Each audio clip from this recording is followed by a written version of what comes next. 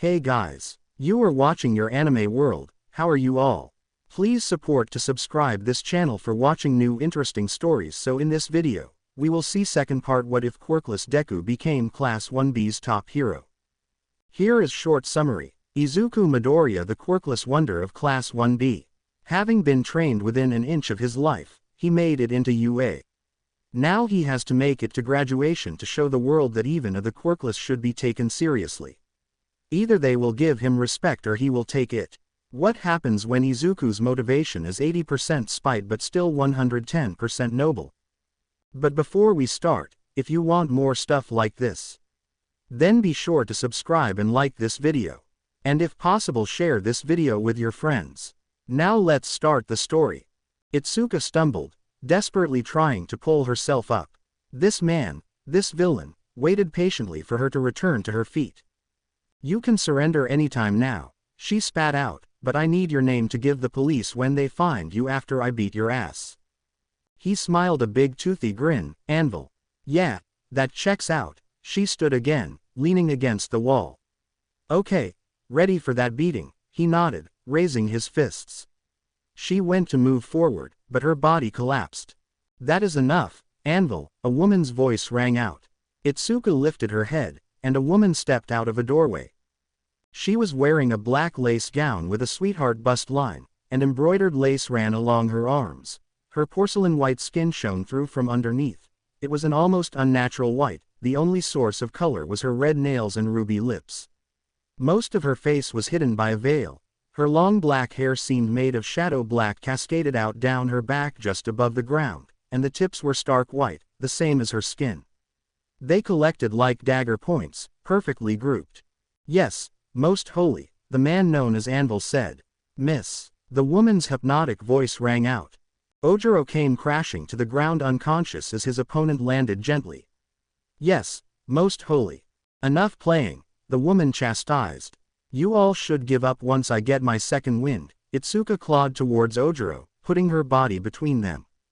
I see it now, Miss said quietly. Itsuka was losing her battle as darkness began encroaching on her mind. She saw the woman approach and crouch near Itsuka. Now listen carefully. The USJ. Niran struggled to his feet, as did Pony, gritting her teeth through the pain of her broken leg. She was not about to die, or worse, happen while she lay on her back. She was going to go down swinging just like her parents taught her. Reiko was by her side, watching as villains retook the field and the enemy's reinforcements came through. With a mighty leap, Sue landed beside her broken homeroom teacher. She heard him mutter about getting away. Sir, that is not an option anymore. She struggled to lift the man to his feet when she managed to get back to Vlad and Tetsu as they retreated to the stairs. Denki appeared next to them with Hirayu. Denki moved to help Sue, freeing Tetsu to take up the defense with Vlad. Ochako and Niran came from the top of the stairs, negating Aizu's gravity and allowing him to be more easily transported. Shigaraki stared sadistically at the small group of students. Today is the day that you die for placing your faith in a system that has blinded you from the truth. Bring me their bodies. The villains grinned as they began their advance. Shigaraki didn't see the attack that yanked him into the air. Suddenly, vines wrapped around his waist and threw him high. The Nomu spun, witnessing the group coming from behind. He saw Shigaraki airborne and went to catch his master, only for his legs to be suddenly encased in ice. The villains about to attack began to scream, and 55-gallon drums and barricades rained down on them with the students from the windstorm zone's arrival. Jirota let loose a war cry as he came leaping over the railing and crashing down into the middle of them. Like before, Dark Shadow positioned at his back as they ripped violently at the surrounding villains. Using the element of surprise, the rest of the students began to arrive, and an avalanche of violence descended upon the villains. Their screams filled the air. Ajiro waded into battle side by side with Toguro. He didn't know what to think. He had been so wrapped up in his hatred for Izuku and, by extension, 1B that he had been prepared to write them off. Yet, on the battlefield, he saw his other classmates, even those who shared his opinion, wading into battle next to those who had been prepared to write off. He then saw him, Izuku Midoriya, the boy rushing in the point of a spear with Momo and Kyoka at his flanks as they waded into the battle. A simple but vicious ITY was displayed as he knocked down a villain. The girls would remedy that situation violently if that villain were not unconscious. Setsuna took the air, relaying as much as she could to her group as she went to grab the makeshift stretcher that bore Kosei to get him to the doors where the other injured were being guarded as the battle in the plaza was raging. There were so many villains that they couldn't be held in one area. Those that slipped past thought those by the door would be easy pickings, only to find that those who had stayed up there were ready for their attack. Shoto sneered at the monster he had encased. "You are done for the monster." Bondo and he watched in horror as the monster ripped its legs clean off to escape the ice. Their horror intensified as they saw the torn limbs begin to regrow. Bondo launched his quirk at the thing's arms only to see the same thing. "It has such powerful regeneration, how do we stop it?" Bondo yelled, backing away. "Put me down," Toru said to Nito, who was trying to move around the edges to get her to safety. "But you hurt," he protested, "and if we don't figure a way out of this, I am going to be dead, along with many other people," Toru said, quivering slightly. "If we are going to die, I want to die doing hero shit." Nito smiled. "Then let's go do hero shit." He set her down. He heard her start to move away. "Don't die, Toru." "You neither, Nito," she called as she slank off to add more mayhem to the enemy's back lines. Shigaraki was airborne when something emerged from his shadow, and with a mighty double axe handle smash, he crashed back into the ground. Shihai quickly retreated after his attack. As his group joined the battle, they saw the monster ripping limbs away as it seemed almost desperate to get at Bondo and Shoto. Mina ran forward and sprayed the thing with acid. It didn't scream, but she saw its flesh melt only to regrow. The monster fell through a portal only to appear a few feet away, fully healed. They didn't see it coming. A sense of self-preservation allowed some of them to guard. Mina got her hands up, but a massive blow still shattered one of her horns and sent her flying, her orbital socket broken. Mezzo could block part of the blow to his ribs, though they still cracked. His other arm sprang forth, trapping the limb against his body. When the other arm went to tear the boy apart, Ciro's tape jumped forth, binding it to the ground. Abara's vines grabbed the beast's legs. She screamed in pain as they pulled the beast to the ground, and they tore from her head. Shoto leapt forward and encased the creature in ice, pinning it to the ground and rendering it unable to move, only its head was freely pressed into the ground. Shigaraki sprang to his feet as Kurogiri began to summon a portal to free their monster. Fire erupted around Kurogiri. The mist villain screamed and fell back as staff flew, tangling Shigaraki's legs and sending him tumbling to the floor. Shigaraki rolled and found a halberd pointed at him and a sword wielded by two girls. "Call them off," a green-haired boy said as he picked up the staff that had knocked him to the ground. "Stupid mobs," Shigaraki growled. He kiped up, intentionally leaning into the halberd to take the stab, throwing Momo off guard. His hand grabbed the blade, destroying it in an instant, and he kicked her in the gut. He spun narrowly, avoiding a sword swipe from Kyoka. When his hand flashed out to grab the girl by the face, Izuku impaled it. The villain grits his teeth through the pain, his free hand falling on the staff. It began to disintegrate. Izuku felt a pain in his chest as he watched his master's weapon disappear. Kurogiri bit through the pain and opened a portal under the monster. Once able to move again, it tore its limbs free and landed on its feet, the ground shaking as it did. The students were nothing but dolls for it to toss around like toys. Nito began to panic, but he knew he had to get them out of there before they died. He leapt on the Kurogiri in a frenzy to try and touch the man to copy his quirk. He grit his teeth and plunged his fingers into the shadow villain's eyes. He needed a target, and he needed to negate the villain at the same time. Kurogiri screamed as the boy's thumbs found their way home. The monster was about to crush Mina, who had been thrown into Mezzo and Abara, when a portal opened underneath them, dropping them by the doors. Nito felt like his head was about to explode from all the quirk usage, but he pushed through. "It's just another scar. I can bear it for my class." Shigaraki saw his targets falling into portals to safety. The rest of the student body rallied, desperately driving their attackers back. They could no longer try to disable them. The students were fighting for their lives. Desperation and watching more and more of their classmates took its toll. They began to snap, and the violence of the assault began to spread chaos through the villains. Jirota broke the knife blade that was protruding from his gut. He reached down and, with a massive roar, tore the arms off the villain who had stabbed him. Yui was running out of things to disrupt the villains. Instead, she leapt on one, savagely beating the villain until it stopped moving. Ajiro saw the bloodbath beginning. The rage and fear were seeping out, infecting all it touched. He didn't see the massive hammer that came crashing into his back, driving him to the floor, his hardened form cracking. He rolled onto his back and managed to deflect the blow aimed at his head, his arms cracking under the blow. The villain was a man who was slight in stature but had massively muscular ape-like arms. Without losing momentum, the hammer was high over his head and ready to come crashing down again. Toguro saw the boy from 1A fall as he ducked under a villain's attack. The villain's nails had grown long and black, sharp as razors when they ripped him across the chest and back. All Togoro's life, he had had to learn how to deal with cuts, how to fight with blades and not kill, not cut people down or end their lives. Add on his mutation, and his life had been one that carried a long, hard road to get where he was. He saw it all. His classmates and allies being hurt, the ITY they were not using to stay alive. When the villains would collapse upon a student, they were in a frenzy of violence and ill intentions.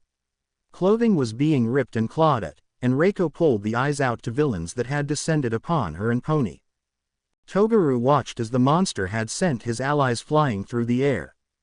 It was all devolving so quickly. He then felt the burning from the wounds. He saw the unmistakable liquid glint in the light from his opponent's claws, the poison of some sort. He saw Ajiro fall. He saw the incredible blows from the hammer cracking and chipping the boy's body. Toguro knew how not to kill because he had also learned to do so. He could only think of his family, his little sister receiving the news that he was dead. He knew that he had to make it home to them. He had to make it out of this damn place. When the attack came, he deflected with one blade as another formed on his elbow. The shower of sparks from the blades clashing gave him a clear look into his opponent's eyes. He saw no remorse, no sorrow, only a desire for blood and death. He gave them that. He spun past the attack, and the blade sprang from his elbow as he did. It traced across the villain's throat, severing everything but the spinal cord.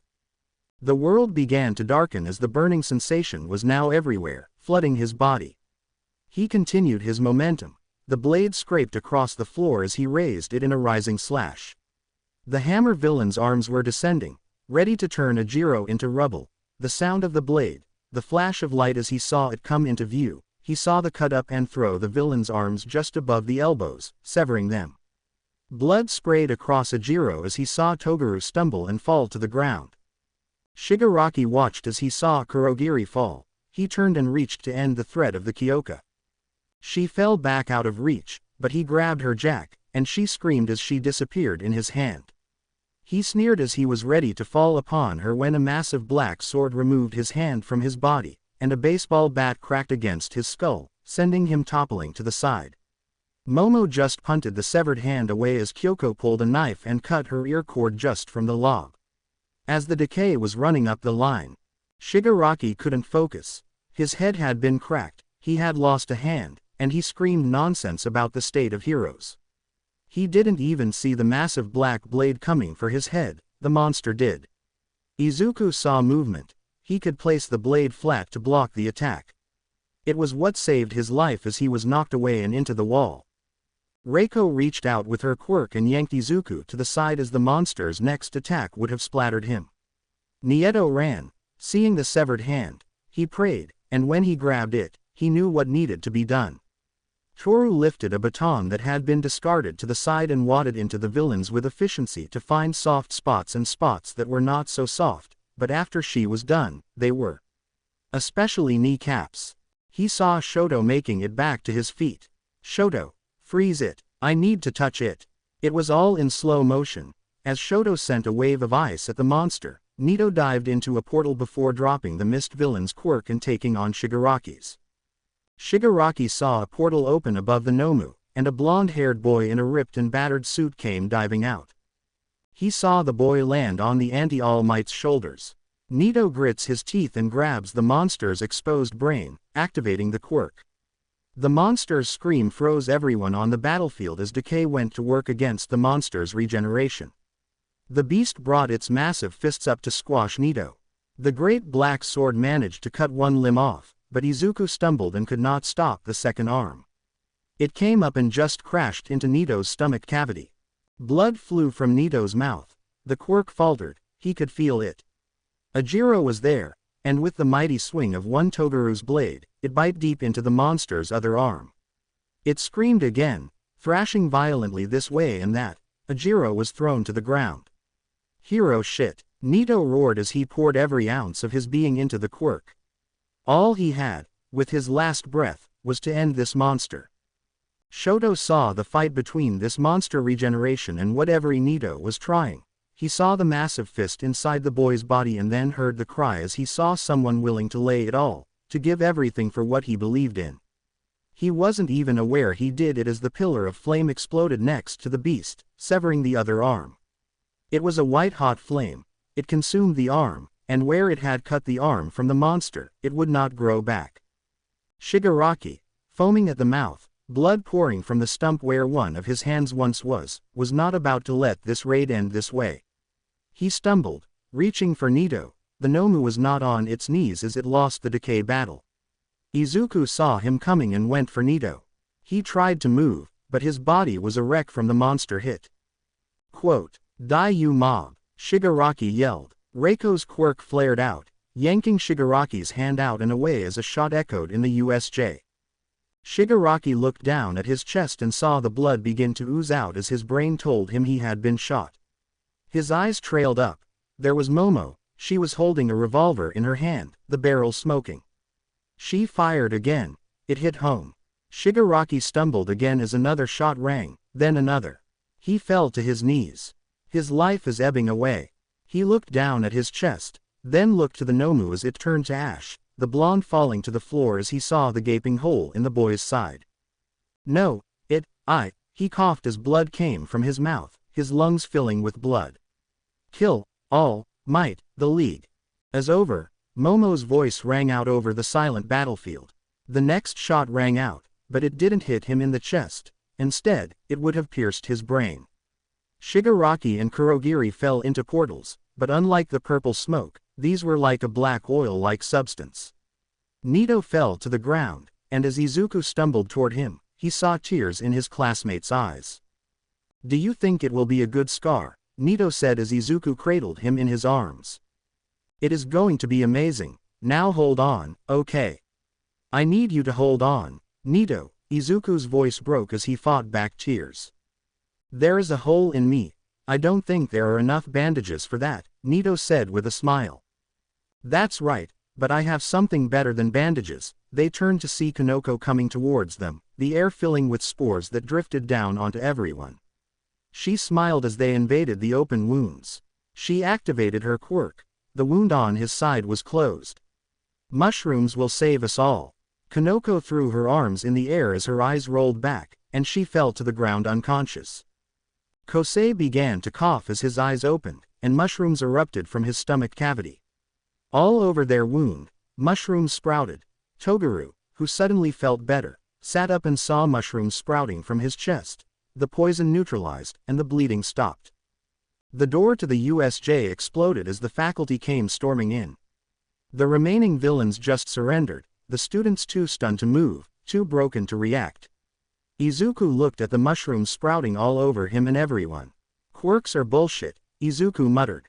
After the faculty had given the signal, third years began to flood the area, taking villains into custody, moving students, and aiding the first responders as the mushroom plugs were great and all the underlying problems were still there. Being disemboweled was not magically fixed by mushrooms, but it gave the medical professionals a chance that wouldn't have been there without them. All Might looked upon the haunted faces of the heroic class, students and teachers being evacuated to attempt to save their lives. He heard some of the murmurs from the students. This attack had happened in an attempt to kill him. These children had suffered through this because someone was trying to get to them. What if they had succeeded? One for All would have died with him. He needed to find a successor and was required to do so quickly.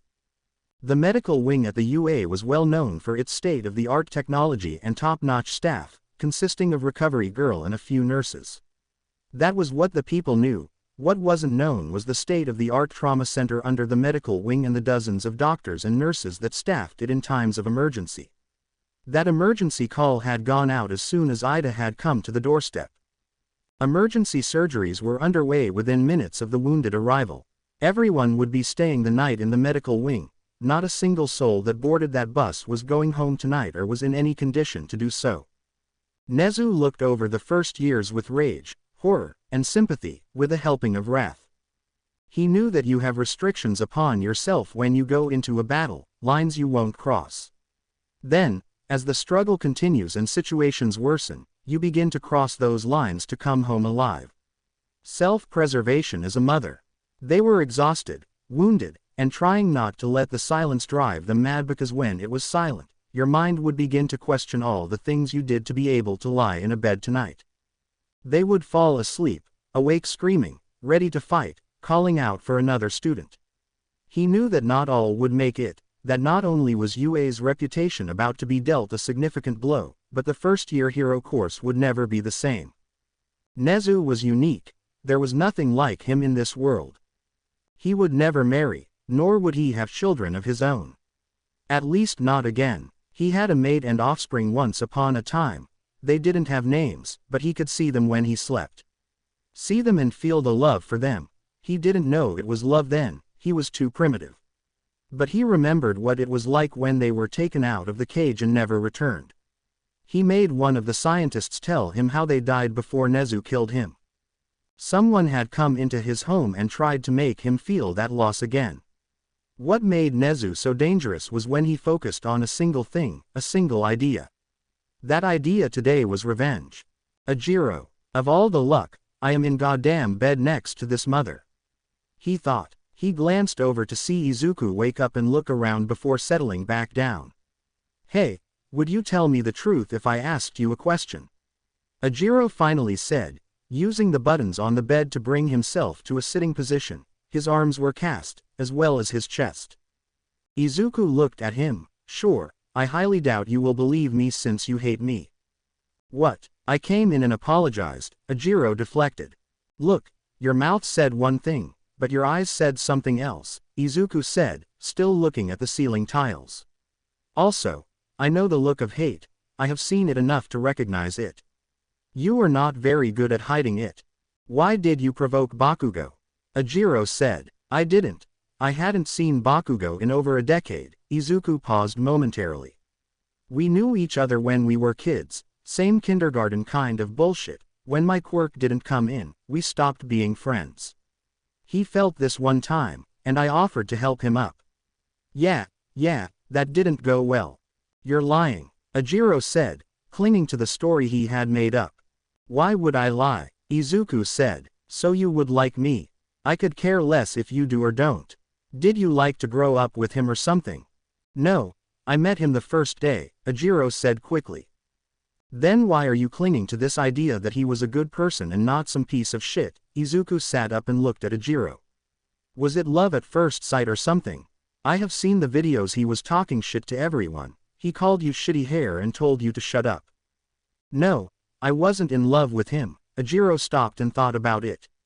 He was just cool, I guess. He was confident. His quirk kicked ass. I thought that he would be a good hero someday. I would say you are stupid, but I know what you had to score to get into this school, Izuku replied. Fuck you. So, let's just say in the 12 hours you knew and interacted with him, did you ever see me near him? No, Ajiro said with a slight sulk. I didn't get a smartphone till after the fight, so that I couldn't have texted him. The last time I saw him, there was no way I would have had his phone number, and that was when my parents died and I moved. So genius, when did I talk to him? Izuku said. You can say before or after the first day of school, but he seemed rather surprised to see me, so that would be a no, and obviously that meant we didn't bump into each other during the exam. Ajiro wanted to retort, to keep the story he had fabricated in his head. Yeah, but his quirk. What about it? I kicked his ass. I could kick a lot of my class and your class's ass, but not all of them. No way, Izuku said with such confidence and tone that it came across as fact. If I got the drop, then maybe, but straight up head to head, nope. I couldn't beat you without seriously hurting you with my sword. Your sword couldn't do shit to me, Ajiro said defensively. Yeah, you can think that, but I would put it to the test if I were you, Izuku said with a shrug. Bakugo has a powerful quirk, but he is all about beating the shit of villains. You have a great quirk for a hero, and so do many of your classmates. Ajiro paused, and Izuku continued, look, man, I am quirkless. Bakugo attacked me for that reason. You probably don't like me for the same reason. Fuck you, man, I am not a quirkiest, Ajiro said, his anger rising. You and everyone around have a dream of being a hero, of being the next All Might. Yeah, so, Ajiro said, so what happens when someone without a quirk can do the same thing and, in the case of some of you, better than you, Izuku said, he could see Ajiro about to respond. Without your quirk, I would beat you because I have trained harder than you. I want to be a hero to show the world that anyone can be a hero, no matter their quirk, they can be a hero. I would bet you in the fight, Ajiro said. When we get out of here, I know a gym we can go to test that out, no quirk, Izuku said. But we are getting off track. Bakugo attacked a quirkless kid and girl trying to check on his classmate, why? I don't know, Ajiro said. If Bakugo's whole identity is built around how he will be this amazing hero because he has this amazing quirk. What will happen when someone without a quirk also becomes a hero? Izuku just stared at Ajiro. The other kids in the room were just quiet. You provoked him to weaken our class. Ajiro grasped at his last line of defense. For what? Izuku said, incredibly confused. So you can score higher in the sports festival or other team things, Ajiro responded confidently. Sweet baby Jesus give me strength, Izuku said, looking to the ceiling. I just need to graduate, your class means nothing to me. Before you say something about Kyoka and them, I offered to help them so they could stay in school. That is the dumbest thing I ever heard. When I talked to Kyoka about training, there were supposed to be 2 guys, but they said no. Ajiro stared at Izuku. Listen, Ajiro, you need to figure out why you latched onto this image of Bakugo. Look at the facts, then make up your mind. You can hate me, I don't care, you don't have to like me, I don't like you. All I need from you is to know that once I graduate, assuming you do the same, I can trust you to have my back in the field. That's it, so let me know, and if you want to fight, let me know that too. The school was inundated with parents and concerned parties as the calls had gone out to inform them that their children had been injured, in some cases critically so. Nezu Midnight and Hound Dog did their best to answer the questions and demands to see their children. All the children were asleep. Now, Nezu didn't want to send the parents into the medical wards. In truth, some sleep had been achieved through medication, as some would sleep, but then others would awaken screaming. Some just laid on their side crying, some would call out for help or their companions. Desperate calls took rearranging rooms, putting people who had suffered in battle together so that at least when they awoke, those most on their minds were near enough to see. Kyoka bolted upright, her hands over her mouth, covering her scream as tears fell. Frantically, she looked around the hospital ward, her pounding heart only calmed once she saw them in the beds. Set, in the bed next to her, was curled into a ball, shuddering in her sleep. Momo, in the bed directly across, the girl's head tossed side to side in a fevered dream. She looked and saw Izuku struggling to get out of bed. She saw him limp across to Momo's bed and touch the girl's hand. You are safe, she heard him whisper. You are safe, we are safe, not alone, we are all here beside you. Ease your fears, Momo, we are right here. She watched as Momo began to relax. She saw him take a cloth and dampen it, wiping Momo's brow. Sleep, know that we watch over you. Kyoka stared at him, tears falling slower as he turned and limped to her. Wordlessly, he took her hand as he sat down on the bed. He pulled her gently into a tender embrace. I may not be able to chase away dreams, but I am here for you, he whispered. Kyoka stiffened and then melted into his hug, crying. She felt another set of arms around her. They looked and saw Setsuna. Can I get in on this? she said with a sniffle as she climbed on the bed. Momo got up and walked over. Izuku smiled and moved so she could climb on the bed. All the girls were cuddled together when he went to leave. Momo grabbed his hand and shook her head. He grabbed a chair and took a seat facing towards them, his hand out. All three took it and fell asleep just like that. I see you. Recovery girl exited the surgical room where a boy had been gutted. She moved to the next one, where a boy had had a hole put in him. Then to the other, where a girl had suffered major burns all over her body. The last one was the poor girl with cranial damage and severe swelling on the brain. She was found huddled over one of her classmates in the ruins zone. Orbital fractures, broken limbs, broken arms, broken ribs, cuts, stab wounds. It was a horror show of violence. The doctors worked frantically. Thankfully, the fractured limbs could be set, and after they rested, she could heal. A specialist was coming in for the girl. When dawn finally broke, she sank into her chair behind her desk. None of her patients had died tonight, but for some, it was going to be an intensive few days. The veteran knew that home and a bed were not in her future, so she sat back and closed her eyes for a bit. This would be the way for now.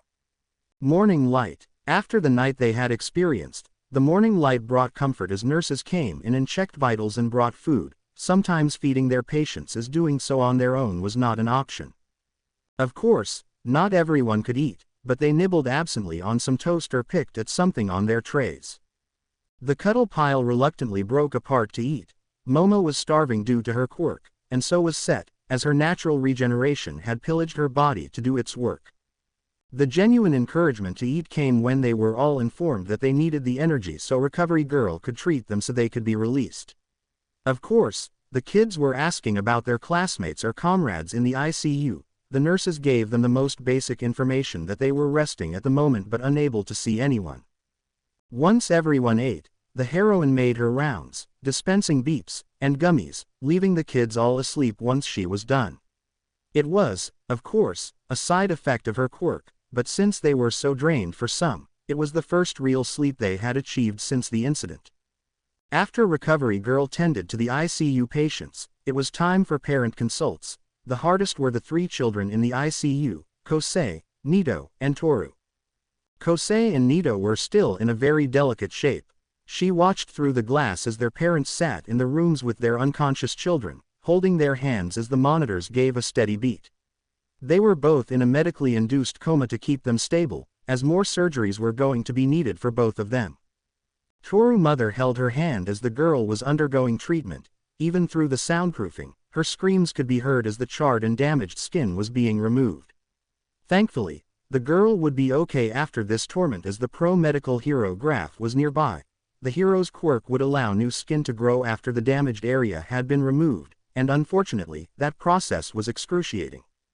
Recovery Girl was distraught that the girl had been sent into training naked with gloves and boots. She would vent her fury on those who ever approved such a thing later. The parents had just finished a meeting with the police detective, who told them that statements needed to be collected from all the children as the majority had been unable to do so after the incident and that there were officers and specialists on hand to take those statements before they left for the day if the child felt up to it. They tried to respect what they had been through but stressed the importance of talking to the children. Then came a problematic part for Captain Abe. He wanted to stress that in no way were the children going to be held responsible for any actions taken in the course of defending themselves or their classmates, but that was why the police needed to talk to them as soon as possible so they could help piece together what happened. After Captain Abe stepped out, it was time for Midnight and Hound Dog. They had to go over the trauma responses the parents needed to be prepared for before taking their children home, telling them the physical wounds had been treated, but the mental trauma of the event was not going to be so easy. They were briefed on what to expect, things to avoid, and a list of emergency numbers available while the children were home. The parents sat, absorbed the information, and put on their best faces as they collected their children from the medical wing. Pony was shocked and reduced to tears when her family came bursting. Tears from her mother and little brothers soon followed as they clung to her. She managed to see her father past them, standing there doing his best to look stoic, but she could see the tears at the corners of his eyes seeing his precious little girl in the hospital bed. Reiko's mother hugged her daughter and told her that this was unacceptable and that she had been through so much already. Riko couldn't answer her. All she did was tug on her father to pull him into the hug and let their love soothe her guilt for things she had to do. Hiryu was surprised to see his older sister come through the crowd to his bedside. She squeezed his hand. He could tell she had been chewing on her nails. She did that when nervous or scared. "I am okay, big sister," he said in Chinese. "You may say that, but I will judge such things," she responded. Momo sat embarrassed as her father hugged her and cried about his little girl while she and her mother patted his back to soothe him.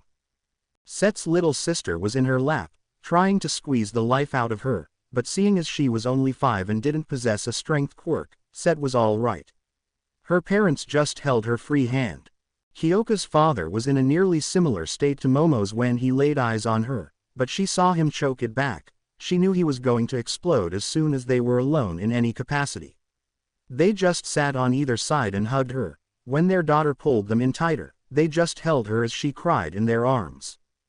Ochako chastised her parents for taking the day off, trying to tell them that it was unnecessary, but when her mother took her hand and said, "Baby, it is okay," and pulled her in, Ochako's stoic facade crumbled. Eijiro sat there as his mother was reading his medical chart, and his father sat on the edge of his bed, talking to his son and checking on him. He glanced to his side and saw Toguro with his family. He watched as Toguru's little sister put on a special band-aids to make her big brother all better. Then his gaze fell on the Izuku. He saw the curtain open, and the boy stepped out, dressed. No one was there with him. He looked around at the scenes playing out all around him, even at his bedside. When his mother put his chart down and was now holding him tightly, he could tell that she was crying. He put his arm around her. "It is okay, Mom, I'm all right," he whispered. He watched as the boy he had disliked gathered the last of his things. Izuku, awkward, sad, lonely. He didn't want to stay any longer than needed, especially with all the families around. In times like this, he missed his parents, moments when he just needed them. He slipped over to Momo and Set, squeezing their hands and telling them to call if they needed anything. They couldn't respond as their parents had them occupied. It was how he planned it. With so many people around, they couldn't tell he was walking out alone. He did the same to Kyoka, but when he went to pull his hand away, she held on. "Thank you, Izuku," she said. "Thank you for." "Think nothing of it, Kyoka," he smiled for her. "Just sorry I didn't get there a moment sooner." "Glad you didn't get there a moment later," she said, trying to smile for him. Her father asked her something, and her grip loosened. He slipped his hand free. "Be with your family," he told her. "Call me if you need anything." Before she could respond, he had slipped amongst the crowd. He stopped and looked in on Reiko and Pony. He wanted to see that they were all right at least, but when he saw their families crowded around them, the pang of feeling like an outsider hit him harder. He didn't want to intrude, so he turned and made his way to check out. The female officer he sat across from in the interview room was excellent. As he talked, he saw her hand hovering over the paper. The letters tumbled onto the page, taking his statement. He was put at ease when the first thing she told him was that he nor his classmates would be held responsible for any actions taken during the assault and that it was important he told her as much as he could and not to hold anything back. Izuku tried to go over the day like he was asked. She had him read and sign his statement when he was done. "I noticed you don't have a guardian with you," she said. "That is correct, ma'am," he replied. She handed over a packet with information for trauma help, relaying that it was essential for him to, perhaps a bit more than others, to report any symptoms or problems immediately to a member of the faculty or to call any of the numbers provided. She stopped and pulled out her card. He saw her write a number on the back before handing it to him. "That is my number," she smiled at him tenderly. "If you remember anything or need someone to talk to, please call me. Day or night." "Thank you," Izuku said as he got to his feet and walked out. As he walked out, his instincts shouted at him, to the left. He turned as Pony nearly bulldozed him. "You didn't even come by to see me," she hugged him. "Are you okay, Pony?" he said in surprise. He paused and hugged her back. "I'm sorry, Pony, I was going to, but then I saw you with your family, and I didn't want to intrude. But how did you know? Reiko's mother went to check on you and told Reiko who told me. Pony pulled him a bit tighter. You can't have my first beep and then just disappear after something like that. I'm sorry, Pony, I wasn't trying to. He paused. I won't let it happen again. Are you physically all right? He felt her nod against his shoulder. She pulled back and looked at him. Are you? I am. She wiped a tear and beeped his cheek. I don't care what is happening. When something like this happens, you come to see me, so I know you are all right. Do you understand? Izuku smiled and nodded. He felt a warm feeling from her. He didn't quite understand it, but he knew he liked it. Please tell me you were successful in locating him. They both turned and saw Reiko. Pony smiled. Your turn, Reiko. Call me. I will call you later as well, she said before walking away. Reiko marched up to him. Well, I am sure that Pony was able to convey that your disappearance without allowing us to see you caused us distress. Let me say it in my way. Izuku just nodded. Izuku, you are special to me. In times like these, it is beyond imperative that I know you are in good physical health and that you understand you are not alone. She placed her hands on either side of his face and pulled him into a soft beep. You do not get to fade away, not when you have moved me so. She beeped him again. Now you are coming home with me, she said, stepping back. It wasn't a question but a statement. Reiko, he managed to say, his mind still slightly awhirl from her beeps. This is not a negotiation, she said, grabbing and pulling his hand.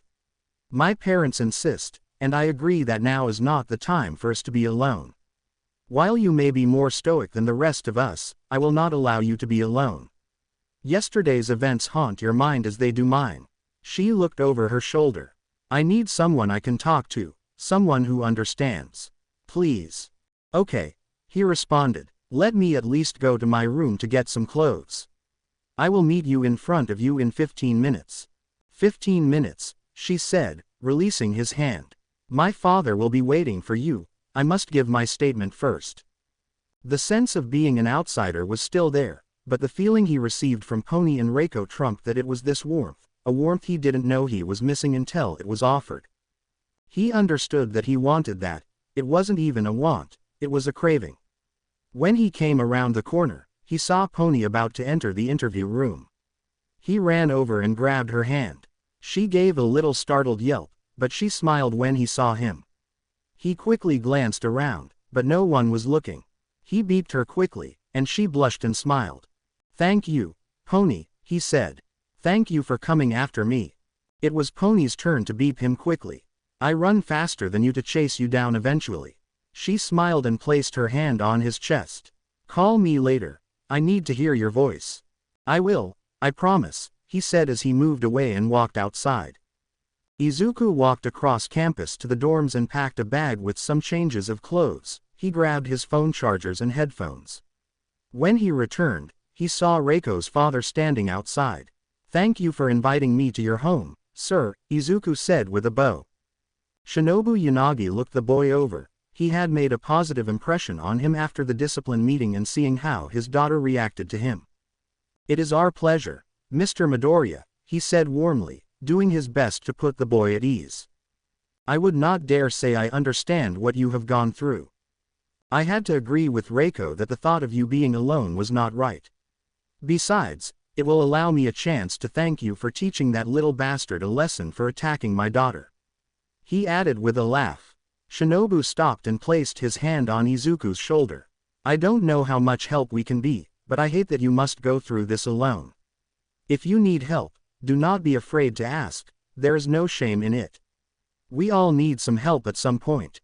Thank you, Mr. Yanagi, Izuku said once again. A feeling washed over him. He didn't understand how much he had missed it. Please call me Shinobu. Having you call Mr. Yanagi in my house will just be too strange, he replied with a light chuckle. Thank you, Shinobu, Izuku said, testing the name. They didn't have to wait long before Reiko and her mother emerged. The woman looked at Izuku and gave a faint smile. It is good to see that you have recovered, Mr. Midoriya. Please address me as Amiko. Thank you for taking me into your home, Amiko, Izuku said, bowing. With that, they headed off to the parking lot. As they were walking, they saw reporters on the other side of the gate snapping photos.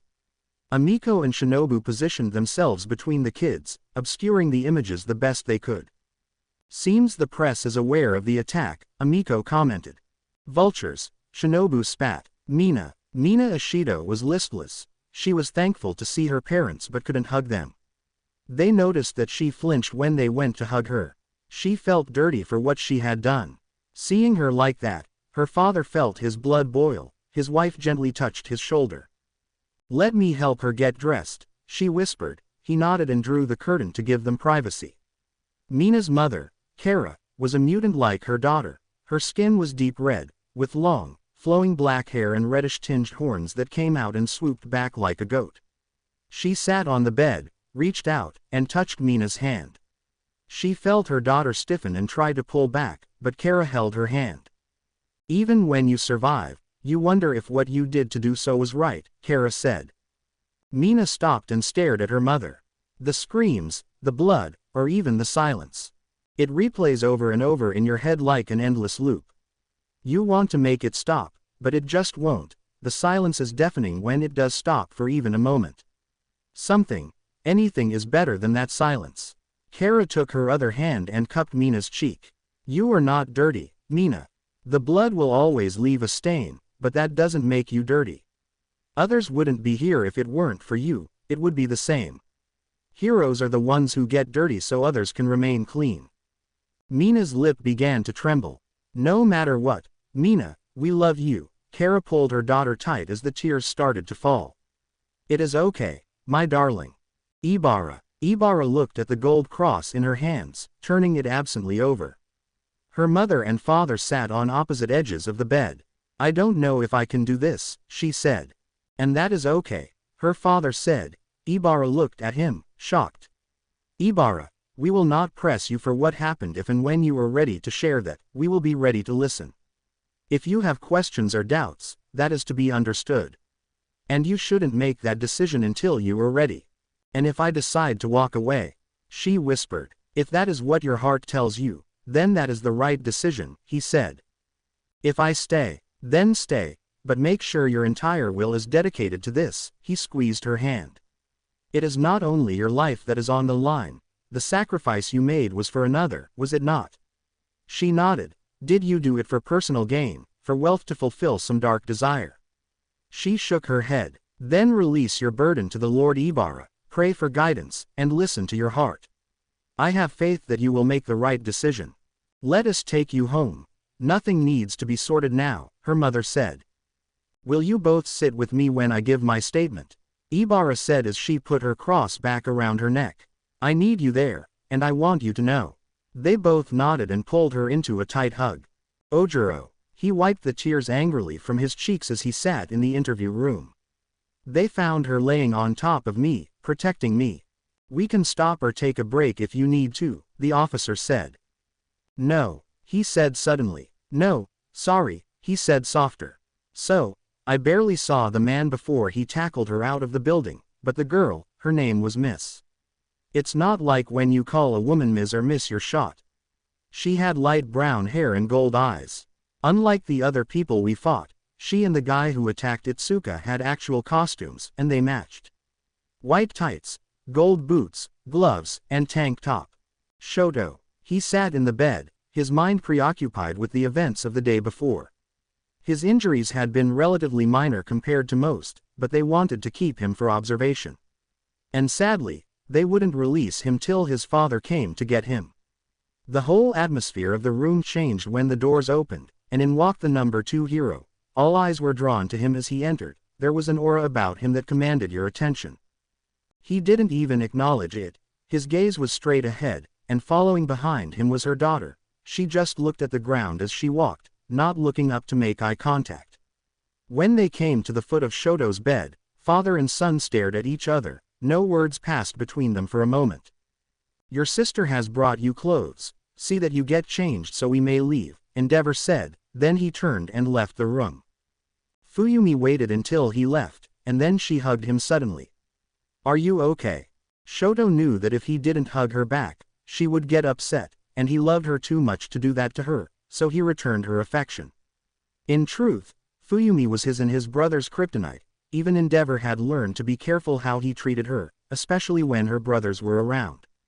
After his mother had gone into the hospital, Fuyumi stepped in and assumed that role, and he loved her dearly. While he held her, he whispered, "I used my fire."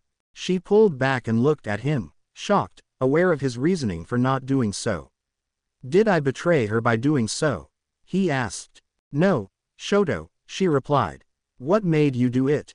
There was this monster, and he was about to do something, and it just happened. My ice wasn't able to stop it," he said quietly. "There is a boy in the other class who copies quirks, and he used mine while we were fighting. If I had used both, a girl in my class may not have been hurt. Your stubbornness to ignore half of yourself has always been a shortcoming, Shoto," she said as she stroked his cheek. "I understood why you felt the way you did. I always hoped you would accept that part of you." "I hate him," Shoto hissed. "I hate that he is our father. But you were right. My stubbornness may have cost someone their life and scared them another way beyond this," he said as he touched his face. "Then don't fail in the same way again," Fuyumi said with a hint of authority. "You can be great, Shoto, better than him. Not because of him but despite him. I want to see her," he said, looking at his hands. "Do you think she hates me?" "No, Shoto, she is sick. But once she came to her senses, she hated herself for what she did, and I know what she wants, nothing more than to see you again." Fuyumi took his hand. "I need to train my fire," he said. "But I don't want to ask him, not yet." "Then ask Burnin," she replied. "She always said if you wanted to learn, she would help. Now get dressed. Natsuo is waiting by the car. He was worried about you, but he wouldn't say so." "Was he?" She giggled. "Yeah, he didn't even bring his video games." "Wow, he was worried," Shoto said, surprised. "Nito. It is hazardous," Recovery Girl said to his parents. "But with the damage done, there isn't more we can do," she said solemnly. "If this doesn't work, then he will die," his father said. Recovery Girl nodded. "His vitals are stable but trending downward," she said. "Unless something akin to a miracle was to happen, then it will only be a matter of time." His mother was crying as she held her comatose son's hand. "Don't leave us, Nito," she whispered. She turned and looked at Recovery Girl. How long would he have to find the quirk? "A few minutes," she responded. "Do it," his father said. "I don't want to watch him die in his sleep. He deserves a chance to fight." Recovery Girl made a gesture to the observation window. Soon, the door opened, and it was brought the arm of the Nomu. It was hooked up to some strange machine, and his parents looked at it with disgust. She turned to a medical tray and grabbed a syringe. Once everything was in place, with a final nod from his parents, she injected the cocktail of drugs into Nito's IV. The boy's eyes slowly fluttered open. He saw his parents' faces and could tell things were terrible. "Toru?" he asked. His mother was holding his hand. "She is recovering from treatment." "But baby, you need to listen. Mr. Monoma," Recovery Girl said, grabbing his attention. "We need you to focus." His head bobbed some, but he was able to look at her. "The injuries you received are serious and outside our medical ability to treat. We need you to copy the regeneration ability of the beast you fought at the USJ." He nodded his head as the machines began to beep. One of the assistants rushed to silence them, and the arm was brought over to him. He tried to lift his hand, but it rose slightly and then fell to the bed. His father lifted his hand, smiling at his dear boy as the arm of the Nomu was brought close. When Nito's hand was laid upon it, his eyes started to close. His mother and father called to him, but it seemed so distant. Their voices were fading. Everything was, and his head fell to the side. He barely noticed as people were scrambling about. He saw the door open, and a girl was there. Her hair was chartreuse and wavy with pink specks. Her eyelashes were bushy, and she had big, round eyes. Her skin was a bright pink, and she looked to be in pain. She was screaming something at her, and she held on desperately to someone to stay upright. He saw them trying to get her to leave, but she was trying to get closer. He could see she was crying. In desperation, She kept screaming. Through all the muted sounds, it finally drifted to his ears. Hero shit. Come one. Neito, you can do it. Time for hero shit. Toru. He whispered. He felt something under his hand, an arm. He reached deep, calling upon his quirk. He felt different but pushed past the first one, the next one, that was it. Desperately, he grabbed it, and as soon as he did, everything suddenly erupted in noise and color all around him. He bolted upright and turned towards the girl. He only saw a medical gown, but he could hear her crying. His mother and father were being held back as recovery girls sat back and watched as everything healed. Remarkable, she whispered. She stepped back as his parents fell upon him, hugging him and crying. Recovery girl's office. Itsuka Kendo woke up a few hours ago, she said, taking a glass of bourbon. Her condition? Nezu asked, taking a sip from his glass. She will fully recover and should be released in the morning, she replied. Kosei Saburaba is stable. It will be a few days, but he will also make a full recovery. Nito Monoma is in better shape than when he enrolled here, and Toru Hagakure will recover as well. Thankfully, there seems to be no damage from her leaving her room. Aizawa, that stubborn fool will make it, she chuckled. I will keep him here for a few days and continue to treat him. He isn't going to like that, Nezu said with a smirk, but he can live with it. 13. Good. The damage to her back will leave a scar, but she will be clear to go home tomorrow. Find who did this to them, Nezu, she said, staring at her drink. Find the bastards that did this to these children and make them pay. That is the plan, Shio, Nezu said, draining his drink.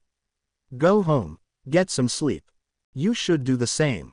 I will, once I handle some things, he said as he walked towards the door. They were able to recover the footage from the USJ. Oh, she replied. Yes, I will sleep later. Kei Abiko, along with the other officers, wearily returned from their day at UA, taking statements from the students who had been the victims of the assault. Kei was young to the force, barely 2 years out of the academy.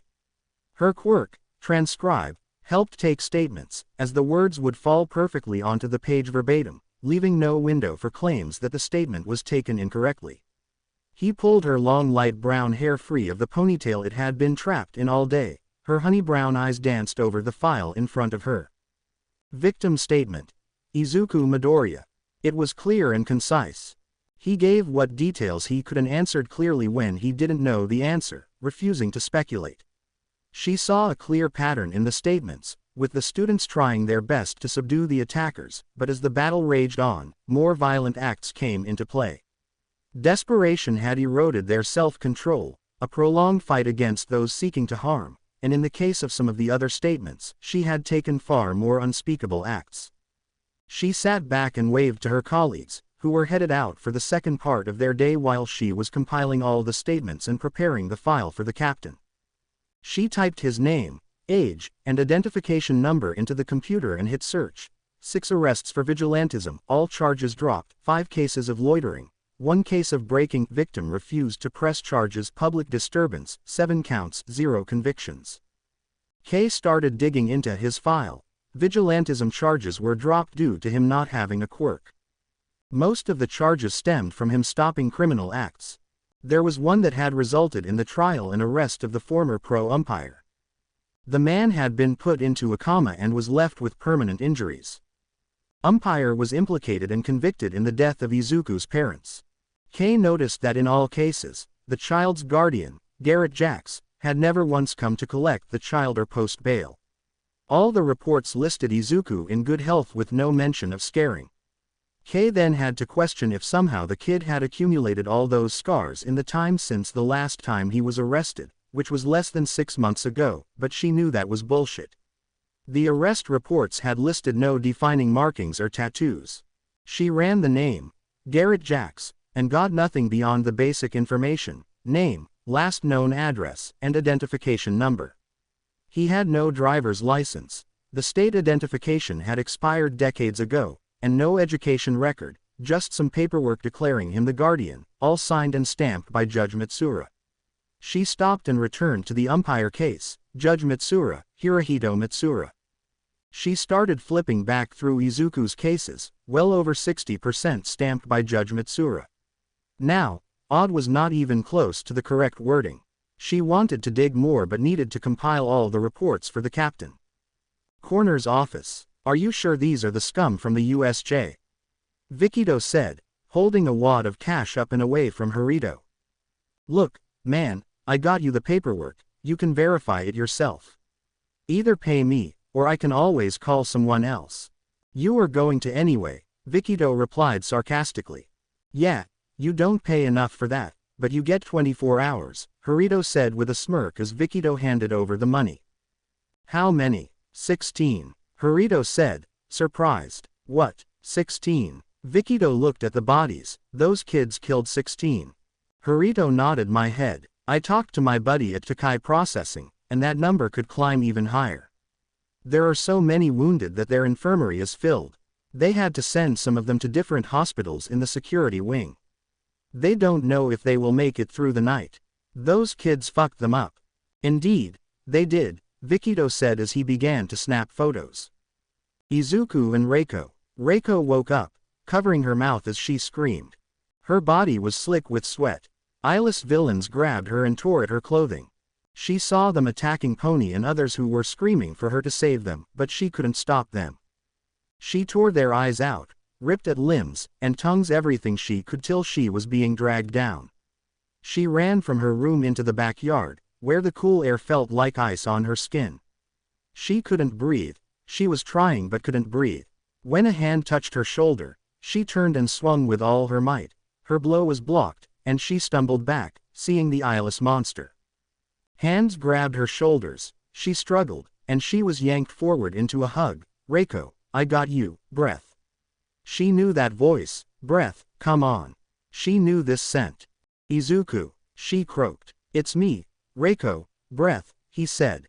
Reiko looked at her, and it was him. She took a breath, falling to her knees. He went down with her, making sure she didn't hurt herself. I couldn't save them, she sobbed. They were screaming for me to save them, but I couldn't. Her parents came running outside, seeing their daughter sobbing, clinging desperately to the shirtless Izuku. Amiko went forward, but her husband stopped her. They were, Reiko wailed. Pony, her clothes, she was so scared. Niran, Ochako, Awase. It is okay. Reiko, it didn't happen, it was a nightmare. Izuku pulled out his phone and showed her a picture of Pony with her family cuddled together.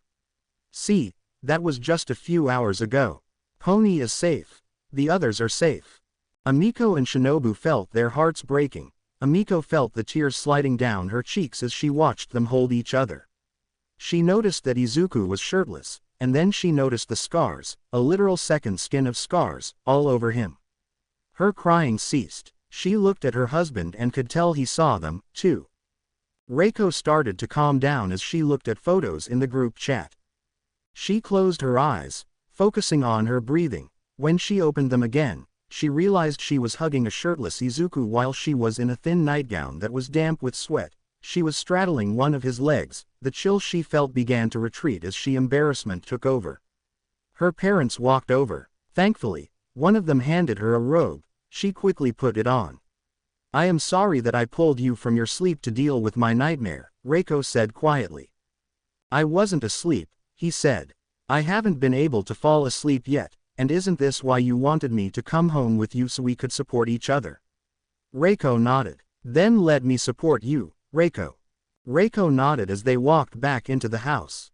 Reluctantly, her parents left the two sitting on the couch as they scrolled through his phone, looking at photos their class had posted of them at home. Reiko felt herself calming down, and her head slowly came to rest on his shoulder. He heard her breathing soften as she fell asleep, leaning on him. He set his phone down and pulled the blanket over them both. Reiko snuggled in closer to the warmth. It was this cocoon of safety, and she nuzzled in deeper.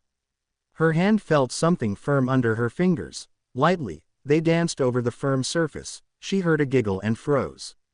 Slowly, she realized where she was on the couch, laying on top of Izuku, her hand under his shirt, playing with his stomach, his arms wrapped protectively around her. The reality of the situation made her heat up. she slowly tilted her head to look at his face. She watched as his eyes fluttered open, a blush spreading across his face at the intimate position they found themselves. Reiko pushed herself higher, bringing her leg over so she could straddle those same abs she had just touched. He couldn't move or speak as she tucked her hair behind her ear. Slowly, she leaned down, closing her eyes, as he did the same. Their lips meet tenderly. She opens her mouth, inviting him to deepen the beep, an invitation he eagerly accepted. Neither knew how long they were lost in the beep, but the sound of someone on the stairs sent them scrambling apart. Reiko flushed and breathed heavily, looked at him, giggled, and fled. Izuku scrambled to the bathroom to splash some cold water on his face. When he came out, he folded his blankets and pillow, putting them away. In the kitchen was Shinobu. He seemed to have just put some coffee to boil and was pulling items out to make breakfast, waffles. "Good morning, Izuku. I see that you finally were able to sleep," he smiled. "Something to drink?" "I will wait for the coffee if you don't mind," Izuku said, taking a seat. "Not at all." Shinobu cleared his throat. "Can I ask you something? And you don't have to answer if you do not wish." "Of course, sir," Izuku said, straightening up. The scars. Izuku stopped and realized he was sitting in a tank top and short. "I apologize, sir, I will get dressed and cover them," Izuku said, getting to his feet quickly. "I forgot that seeing them makes people uncomfortable." "No, that is not it," Shinobu said, stopping the boy. "Amiko and I saw them last night. There is no easy way to say this. How did you acquire so many? We wanted to know how you came by them. Most of them are due to my training, some from fights," Izuku said so casually that Shinobu almost winced. "I call them lessons." "Lessons. Yes, lessons that I learned in my quest to be a hero, lest I forget and make the same mistake again," Izuku's tone burrowed into Shinobu. "Who trained you?" he said, not betraying his emotions. "My master. And is he still around?" "No, he died. The last thing I had of him was his favorite weapon, but it was destroyed during the incident." Shinobu noticed the sadness in Izuku's voice. On the one hand, he felt for the boy, but on the other hand he was happy that the last part of this twisted bastard's mementos was no longer in existence. "What was his name?" Shinobu asked. "Garrett Jax," Izuku said, leaving the kitchen to change his clothes. Kyoka Jiro. It had been years since she slept in her parents' bed, but the first night, she protested it but needed it. The second night, she slept alone and regretted it. She woke up terrified. She grabbed her phone and fired off texts to see if Set, Momo, or Izuku were awake. She stared at her phone and the lack of response. They were probably asleep, she thought. They were not waking up in the middle of the night, turning on every light in their room. "I can't believe I looked under the bed. I am weak." The text alert from her phone made her jump. She scrambled to answer it. "Izuku. Hey, you okay?" Kyoka. "No, a nightmare." Izuku. "Yay, I understand, me too." Kyoka. "Why didn't you message someone?" Izuku. "I don't know." Kyoka. "Stupid. It told you in the hospital to message me if you needed to talk. I messaged you." Izuku. "I know, I didn't want to bother anyone, not used to so many people caring." Kyoka. "We care, hearing your voice earlier was good." Izuku. "That was my first video call. It was good to see you." Kyoka. "Oh, you missed me. Izuku. "Yes." Kyoka started to blush and blubber to herself. Izuku. "I mean, I missed you, Momo, and Set. I wanted to ensure you were all okay." Kyoka. "Oh, I thought I was special." Izuku. "You are special. I mean, you're teasing me, aren't you?" Kyoka. Izuku. "I am insulted. Okay, maybe a little." Izuku. "You are terrible, a terrible, terrible person." Kyoka. "Yeah, but you would miss me if I stopped talking to you." Izuku. "I would, terribly." Kyoka twirled her finger around her jacket as she lay on her side, staring at the phone. Kyoka. "Why didn't you talk to Riko?" Izuku. "She is in her parents' room. She had a pretty bad nightmare last night." "The one wasn't too bad, but her mom pulled her in with them." Kyoka. "I slept with mine last night. I thought I would be challenging and hero-like and sleep alone tonight, big mistake. Izuku. Do you want to talk about it? Kyoka. A little, is that okay? Izuku. Yay, tell me about it. Kyoka. So, of course, we are at the USJ, but everything keeps going wrong. Everyone dies, but I die last, and then it all rewinds. We get a little farther, but we all die again. Rewind. I try to do something different, and we die, but it isn't that we die. Things happen. No matter what happens, if we fight or run, we all die. Then, for some reason, other people ask me to tell them what to do. I try to help, but I fail, every time. So I am just sitting on the ground, too scared to do anything because things keep worsening. And no one will do anything unless I tell them, and everyone gets slaughtered right in front of me, but this time, the villains don't kill me. They thank me, like I was on their team, it just beeped so bad. Thonk. Kyoka froze. Thonk. Something thudded against her window. Thonk. She reached to the side of the bed and grabbed the Eskrima stick Momo had made during the fight. She crept towards the window. Thonk thonk thonk thonk. Her heart was pounding. Had the villains tracked her home? Were the nightmares about to become reality? She hit call on her phone, and she heard a ringtone. It was a deep dope song, the first song she had recommended to Izuku, her favorite song. Beyond Life and Dreams. She flung open the window, and there was standing in the yard. Under her window was Izuku. He seemed to panic momentarily before placing one leg forward, one hand over his heart and another reaching out towards her. What light through yonder window breaks? It is the east, and Juliet is the sun. Arise, fair sun, and kill the envious moon, who is already sick and pale with grief.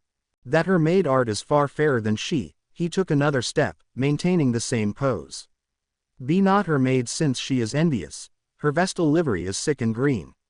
And none but fools do wear it, cast it off. It is my lady, oh, it is my love. Izuku spun, coming into the same pose. The whole drama made Kyoka smile. She raised her eyebrow and leaned on the windowsill. Neither teen noticed the phone peeking out from another window. Oh, that she knew she were. She speaks. Yet she says nothing. What of that? Kyoka stifled a laugh. Her eye discourses. I will answer it. I am too bold. 'Tis not to me she speaks. Two of the fairest stars in all the heaven, having some business, do entreat her eyes to twinkle in their spheres till they return. Kyoka was twirling a jack around her finger. She blushed as she watched him reciting Shakespeare. It was cheesy, silly, and over the top.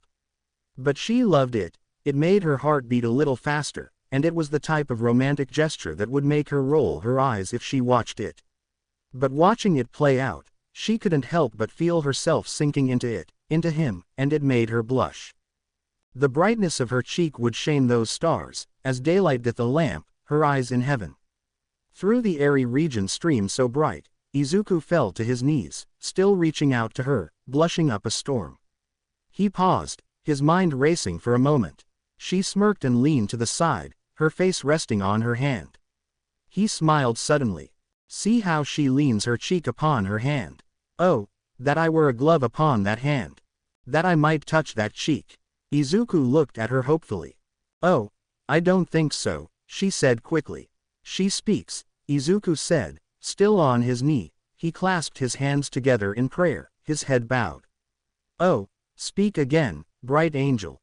For thou art as glorious to this night, being o'er my head, as is a winged messenger of heaven, unto the white upturned wondering eyes of mortals that fall back to gaze on him. When he bestrides the lazy pacing clouds and sails upon the bosom of the air. He raised his head, a smile on his face, hope shining in his eyes. Kyoka bit her lip.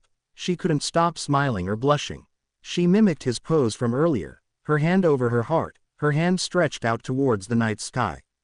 O Izuku, Izuku, wherefore art thou, Izuku? Deny thy class and refuse thy name, or, if thou wilt not, be but sworn my love, and I'll no longer be a 1A. Izuku couldn't keep the laughter from his voice. Shall I hear more, or shall I speak at this? Kyoka closed her eyes, letting her hand drop dramatically. Thy name that is my enemy, thou art thyself, though not a 1B. What's 1B? It is neither hand, foot, arm, face, or any other part belonging to a man. Oh, be some other name. What's in a name? What we call a rose by any other name would smell as sweet, retain that dear perfection which he owes. Should I take thee at the word? Call me, but love, I would be baptized anew. Izuku said, rising to his feet. How camest thou to my window, tell me, and wherefore? The orchards, walls were high and difficult to climb. And the place death, considering who thou art, if my parents find thee here. Kyoka was now looking at him, her heart beating harder. She looked at the trellis under her window.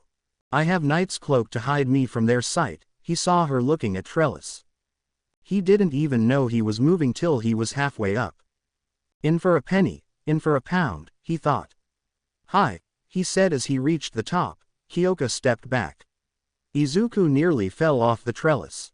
Kyoka was wearing a loose-fitting tank top, one of the straps hanging off her shoulder, and some simple gym shorts that were relatively short.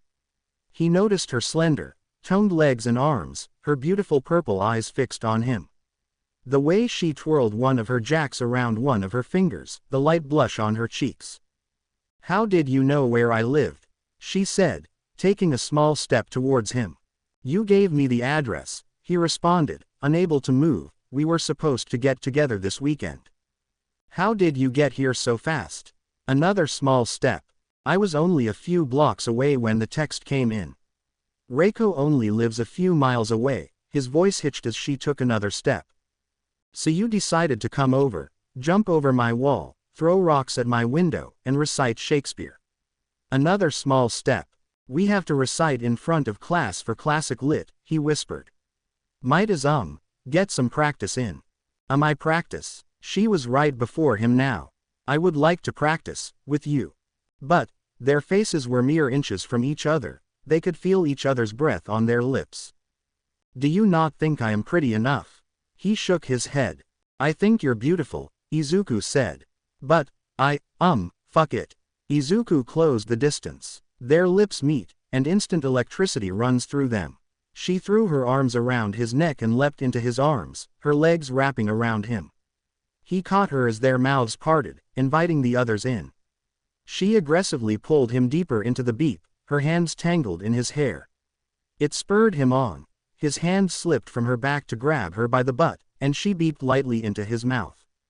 He pulled back some. Kyoka, he whispered. She was about to lean in again. Kyoka. A woman's voice came from the other side of the door. Is someone in there with you? The spell was not just broken, but it was shattered. Kyoka realized her position, her state of dress, and where his hands were. No, Mom, it is just the television. She called back. You have to get out of here, Kyoka whispered to him as he scrambled to grab the television remote. She will kill us both. You have to get out of here, she beeped him. Izuku smiled, turned, and leapt out the window, hitting the ground. He rolled and ran. Kyoka tried to compose herself as she opened the door. What is up, Mom? Kyoka said, standing in the doorway. Is someone in here? Mika said, looking around her daughter's room. No, I was just watching some television. I had a nightmare, Kyoka said, stepping aside so her mom could look around the room. The Shakespeare, Mika said. I have to do a recital for classic literature, Kyoka said, sounding natural. I was watching a video to help me run my lines. Mika nodded, looking out the window. If you had a nightmare, why didn't you come to us? I don't know. I texted some friends, and one of them responded that we talked some. Kyoka sat down on her bed. Mom, I slept in your guy's bed. I haven't done that since I was 10. Mika was about to say something. For the record, that movie was and still is terrifying. I still can't watch Skinwalker. Mika sat down next to Kyoka. I want to be a hero.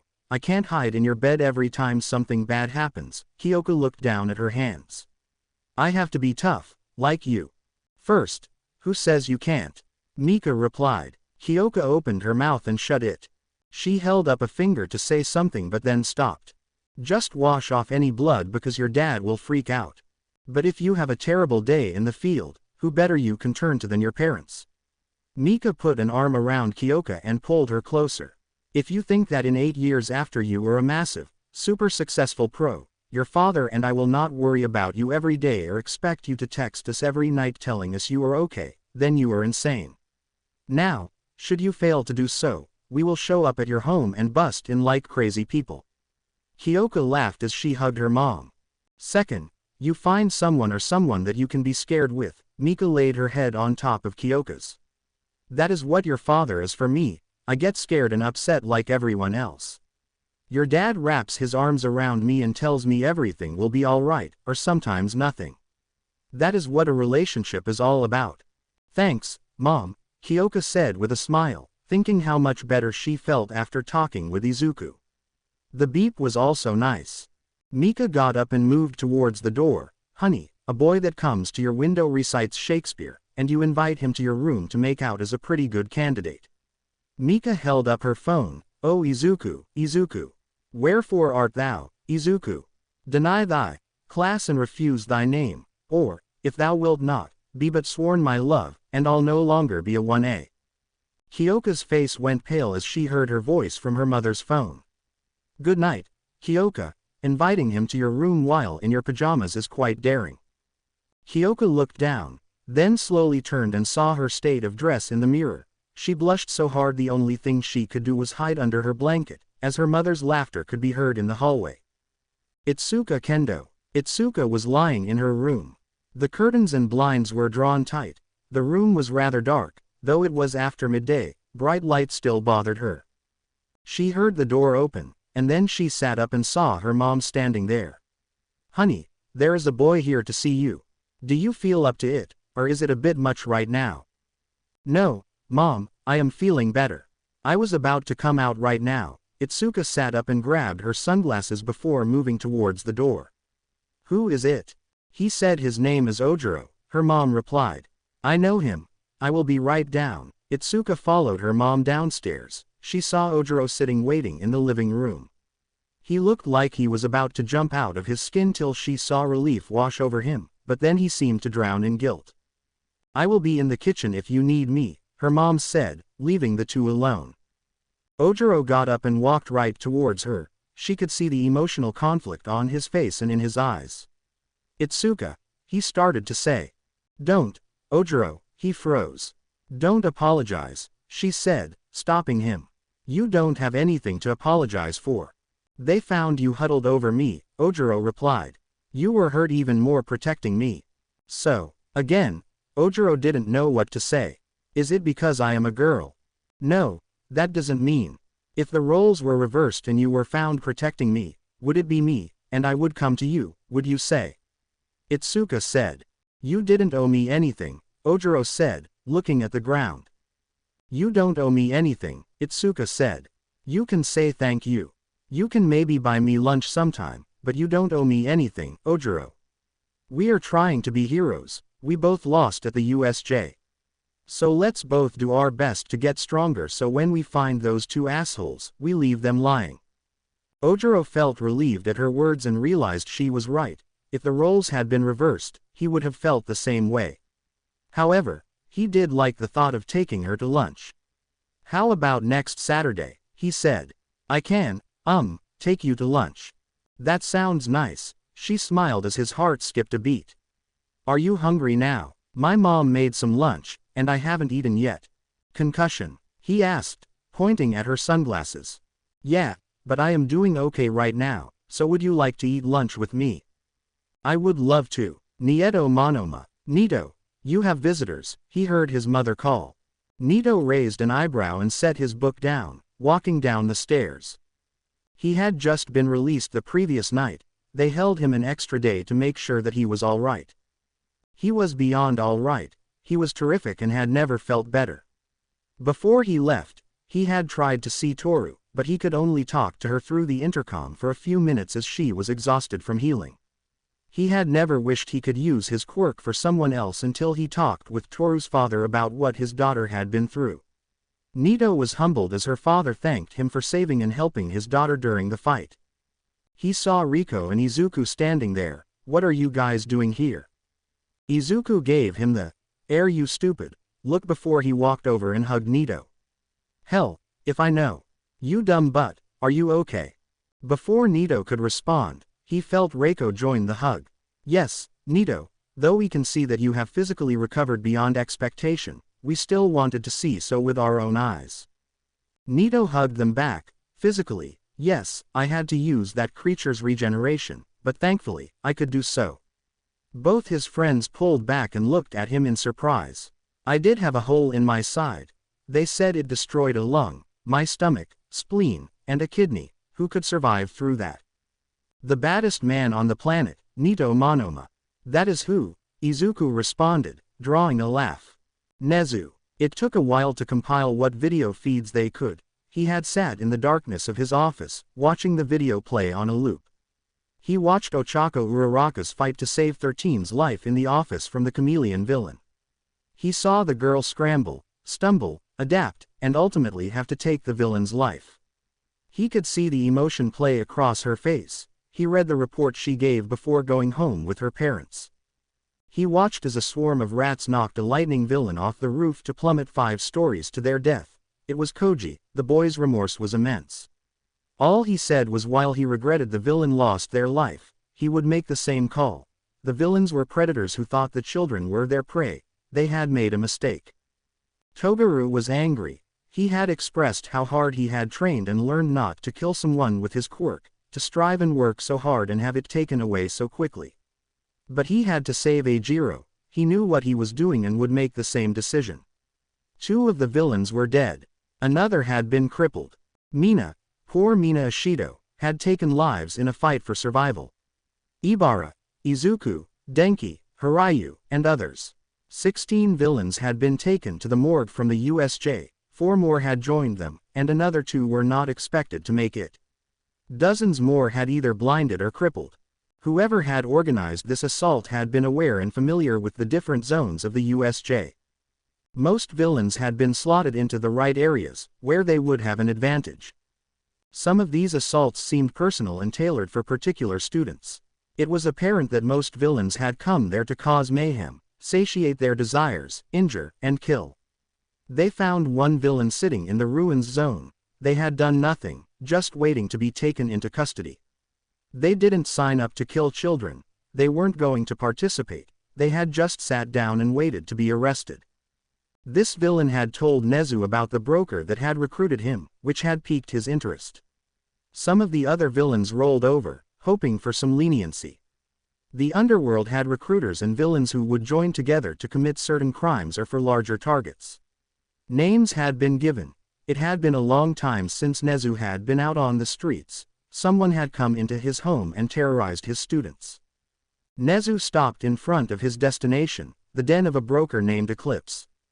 Nezu paused to remove his tie, folded it neatly, and placed it in his pocket. With an enthusiastic little hop, he climbed the stairs and gave the distinctive musical knock of a shave and a haircut. The door opened, and Nezu looked up at a tall, muscular gentleman. His long black dreads formed into knife points, and he had several tattoos on his exposed arms and upper torso. Nezu used to be smaller, being under 3 feet normally guaranteed it. Though his visits to kindergarten at least allowed him to be at eye level and, in some cases, taller than those he interacted with, the conversation was lacking, to say the least. Well, hello, good sir, I am here to talk with Eclipse, Nezu said with a cheerfulness that did not belong to this situation. The man sneered at the strange creature at his feet. Do you have an appointment? Oh dear, I didn't think this was that type of establishment. Nezu placed his paw by his cheek. Nevertheless, I would like to see Eclipse. It doesn't work that way, the man said. Then fuck off. Now that doesn't seem very polite, Nezu said with a smile. I am afraid I must speak with Eclipse. You see, I aided someone in facilitating an incursion into my home. I didn't appreciate that very much and would like some answers. Poor little rat dog, the man said mockingly. Did someone mess up your nest? The man laughed. Get the fuck out of here before I cut you up. I have to say, while I was trying for a peaceful resolution, I did oh so hope for that to be not available. Nezu's smile changed. It became a toothy grin, and his eyes lit up with sinister delight. Long hooked claws extended from his paws. In a blur, Nezu dashed forward, severing the man's Achilles tendons and sending him to his knees. The next strike tore open the man's back. driving him forward, his hands holding him up. Wildly, the man's blades flew out, trying to impale his attacker. They struck nothing but air. "Missed me," he heard from below him. The man opened his eyes and looked down at Nezu's sinister grin. His scream died as his throat was ripped out, covering Nezu in blood. Nezu rolled out from under the man, and he fell to the floor. He heard the commotion as doors flew open and yells filled the building. He triggered the small detonator in his pocket, and the fuse box outside exploded, plunging the building into darkness. The yells soon turned to screams of terror. Eclipse was in his room when the attack began, and everything was plunged into darkness. The two whores in his bed screamed and ran from the room. All over, he could hear his people reacting. He listened to their yells turn to screams as the intense battle seemed to break out everywhere. Who dared to come at him? Over the radio, he heard the cries and frantic yelling. As he listened, he heard a voice over and over. "Are you Eclipse?" "No." Pity, the tearing flesh and cries of terror struck short.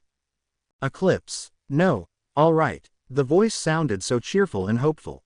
He didn't recognize it. The scene kept playing out repeatedly. Eclipse grabbed his black hair frantically, trying to figure out what was happening. When he called the locals on his payroll, their calls went straight to voicemail. He grabbed a duffel bag and frantically opened a wall safe, filing it with money and drugs. He ran towards the window and the fire escape when all the noise in the building stopped. Activating his quirk, shadow tendrils formed on his back. "Is anybody out there? What is going on?" he called over the radio. "I am sorry, Eclipse, they are well, most of them are dead," a cheerful voice called back. "I do sometimes get carried away with myself." The laugh that followed that statement made Eclipse tremble in fear. "Now, if I have to chase you down, it will not be pleasant, so be a dear and open the door." Eclipse froze and pissed himself when he heard a shaven haircut on his door. His tendrils lashed out, slamming the door off its hinges into the dark hallway. He ripped open the window when he felt something slice through the back of his ankle, then something else removed his testicles as he screamed and fell back onto the ground. "I told you not to run," the voice said like a song. He felt something land on his chest and claws at his throat. He saw this creature on his chest, a predator bathed in blood, its cold black eyes gleaming in delight. "Now, if you don't talk, you are going to bleed out. If you try anything, I will tear out your throat. Blink twice if you understand." Eclipse blinked twice. "Now you are going to tell me who hired you to recruit people to attack UA." The broker's eyes widened. "If you don't tell me, I am going to stake you to the floor and split your belly from here to here." He could feel a wet, sharp claw trace the line from his waist to under his bone. "Then my unevolved cousins are going to begin to eat you from inside while you are still alive." Eclipse looked around and saw the glowing eyes of rats filling the room, their eyes reflecting the light coming in from outside. "I can't," Eclipse pleaded. "If I talk, he will kill me. If you don't talk, I will kill you." The creature said, "If you do talk, then you get to live. You will be in Tartarus, but you will live." "Wait, you're a hero. How can you do this?" he begged. "Because you made the mistake of attacking my home, and as an educator, I can't let that stand. So start talking." Eclipse screamed as he felt the claw stab into his waist. I'll talk," he screamed. "I never met the guy who made the purchase order. I was given a call from Jiren. He received the order and needed help filling it out. I swear." "Wonderful," the thing exclaimed. "Now tell me where I can find Jiren."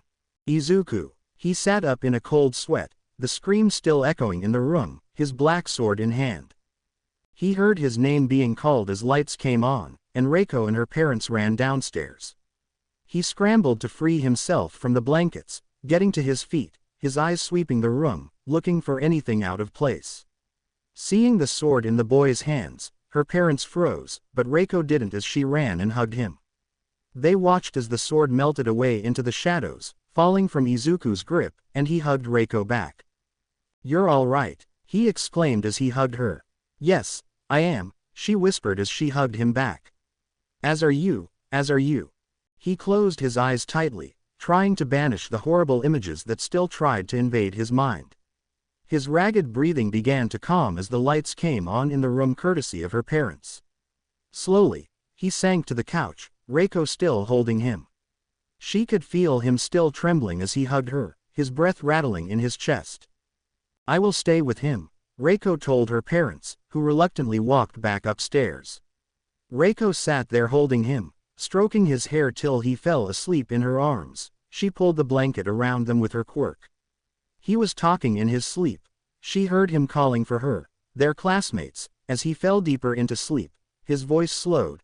She felt her heart break when he called for his mother and father, and she saw a tear run down his cheek as he sank deeper into the land of dreams. Izuku left a note for Yanagi that he had gone out to visit some friends for the morning. He walked without looking up once he had exited the train and made his way to the soup kitchen. He needed to talk to Inka. He needed advice. He had gone to Kyoka's window, quoted Shakespeare, and beeped her. He was struggling, beeping Reiko, Pony, and now Kyoka. The beeping was nice. The girls were beautiful, strong, and compassionate, but he was running around in the night beeping them. Quoting romance, there was no way he would find his way to sleep after that. He needed help, and help was his big sister Inka, so when he messaged her, she was more than happy to tell him she would be waiting. She had brought him into the world of the soup kitchen, allowing him to work there and eat a bit extra from the leftovers. It was she who had tutored him in academics, helped him study to pass his exams, and pointed out the importance of math and history. Ignoring the past makes one doomed to repeat the mistakes of the past. That had told him the mantra when fear would overcome him and chain him to indecision. Fear is the mind killer. He arrived early, entered the access code on the back door, and went inside. He found her sitting and waiting for him in a simple but old teapot with matching cups. She poured his tea with a grace lost in a soup kitchen in the poor part of town, but that was Inka. Poise, style, grace, and warmth in a cold world. His first love was a childhood love, but it was still his first love. He would run in and tell her how he would marry her one day. Her rich laughter filled the room as she chased him away with a smile. "What is bothering you, Izuku?" she said as he sat. "A lot, too damn much," he responded. Izuku sighed, "I don't know where to start." "Does this have something to do with the attack on the UA?" Izuku nodded. "Inka, that part is a whole different can of worms and is a reason I am having trouble sleeping, but what I need your help with is that I am a piece of crap and probably should be killed or something." "Well, that seems rather dramatic," Inka smiled, never to waver. "What have you done, my dear Izuku?" "I may have beeped my classmate Reiko," he responded, interested in his tea. "May have, and my classmate Pony, and a girl in our sister class last night." Inka's eyebrow arched dramatically as her smile took on a slightly more menacing look. After reciting her Shakespeare and climbing up the trellis under her window, Inka sighed and rubbed her nose. "I knew letting you talk to Silk was a bad idea." She looked at Izuku, who looked embarrassed at the very least and had the decency to blush. "Little Izuku Midoriya, you beeping bandit," she teased. "Now Reiko is the girl you went on a date with, so while beeping her is not a surprise, tell me about Pony and this other girl." "What is her name?" "Kyoka." Izuku began by telling the story of his date with Reiko before the incident with Pony and everything in between. He then wrapped up with his encounter with Kyoka a few hours earlier. Inka asked him about the USJ and the attack, listening intently to what had happened. Inka listened, asking him questions and encouraging him to talk. "When I got accepted, I thought I was ready," he said. "I thought I was ready for the stares and the bullshit about me being quirkless. I hoped to meet one, maybe two, that I could be friends with but not my entire class. Then these girls and even the others from 1A. Now I don't know what to say. I just wanted to get in and graduate and become a pro hero to make the world see the quirkless population, not ignore us or treat us like a disease." "But now you want more," she prodded. "I want it all. I want love and romance, not just to graduate but maybe even to have a family," he sighed. "They gave me hope. I didn't want that. I wasn't expecting that." "Then the first thing you need to do is come clean. It would be best if you told them everything that is going on, but I suspect that the two from your class already know," Inka said. "Then you need to be honest with them about what you want." "What if I want to go on dates with them all, beep, and dream of a better, unobtainable tomorrow?" he said. "Then that is their decision." Inka took his hand. They may very well smack you across the face and call you philanderer or even worse. But you know there is more to life now than just graduating and taking your place amongst the ranks of the pro heroes. She came around and hugged him from behind. I understand your goals and what you want to accomplish, not just for the Quirkless but for all those the world ignores. You have been blessed to be surrounded by others who accept you, and these girls have not only accepted you, but they want to pursue a romantic relationship.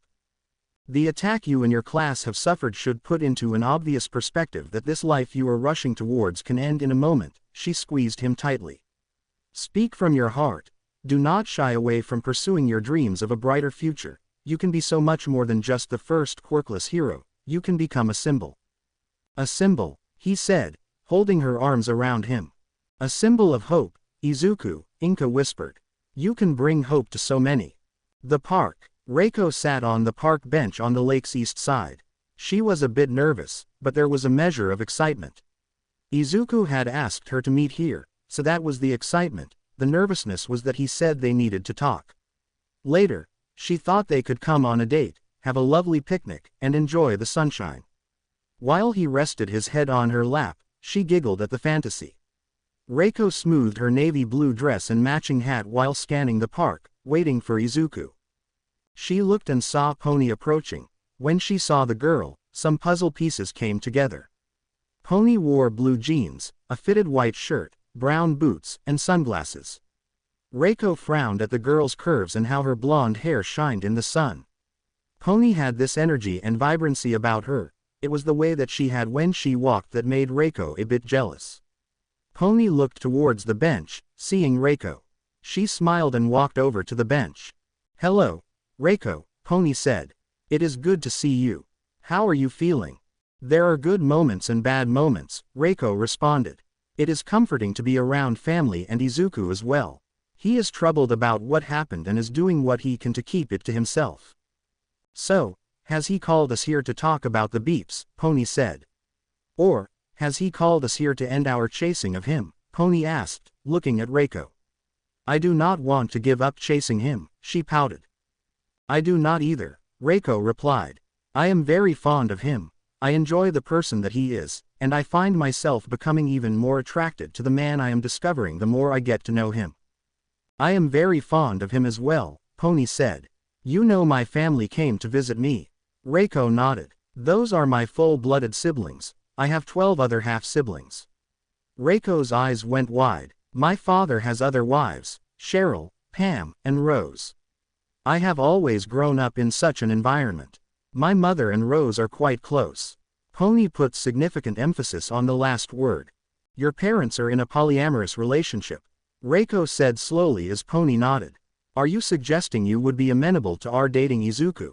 Once again, Pony nodded. I am not sure how I feel about that. I am not saying we date. I do not think I like girls in that fashion, Pony said. I may not even like sharing him, but it is something that I am open to. As an experiment to see if it is something you enjoy, Reiko said, her hand to her chin. A way to understand your relationship desires and wants. Exactly, Pony said excitedly. I like Izuku. He makes me happy, and it seems you make him happy too. What if there are others? Reiko said. If he craves 12 others, then I may have to draw that line, but 1 or 2 I can accommodate, Pony said with a grin. My mother tells me the time of youth is when you figure out what you enjoy or do not. And it is not necessarily a permanent arrangement, so if we don't like it, we can address it later, Reiko said with a slight smile. The two were lost in conversation and didn't notice Kyoka walking up. She had been on a bit of a high since her encounter with him last night, and meeting him in the park had sparked flights of fancy and whimsy she was not accustomed to. Of course, when her mother asked her if she would practice her Shakespeare in the park, she blushed and shouted, maybe as she fled the house, leaving her mother laughing and her father confused.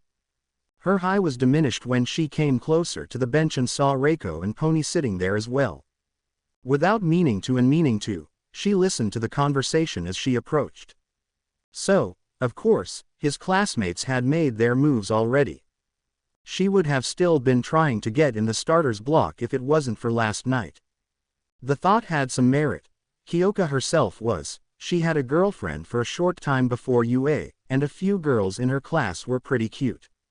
Reiko and Pony weren't bad, but she didn't know them. She knew she had a crush on Izuku, and she knew she liked him after that beep. She thought about it and didn't necessarily mind him beeping other girls. He would have to be okay if she wanted to beep other girls. She felt that it didn't work if it didn't work. It hadn't worked for her parents and Aunt Jane, but they were still friends, so at least she had a positive example. Her parents were musicians and into the music scene long before she came along. She knew they were no angels. Some stories she had overheard may have scarred her for life, but they made things much easier when she came out to her parents as bi. "If it helps, I am bi," she said, casually making the other two girls jump.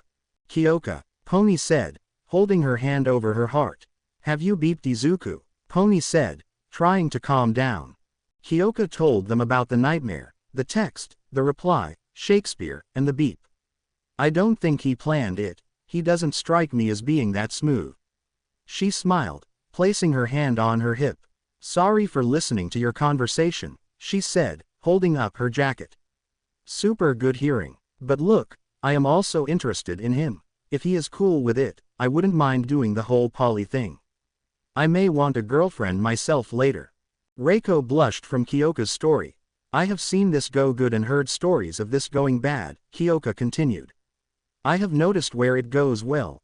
Even if it doesn't work out, everyone needs to open up with their wants, feelings, etc.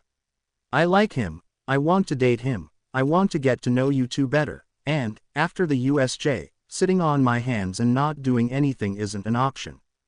Reiko and Pony nodded. "While the attack is an outlander," Reiko began to say before pausing. "I hope that it is, but couple that with the attack by Bakugo, now the USJ, and the manner of how dangerous the occupation we are attempting to embark upon is. It might be good to know there are others to lean on. I am willing to try this relationship if that is what he does want," she pointed out. "He is probably going to come here and beg our forgiveness for running around beeping all of us," Kyoka smirked. "Yes, I bet he feels bad," Pony replied. "You must remember this. A beep is just a beep," she sang. "A sigh is just a sigh. The fundamental things apply," Kyoko added. They both looked at Reiko, who shrugged and shook her head. As time passes by, Kyoka and Pony sang, smiling like fools.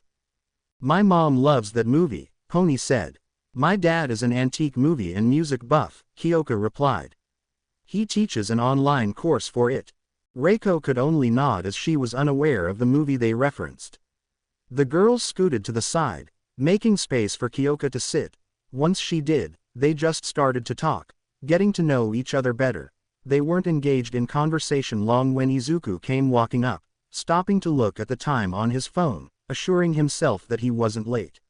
When he saw all three of them there, his palms began to sweat, and his nerves threatened to overrun him. They waited for him to approach closer before Reiko asked, "What do you want to talk to the three of us about?" Izuku took a deep breath, lowered himself to his knees, and bowed his head to the ground. "I have come to apologize to all three of you. I have lost myself in shared moments and beeped all three of you. I am so sorry if I have caused any of you pain. I pray that you can forgive me and that we can remain friends. You three are very dear to me, and I hate to think that I may have jeopardized that." "I told you," Pony whispered. "What is that you desire from this?" Reiko asked. "Just so we can still be friends and that you three don't all hate me," he said, his head still touching the concrete. "Is that really what you want?" Kyoka asked. Izuku raised his head and tilted her head to the side as she tapped her finger against her cheek. "If you beeped all three of us, is it just because you wanted to score in some fashion, maybe cop a feel?" "No, it wasn't anything like that," Izuku said quickly. "You are all beautiful, and I feel this connection, and then it just—" "So what do you want?" Kyoka asked. "What wild fantasy do you wish would happen by telling us this?" Izuku closed his eyes. "That all three of you wouldn't hate me. If you were angry, it wouldn't be with each other but at me." He hesitated. "And," Pony prodded, "in a crazy world, we could all keep dating.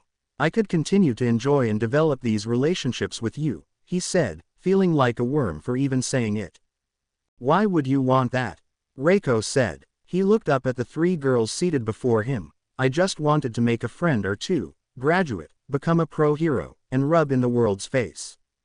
I could have graduated and died a month later, but at least I made it. I paved the way for the next person or made someone notice. I may have ended up a joke to people, but I wanted to get that far. He took a deep breath. And I would have been okay with that. I would have considered my life goals complete. But then I meet my class and you, Kyoka, and the other nice people from 1A. Izuku sat up, his hands in his lap. And we started hanging out at the aquarium, movie nights, the USJ, everything. And now I want more. I want life. I want to live a full life, not just make it to be a hero but retire from heroics and have a family. You all gave me hope. What if I say I am okay if we start dating, and I am fine if you date them as well? Kyoka said as she slid to her knee in front of him. But I may want to have a girlfriend myself. That would only be fair, Izuku said hesitantly. Part of his mind was screaming in joy, the other, it's a trap. And if I said that my demand is that you treat us equally, Pony said, adopting the same pose as Kyoka before him. I am willing to see if this is an arrangement I like, Reiko said. I like you, Izuku, I like you a lot. I don't know if this type of relationship is right for me, but I am willing to explore it. Izuku was dumbfounded. They saw him pinch himself to ensure he was awake, making the girls smile. So I can date all of you? They nodded. How would that work? You have to make sure you pay attention to all of us, Kyoka said. We get to go on individual dates. Maybe even some group ones, Pony added. I feel that we have to be honest with each other every step of the way, Reiko said. We must be comfortable enough to speak up when someone is unhappy about something and take their complaint seriously. Of most definitely, Kyoka and Pony said. This may not work out, though, Izuku said, staring at the three of them. What if it doesn't work out? Then we get to try and be grown up and make sure that if it doesn't, we can all still be at least friendly with each other, Kyoka said. If it works, it could be magical, and I want to find that out. As do I, Reiko said as both girls took one of his hands. I want to date you, Pony said, and I am okay if you date them as well. You are very dear to me, Izuku, and I care for you very much. I will not let you run away without a better reason other than fear. Fear is the mind killer, he whispered. If all three of you are okay with this, I will do my best to make you all happy. But please let me know if there is anything I can do better. I don't know anything about relationships. That's good, then we can grow and learn together, Kyoka said. They all got to their feet. So, in your fantasy world where you get to date all three of us, what happens now? Ice cream, he said hesitantly. When they all smiled, he felt relieved as they walked off to discover ice cream. They walked around and talked the rest of the day till it was time to go home. He felt weird beeping Pony and then Kyoka as they boarded their train. Kyoka licked her lips and looked at Pony. What kind of lip gloss is that? I like the taste. Izuku blue-screened as Reiko led him home. Once home, they enjoyed dinner before they made their preparations to return to school the next day. It was then that they turned on the television for the first time. The screen came alive, and there was a woman in her 30s, with straight black hair and eyes, in a fine suit, with a panel of commentators to her right. The death toll has now reached 21 in the aftermath of the attack on UA. Several reports of permanent damage are also being done to the villains. While many reports are circulating, some are questioning the training these students receive if this is how they will handle villains. Mr. Koichi, what are your thoughts on this? The woman said, directing her attention to an older man, maybe in his 60s. His gray hair ringed his bald head. He had fuchsia-colored eyes and a delicate purple suit. Thank you, Ms. Tanagi. I want first to say, why are we even questioning the methods of a group of children in their second week of training? What did you expect them to do? Be fully trained via brain downloading? It is absurd. Do you think these grown individuals came into attack and did so gently? With foam weapons and pillow gloves? Mr. Tanagi said, exasperated. Exactly, the woman at the end of the panel said, her eyes sparking as her hair was shifting through the colors of the rainbow. These are children we are talking about, young adults, yes, but barely 18. Do you want them to fight for their lives with the trained efficiency of a pro hero? I bet you would find more casualties if this were a similar raid on pro heroes. The second person on the three-person panel had an owl quirk that dominated his features. It appeared to be derived from a snow owl. Mrs. Ito, that is just absurd. What these children suffered was indeed terrible, but where was the staff of UA? Why did the children have to resort to such tactics to survive? And what about the report of the quirkless student in the hero course? Maybe the other students had to react in such a manner to cover for their shortcomings. Yes, what about the reports of a quirkless student amongst the hero course? Ms. Tanagi said the screen was filled with class photos for 1A and 1B. Reiko and Izuku's phones began to vibrate like crazy. Reiko's parents looked at each other, and her mother's gaze narrowed menacingly at the screen. The very thought is absurd, Mr. Takahashi, the snow owl, said. You have someone who does not belong in the hero course, taking a spot from a more deserving student simply because the principal of UA wants to play some sort of game. He passed the exam, Mr. Koichi said, turning to Mr. Takahashi. If he passed the exam and scored higher than this hypothetical, more deserving student, what does that say about the level of dedication this student put forth? I must side with Mr. Takahashi, Ms. Ito said. Yes, they trained and did well, but they are a liability in the field. They are not even as effective as an ordinary citizen without a quirk. They are a liability and should withdraw from the hero course for the sake of their classmates. The screen changed to a popular sitcom. I have had just about enough of that, Shinobu said. You didn't, Izuku began to protest. They know nothing about you, Izuku, Amiko said. If they did, they wouldn't be talking from their backsides. You deserve to be in the hero course just as much as our daughter. Ignore those fools. Thank you, he said as he and Reiko returned to the exploding devices in their hands, as their friends shared their opinions.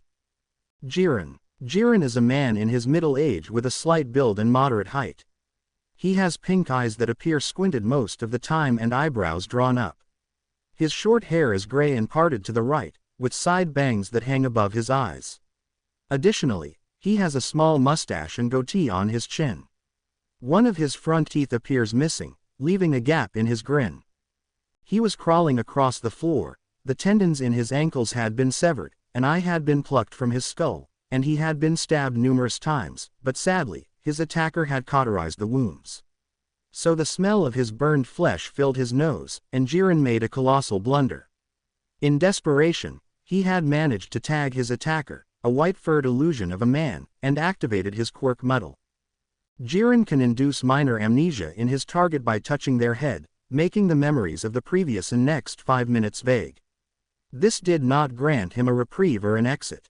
Instead, the creature began its torture all over again. Jiren screamed as a claw tore into his back. He could feel the thing routing around inside of him before it yanked back suddenly, and Jiren's senses were overloaded with pain. Now, Mr. Okuda, the creature said. A human can live a long life with only one kidney, but blood loss and infection from its removal on the other hand. You're a hero, the principal of UA. For goodness sake, how can you do this? Garen pleaded as he reached his arm out to claw the ground and drag himself further away. When he reached with his other arm, he felt a quick slash, and it hung limply at his side. You see, Mr. Okuda, as I told Eclipse, the professor, and William, you and your fellow brokers made the error of coming into my house and not only attacking my children, but you intended to do them harm, to defile them, Nezu said, licking his claws clean. After my thorough investigation, the orders came down through you. You will tell me where you got the order and who gave it to you. Then, you are going to hand over your files. Fuck you, he spat, attempting to drag himself. They will kill me. So will I, Nezu called out. No, you won't, Jiren spat out. You're a hero, and you can't get shit from a dead guy. I am a parent, Nezu sneered. And I can learn a lot from a dead person. First, let's start with you. Kagero Okuda aka Jiren. 48 years old, born in the Toyama prefecture, the father is dead, the mother is still alive, living with your sister in Nagasaki, and your nephews Kei and Kai. Their father is a deadbeat living in Tokyo.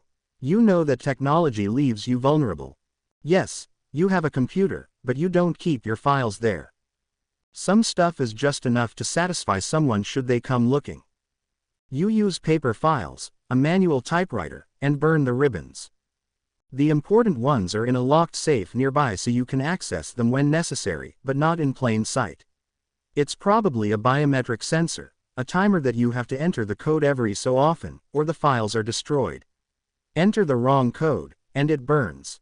So I need your hand in that code if I want to see those files. There's no way I could guess the code. I bet it is something random. You are too smart for it to be something I could tie it to. See, you need me alive, Jiren laughed. You can't kill me, dumbass.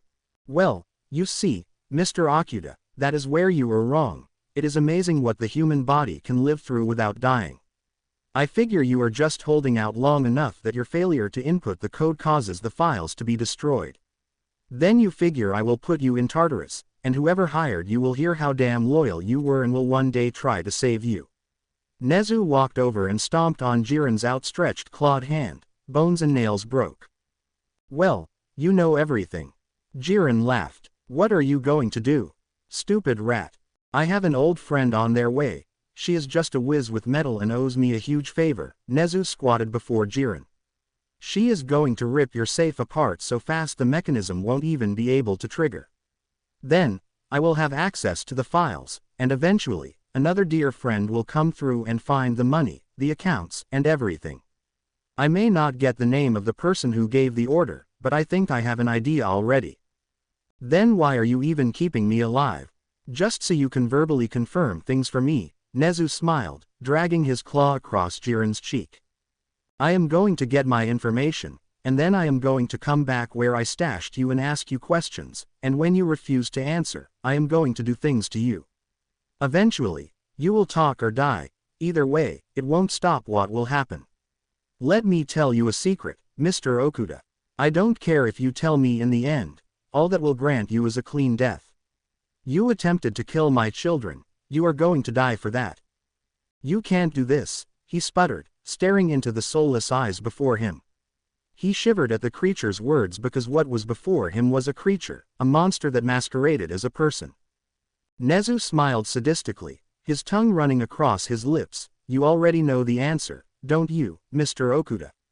There is no need to keep the mask on anymore. If there is anyone you wish to save, you should probably tell me before I take your tongue out. Jiren screamed. Unfortunately, he had paid a fortune to soundproof this room as much as possible.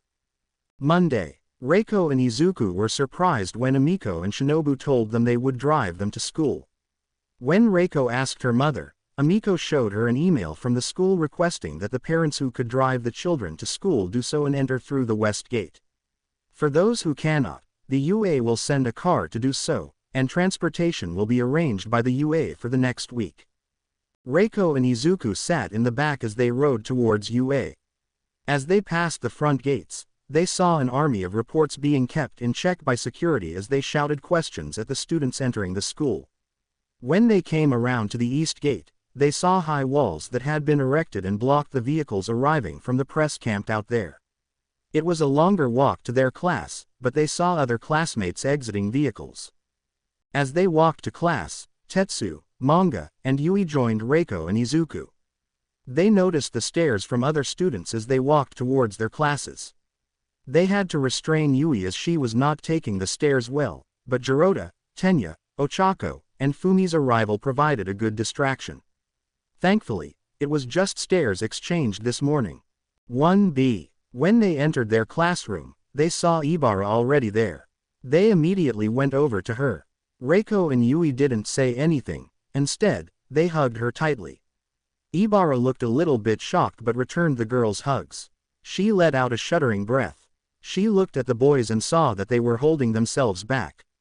She just nodded, and they all rushed in to join the hug. The door opened as more of their class arrived. The first group stepped back as the second group came in. They hadn't heard much from Ibara over the few days other than that she was resting at home. She had told the class that she wasn't sure if she would return and needed to sort things out. Most of the class arrived when the door opened, and Monoma walked in.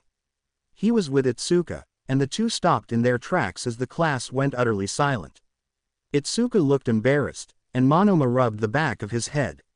He gave them a weak jazz hand and said, "Ta-da."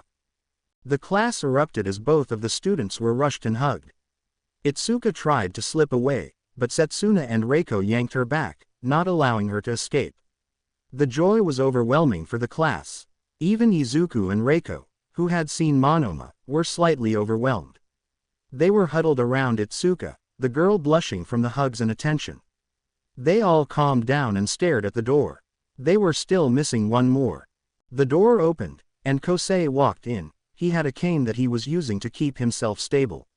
He stared at everyone and gave a wry smile. "So, did I miss anything interesting?" Everyone immediately ran towards him but stopped. Ibara pushed her way through, tears streaming down her cheeks. "Are you?" "I am okay, Ibara," he said, extending his arm to invite her in for a hug. She slowly stepped in as tears started flowing from other class members, seeing the final member holding the crying Ibara. "You can all hug me as well, just not too tight, all right?" he said as the class came around and embraced him. Vlad King stood at the door, watching it all play out. With a smile, he enjoyed the scene for a bit. "All right, enough of the mushy stuff. Find your seats," he called out. He heard his class groan as they found their seats. They all took their seats as Vlad King took his spot at the front of the class. "There are no words to properly express how pleased I am to see all of you here today. What all of you have been through is more than most pro heroes or students will or should have to experience. I want you to understand that coming here today shows courage and bravery. I am so proud of all of you." "Thank you, Sensei," the class yelled back. "Today and for the rest of the week, we will require all first-year Hero Course students to be transported to and from the school just like this morning. I want none of you to be worried. This is a safety precaution regarding the amount of press crowding the gates. In the communication with your families, we know that not everyone owns a vehicle, or due to scheduling conflicts, this is not feasible. The UA will then provide the transportation. If you have to pick up younger siblings, please inform me, and I will ensure that information is passed on to the transportation coordinator. Are there any questions regarding what I just said?" Vlad looked over the class as many students shook their heads. "Over the next week, everyone here will be meeting with crisis counselors once per day. Your time has been scheduled and is in your emails. Attendance at the meeting is mandatory. You do not have to speak with the counselor if you choose not to, but they are here to help. But it would be best if you did so as it will pertain to the next announcement." He paused as the class leaned in a bit. "The UA Sports Festival will proceed as planned in 3 weeks. Students immediately voiced concern about their safety and the safety of anyone in attendance should the villains attack again. He noticed an immense outpouring of concern for not just their 1B classmates but the other students in 1A. He allowed it to go on for a moment before he raised his hand, and they quieted down, but he could feel the displeasure radiating off of them. "All of your concerns are valid.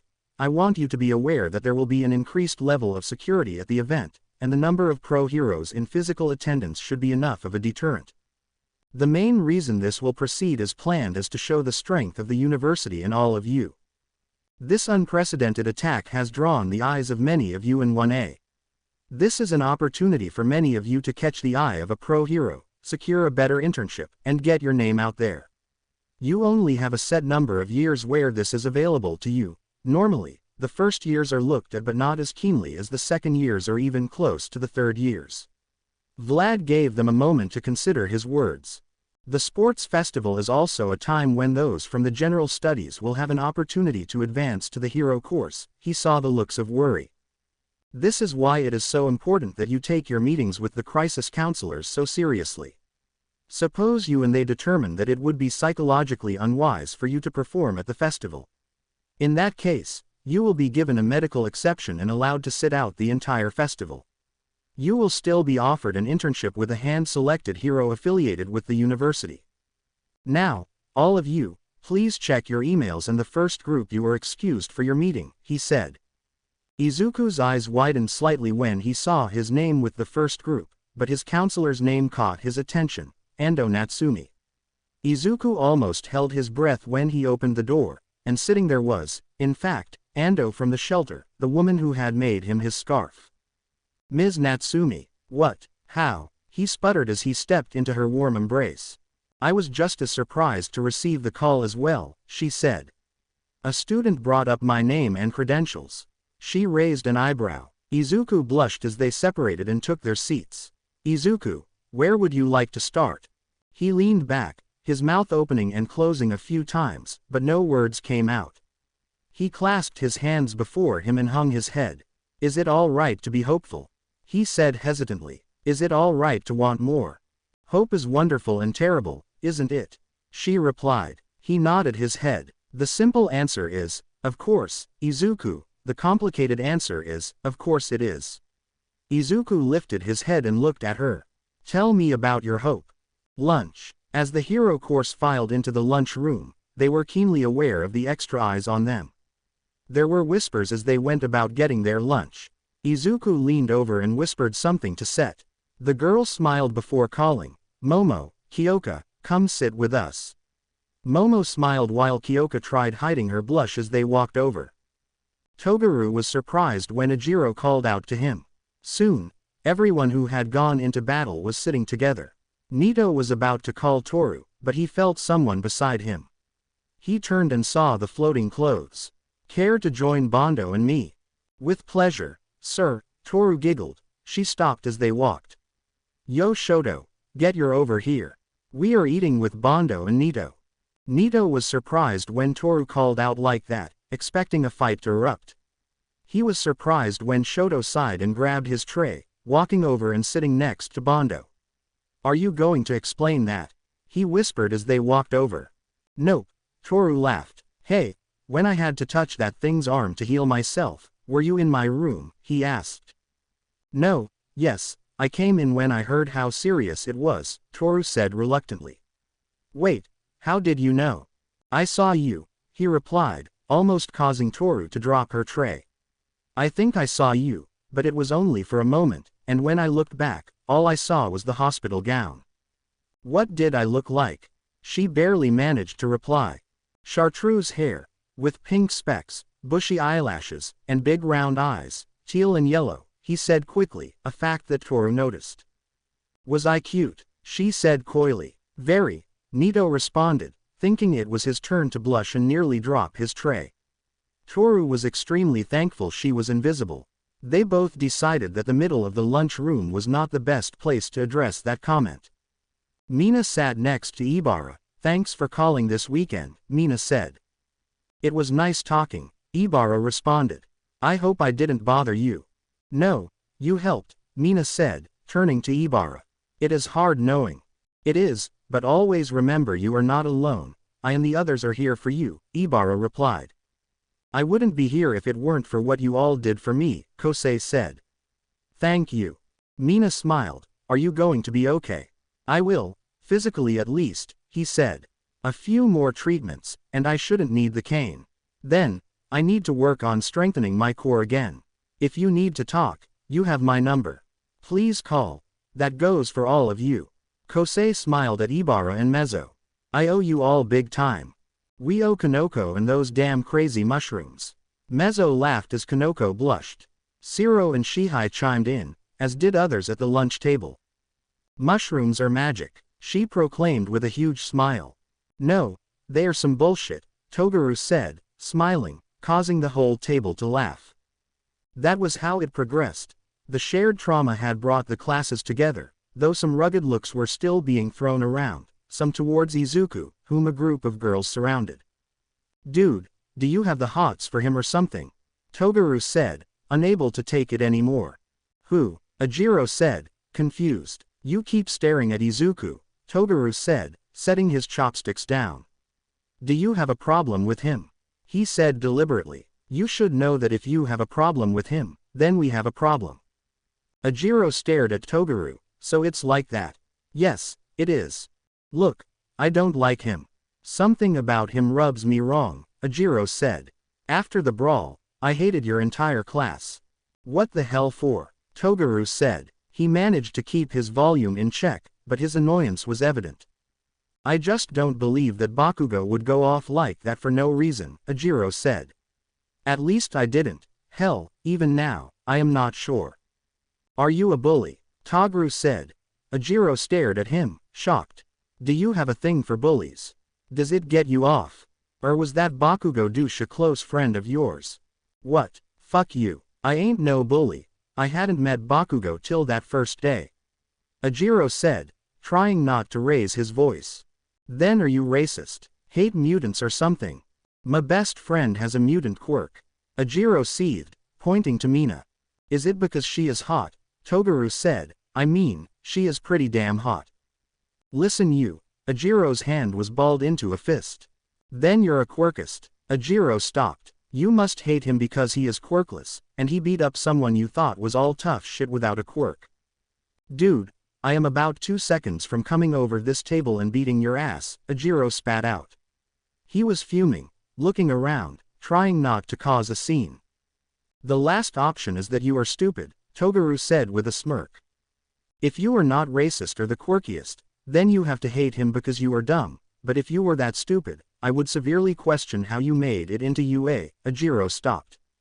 I have another theory, though, I bet you probably got picked on or stood by when someone was getting picked on. Maybe a bit of a coward, but then I bet you meet her, he pointed towards Mina. I bet she did something that made you ashamed, made you feel like crap. So you decided to change your hair, start working out, or do whatever. Then you see this Bakugo, tough, great quirk, you mistake his poor attitude for confidence. Toguro saw Ajiro's hand unclench.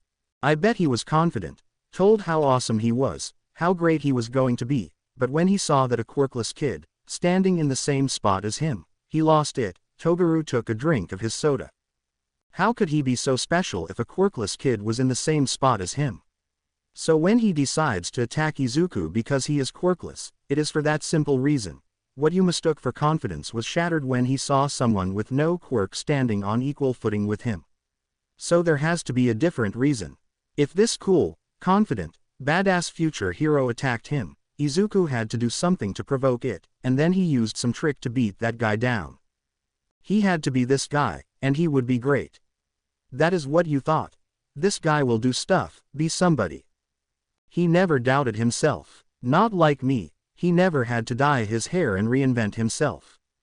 Not like me. Toguro was leaning forward, staring Ajiro down. You hate Izuku because of what he represents. He didn't let shit stop him. He didn't let anyone tell him no. He went for it, and here he is. 'Cause you know, Bakugo knows, and anyone else knows if they bothered to think about it, he made it this far without a quirk. How far would he go if he had one? Toguro stood up. When you pull your head out of your ass, we can talk then. But either grow the fuck up or get the fuck out. We don't need a hero like you, we don't need that Bakugo fuck as one. Toguro got up from the table and walked away. Ajiro was left sitting there. He looked to the side and saw Su, Tetsu, and Hirayu looking at him. Denki just looked away. Katsuki Bakugo. Since the day he had been arrested, his whole world had been turned upside down. He kept thinking that suddenly he would wake up and this entire episode would be some weird dream. The harsh reality truly began to sink in when he was told he wasn't going home. He was going to be remanded into custody pending his trial. His parents were talking to him, but he couldn't hear them. It sounded like he was underwater. When the officers came in to transport him to a youth detention center, he stared at them blankly. His lifeless eyes were an abyss of confusion and regret. He had never regretted anything. He had always been so self-assured of his superiority that whatever action he had taken, he knew he was right, regardless of whether it was or not. He was housed and processed like a villain. That was his only thought. He was being treated like a villain. It's not like a future #1 hero or a future hero, just some poor, despicable villain. 10 boys to a room, 2 televisions, and time. He was warned that if he acted up or caused any disturbance, he would be housed with the violent offenders who had already been sentenced. The guard told him he should be grateful that he was just on the right side of his 18th birthday. Most of the others just left him alone. They had their things to deal with. Some tried to talk to him, but when he just stared at them, they left him alone. He sat staring at the television when the news of the attack broke. As more information came out about the attack, he felt a knife wrench in his gut. He told himself that things would have been different if he had been there. He would have blown those damn villains away. He heard the talk about Deku. They didn't mention him by name, but there wasn't some other Quirkless in the hero course. But he wasn't there. He was a villain being lumped into the same category as those damn cowards that attacked UA. For 2 weeks, he was held before he was brought before a judge. His mother had come to see him daily, trying to coax him back to being present, but his father snapped him back when he heard the words UA. "We have worked out a plea deal," Masaru said. "You are going to plead guilty because you are guilty. The prosecutor will recommend a 1-month sentence with 5 years probation, and they will give you credit for time served. So, you must serve 2 more weeks before you are released, at which time you will be allowed to return to UA as a general studies student." "But the hero course, how am I going to be?" Katsuki protested. His voice was weak, not bluster, broken. "The only way into the hero course is through the sports festival, which is next year, and that is only if they determine you can compete. You need to put heroics out of your mind right now, son, and concentrate on this opportunity to avoid spending the next 3 years in prison," Masaru said. "This is your only chance to change your life and get it going properly, son. The court is going to order monitoring, counseling, and therapy. Then there is whatever the UA will demand of you to continue going there." "This isn't how it is supposed to be," Katsuki said. Many levels," his father said, cutting him off. "You don't get to sit here and cry about your life now. You made this bed, and now you will lay in it." "But you are not alone," his father said, taking his hand. "Your mother and I failed you, Katsuki. We failed you, and I will not fail you again." Katsuki could only nod his head. "I need a chance," he thought. "I just need an opportunity to show them that I am a hero and not a villain." Katsuki came home on the opening day of the sports festival. Opening day, the combined heroic classes took the field to a thunderous roar from the packed stadium. Every student was cleared to participate and were all as ready as possible. Izuku didn't hear the greeting or the opening words. He was nervous as he was about to be called to the stage to give the opening speech. Once he had been cleared to participate, Vlad pulled him aside and told him the news. "This is your chance to tell the world," Vlad said. "Don't waste it." The exhaustion of preparing for the festival, training, and the resuming of classes left very little time for him to enjoy too many beeps from the girls, but they all did carve out some time. He smiled as he could still feel the sensation of the beeps he had received from all 3 of them before they had formed up to walk out. They were all separate, but it left him floating a bit. Then he heard Midnight's voice, now to deliver the opening address with the top score in the practical exam, Izuku Midoriya. Izuku stepped onto the stage as flashes filled the stadium. He looked and saw his face on the large screens around the stadium. He knew it was being broadcast worldwide, and this was his chance. "Hello, I am Izuku Midoriya, and welcome to the UA First Year Sports Festival," he said, looking out over the crowd. He could hear the murmurs from the audience as the flashbulbs lit up the stadium. "To settle everyone's curiosity, I am the Quirkless member of the hero course." He paused as the flashes intensified. "Once upon a time, when I dreamed of standing on this stage, I wanted to grab this microphone and say something like, 'I am going to win.' Drop the mic and walk off the stage." He heard some smatters of laughter, mocking taunts. "But then something happened when I got here that I wasn't expecting. I was given the most powerful and terrible thing that could be given to anyone, hope." He paused, looking down at the hero course.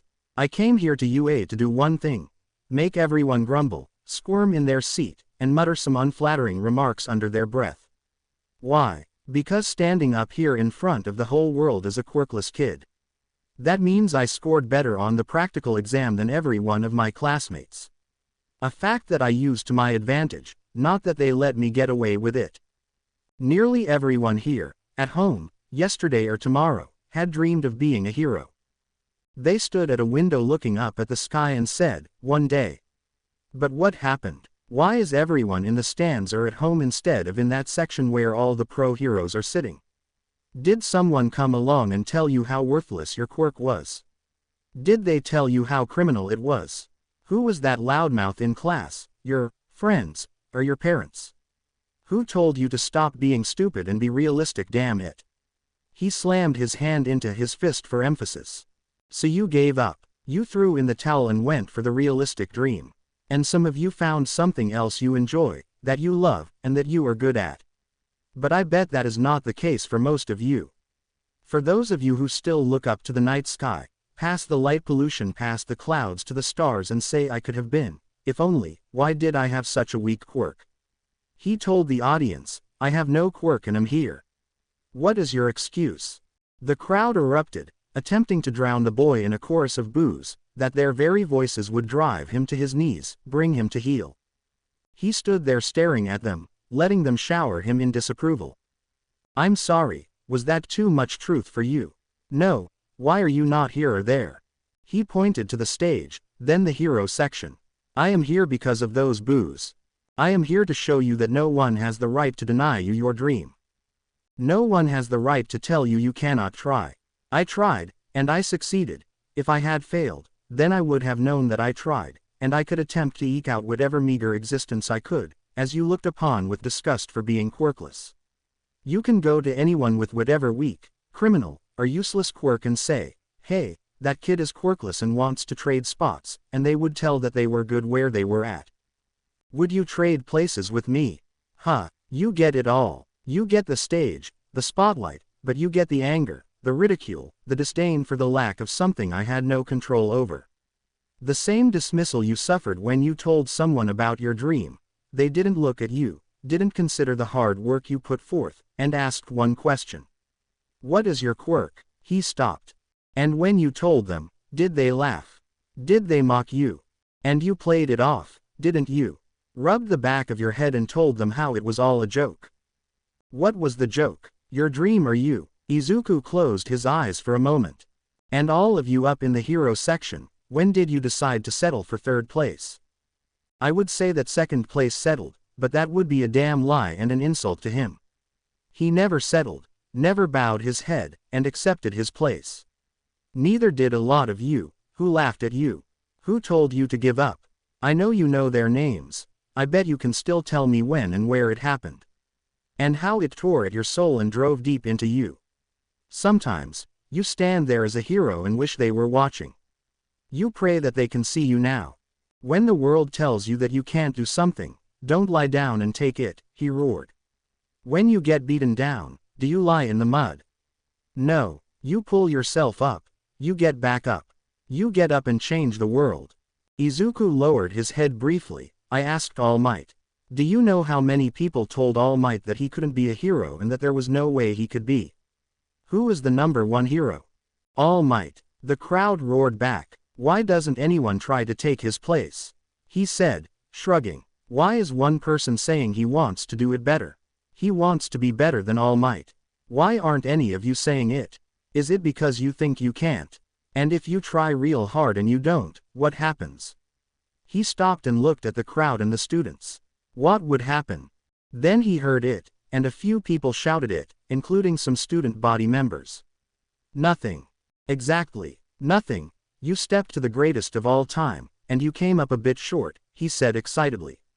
No one expected you to do it, let's be honest, it is freaking All Might. But it wasn't anything because by stepping up and daring to try and take that crown, you made strides to do things better. To be better, and someone will notice that. A sidekick, a person in the street, or a child you have never met but have the custom homemade plushie because you are their favorite. Regardless of where you are now, a majority of you, all of you up there in the hero section, you got into this to make the world a better place. To make things just a bit better for those just like you. For the next bunny girl who wants to kick butt and take names. For the next mutant who looks fearsome but wants to help save others. The person with an extremely dangerous quirk becomes one of the premier rescue heroes. Or who took a passion for origami to all new heights. Did you stop? Did you start thinking I have made it to the top 25, which is good enough? When did the point of climbing a mountain be not to reach the peak? He stopped and took a deep breath. I am here for those like me and for all of those who will or have been told their quirk is not right for heroics. He looked at the cameras floating around him for the live feed. That your quirk does not make you a villain, that your actions or inaction is what will define you. Those who came first learned the most important lesson. that we should not be cold while huddling in the darkness. We will not lay down for anyone. We will not let you come in and take our lives, attempt to take our dignity, or dare to say we are not worthy. Those who have no idea of what we have suffered dare to sit there and judge us. Those who were not there when teeth, claw, blade, acid, fire, and foulness dared to try and consume us. Izuku was staring down the barrel of the camera, his voice writhing with anger. That is what makes you a villain, not your quirk but your actions. If you reached out for help and the world turned its back on you, you step up and change the world. Izuku took a deep breath. I am here to show everyone who looked down on me, who looked down on you, that it can be done. That it can be done. I came to this school solely intending to make it to the end. That was my mountaintop, to show all my other quirkless brothers and sisters that we can be strong, that we can be mighty, that we can be heard and most importantly seen. He turned to the hero course. Then it happened, hope. His voice softened, even cracked slightly.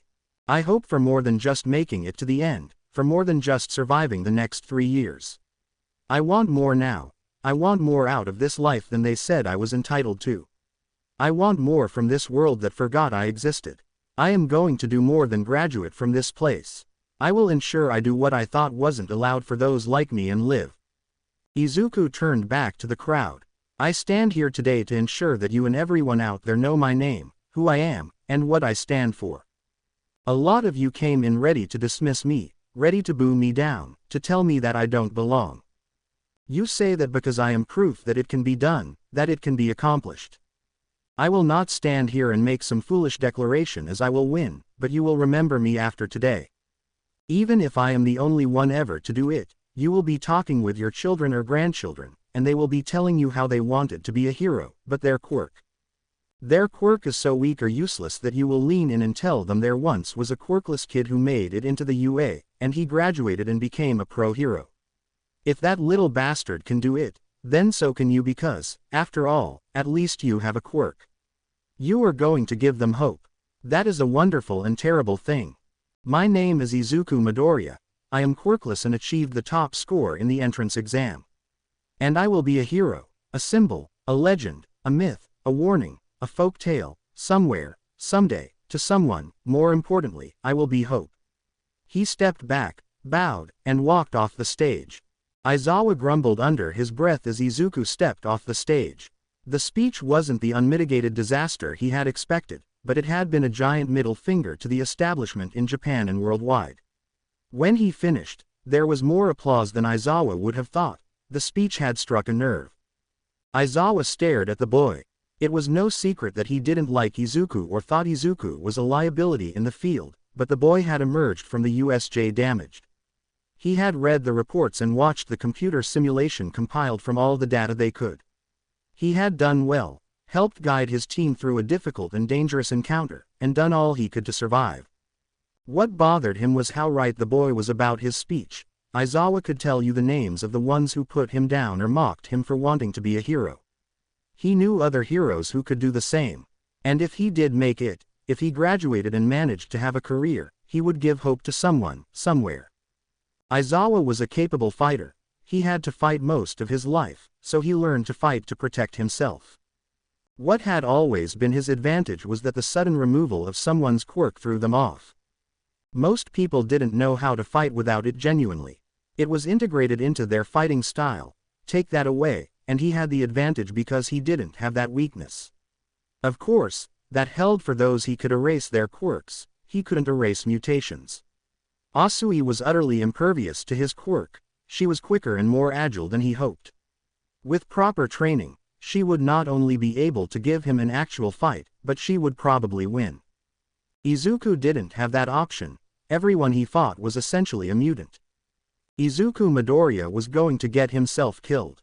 They were going to let him go off on an internship, and he was going to get himself killed, just like Oboro. Vlad's stubborn belief that everyone could be a hero would get that boy killed, and Aizawa couldn't let that happen. Maybe Izuku would fail in the first round, and Aizawa could launch the argument for replacing him. If not, it would take more drastic measures.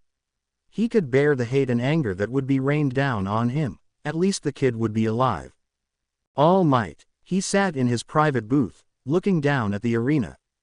He would use this opportunity to evaluate whether any first-year students would be good candidates for One for All. He had yet to meet with Mirio. But from the boy's file and everything All Might had read, the boy was a great candidate. He had the right attitude, drive, and personality. Mirio had worked hard to control and hone his quirk and rise to be considered one of the top students, part of the Big Three, and their leader. He was on the shortlist. He lifted the file with a photo of Izuku Midoriya on it and put it in the no box. The boy had potential, but the anger was a red flag. After reading the reports on the boy, All Might saw how the boy responded to his classmates and how there was a tender and soft side. Quirkless, just as he was all those years ago, with a desire to be a hero regardless. But that speech had removed him from consideration. All Might knew that boy would say no. For Izuku to take a quirk now would remove his reason for doing what he was doing, his goal to be a symbol of hope. All Might wondered what kind of successor he could have been if he had met Izuku earlier in the boy's life. He had ruled out many of the others. They were all fine heroes in training, but he trusted his gut, which had narrowed the list to Itsuka Kendo, Ochako Uraraka, and Nito Monoma. He thought about their actions during the USJ and their answers in the reports afterward. He realized he could eliminate one more. He placed Ochako's file in the box. The girl had a fantastic spirit and determination, but his gut told him no. He thought of how they found Itsuka Kendo battered and beaten, but her body covering another student, attempting to shelter them from harm. Nito Monoma, the versatility of his quirk, how he had used it in many ways to save his classmates and defeat the villains. His heroic sacrifice to remove the monster from the table. A part of it scared All Might. What would happen when One for All met Copy? Would it give birth to another version of All for One? He still had one file in the maybe pile. He pulled it out and shuddered, thinking of what would happen if Kanoko's quirk infused with One for All. Nana went from float to flight. What would happen with Mushroom? He shuddered as he remembered his conversation with Kanoko after the first heroic class. Katsuki Bakugo. He sat there slack-jawed as Izuku stepped off the stage, the conflict of wanting to blow him the hell up, punch him in the face or even shake his damn hand. The guts that it took to stand there and tell the world to beep it. There he was, standing in the spot that Bakugo believed with his whole being that it should be his, that he should have been the one to take the top spot so he could tell the world who was next. He wondered who had placed higher than him and scored higher than the great Katsuki Bakugo. All his life, he would say how great he was, how he would be the following number one, and everyone agreed. Those who didn't learn quickly were taught a lesson, and he never had to repeat the lesson. But someone had scored better via some bullshit called rescue points. Who the hell cared about that? But the point breakdown was close. Whoever the bastard was had also racked up the second most villain points. That person was Izuku Midoriya. That quirkless bastard had beaten him. Of course, it was those bullshit rescue points, but the fact he had been close to the villain was mind-boggling. How had he managed it? As he looked at Izuku on the screen, he could see the scars on his arms, legs, and neck. Then he thought about the fight in the cafeteria and how Deku had gotten the better of him after a distraction and a foreign object. He ground his teeth in frustration, staring at what anomaly Deku was telling the world of. The greater the quirk, the better that person was. What would it mean if Deku graduated, that when Katsuki made it back to the hero course at the end, a quirkless boss was standing on the same stage as him? Of course, he would never rank higher than him. He would be the following number one, but he would still be a hero out on patrol, fighting villains until he inevitably was killed. At least it would put things back in its place, but till then, all those weak extras would be running around like a bunch of morons proclaiming how they could be heroes just like him. He needed to bite the bullet and put his head down, and next year, he would show the world that not just anyone could be a hero, that these quirkless bastards' words were just a pipe dream. The world would settle back down. That was, of course, if he even made it anywhere at the sports festival. Indeed, some of the dumb extras in his class would be able to put Deku in his place. What remains? Shigaraki sat staring at the screen, frothing at the mouth and trashing as he saw those who had robbed him of his glory and destiny parading on the screen. A stump for a hand, bandaged and broken, he seethed. Vengeance, he thought. He would have his vengeance on those damn mobs and then All Might. He didn't care what it took. There would be piles of ash on the floor at his feet. The one that took his hand, the blonde who destroyed the Nomu, cost him Kurogiri, the bitch that shot him in the chest. What are we going to do with him? The doctor said as he looked at Shigaraki foaming at the mouth. He is a failure, a deep voice rumbled from the darkness. I think he is a good candidate for the Alpha Project. Let's see if his hatred and anger allow him to survive the transformation. If he dies, the doctor said, see, he doesn't doctor, but he can still be useful. Yes, master, the doctor replied, blood-soaked alley. It is a pity you found your way in my path today, Ingenium.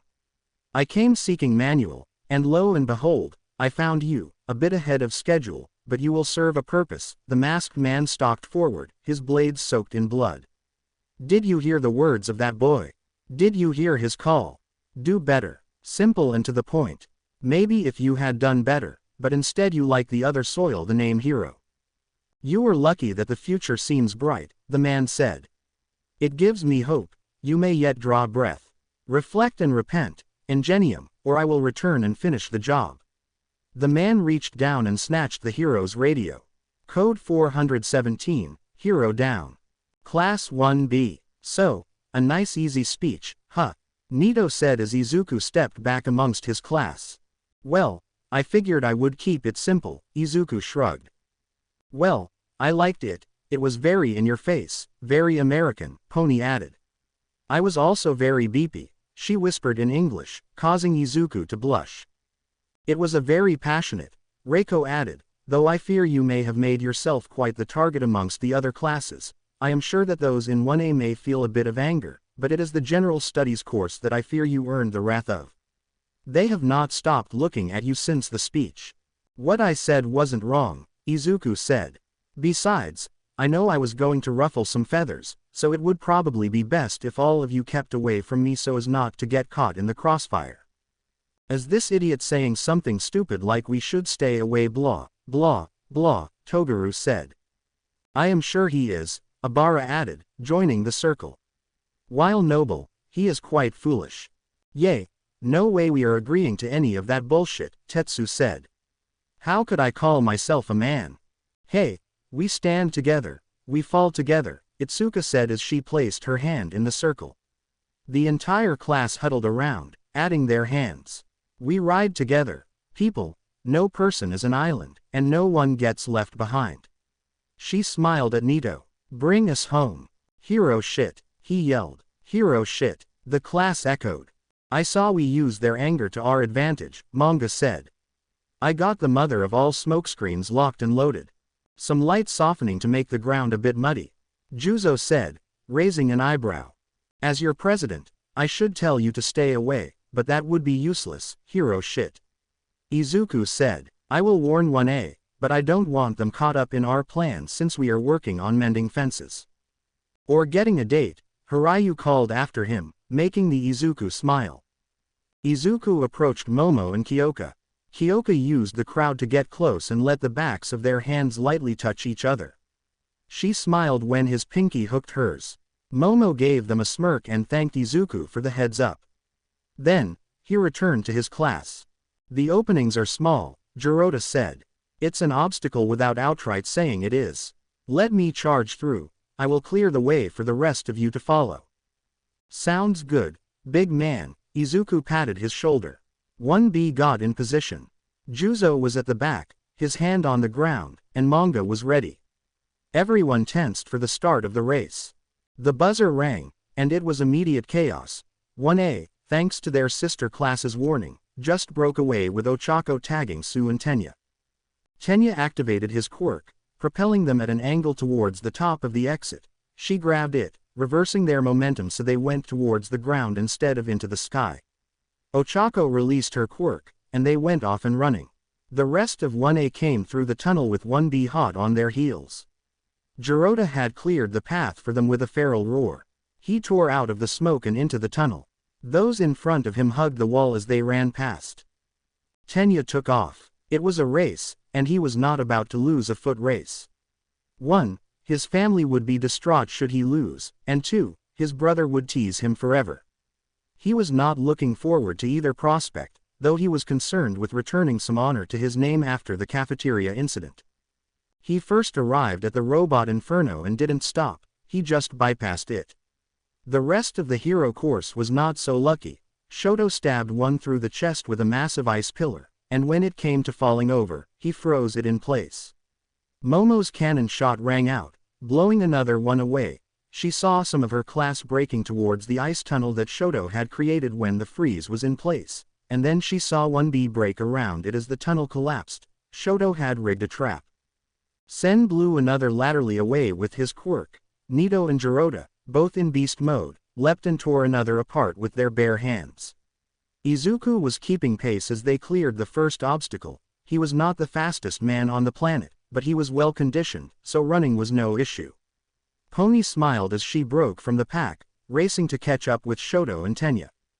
As they neared, members of General Studies started to catch up. Izuku dropped to the back along with Tetsu to draw fire as they came hard towards Izuku. The pit of insanity slowed Tenya down as he tried to navigate the chasm. Shoto just created an ice ramp that efficiently carried him over. It disintegrated once he landed. Sue quickly jumps from platform to platform, allowing her to be the second across. As 1B approached the pit, Nito and Reiko high-fived and jumped, activating their quirks and floating across the chasm. Setsuna broke apart, grabbed Itsuka and Tetsu with her limbs, and carried them across. Pony earned cheers from the crowd when she came to the obstacle and kept running, having to dive into a platform when she lost her balance. Once Nito and Reiko landed, they turned and started yanking their class across the chasm. Juzo ran his finger across the line and watched them begin to sag. With a cackle, he pulled across. General Studies and those of 1A that had fallen behind were not happy. Then, to 1A's surprise, the girls of 1A were yanked across, followed by the boys. Tenya, already across, engaged his quirk to chase down Sue and Shoto, who had a sizable lead. When 1B hit the minefield, Juzo worked his magic again, softening the ground to make the mines sink more than hardening around them to negate them. They took off in hot pursuit of the leader. Sue could jump free as soon as the ground softened. Shoto found himself trapped. In his annoyance, he activated his quirk to push himself free and activated a mine that sent him tumbling through the air. Tenya poured every ounce of speed he could muster and jumped, only getting trapped near the edge of the field. He managed to break himself free as Pony raced past him. Sue hit the tunnel first, with Pony hot on her heels. They exited the tunnel to the roar of the crowd. Sue put all she could into one final jump. Pony pumped her legs for all she could, but Sue cleared the line just before her. The two girls hugged to the crowd's delight and caught their breath as the rest of their class crossed the finish line. All of the hero courses advanced, with one member of the support course, a girl with pink dreadlocks who stumbled across the line and was lying on her back, getting her wind back. A member of General Studies came stumbling in, managing to keep his balance and cross the line. "Give a round of applause to all our runners today," Mike called out as Izuku watched the death stares he was receiving from the General Studies who hadn't made it. "Now for our second event. Are you ready to face the labyrinth?" The crowd started to mumble, as this was a brand new event. The students looked worried, as this hadn't been something they had prepared for. "Now pay attention, one and all, as I, your host with the most, will break it down," Mike said. "You are going to be divided into groups of 10. Each group will enter our labyrinth one at a time. The top 4 members of each team who make it to the center will be declared the winner." "Easy, right?" Mike cackled and rubbed his hands together, "but that would be much fun, would it, people?" The crowd shouted, "No. Tell them midnight," Mike howled. "Listen, darlings, the top members are the ones with the most points," Midnight said. "You earn points in 2 ways. You can add the points of another maze runner to your own. 2. You defeat the Minotaurs to earn points to add to your total, and each Minotaur is worth 2,500 points. It would be best if you made it to the maze's center in the 20-minute time limit to have your point total registered. Those with the top 4 scores will advance to the field of 16 for the final event." "Now, Midnight, who are these Minotaurs you speak of?" Mike asked sarcastically. "Why, Mike, Didn't you hear we teachers will be the Minotaur and some specially selected pro heroes? Handpicked by the principal of UA, Midnight smiled sadistically at the students. Not to worry, my little runners, we will not be allowed to use our quirks, and to claim victory over us, you simply have to remove one of the flags at our waist. Once you claim the flag, you may move on. Izuku turned, looked towards the announcer's booth, and saw Aizawa staring down at him. Now you can work together or for yourself, Mike called out. Only the top 4 of each heat will make it in. Once you enter the middle, your point total is locked, and you cannot leave. With 40 of you, it is pretty simple, the order you cross the line is how they get divided up. In the first heat, first place, followed by 5th, then 9th, etc., will all form one heat. If you don't understand, look at the board, and you will see your assignments. Every runner will be worth a base of 1,000 points with an extra 100 points added, with the lead runner being worth 2,000.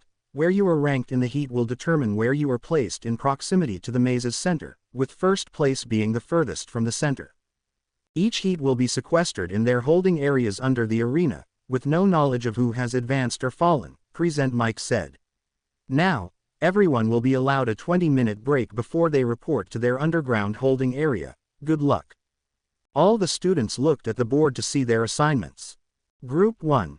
Su, Mezzo, Itsuka, Manga, Ochako, Kyoka, Tetsu, Yuga, Fumi, and Niran. Group 2. Pony, Yui, Siro, Mina, Kanoko, Jirota, Sato, Ibara, Denki, and Bondo. Group 3. Tenya, Shoto, Izuku, Toru, Reiko, Toguru, Eijiro, Kosei, Awase, Mei. Group 4. Setsuna, Nito, Hiraiyu, Momo, Shihai, Ojiro, Sen, Juzo, Koda, and Hitoshi. The students left the field looking at each other and went to the cafeteria to eat and prepare the best they could. They weren't very far down the tunnel when, "Hey, Mr. Quirkless," a girl's voice called out.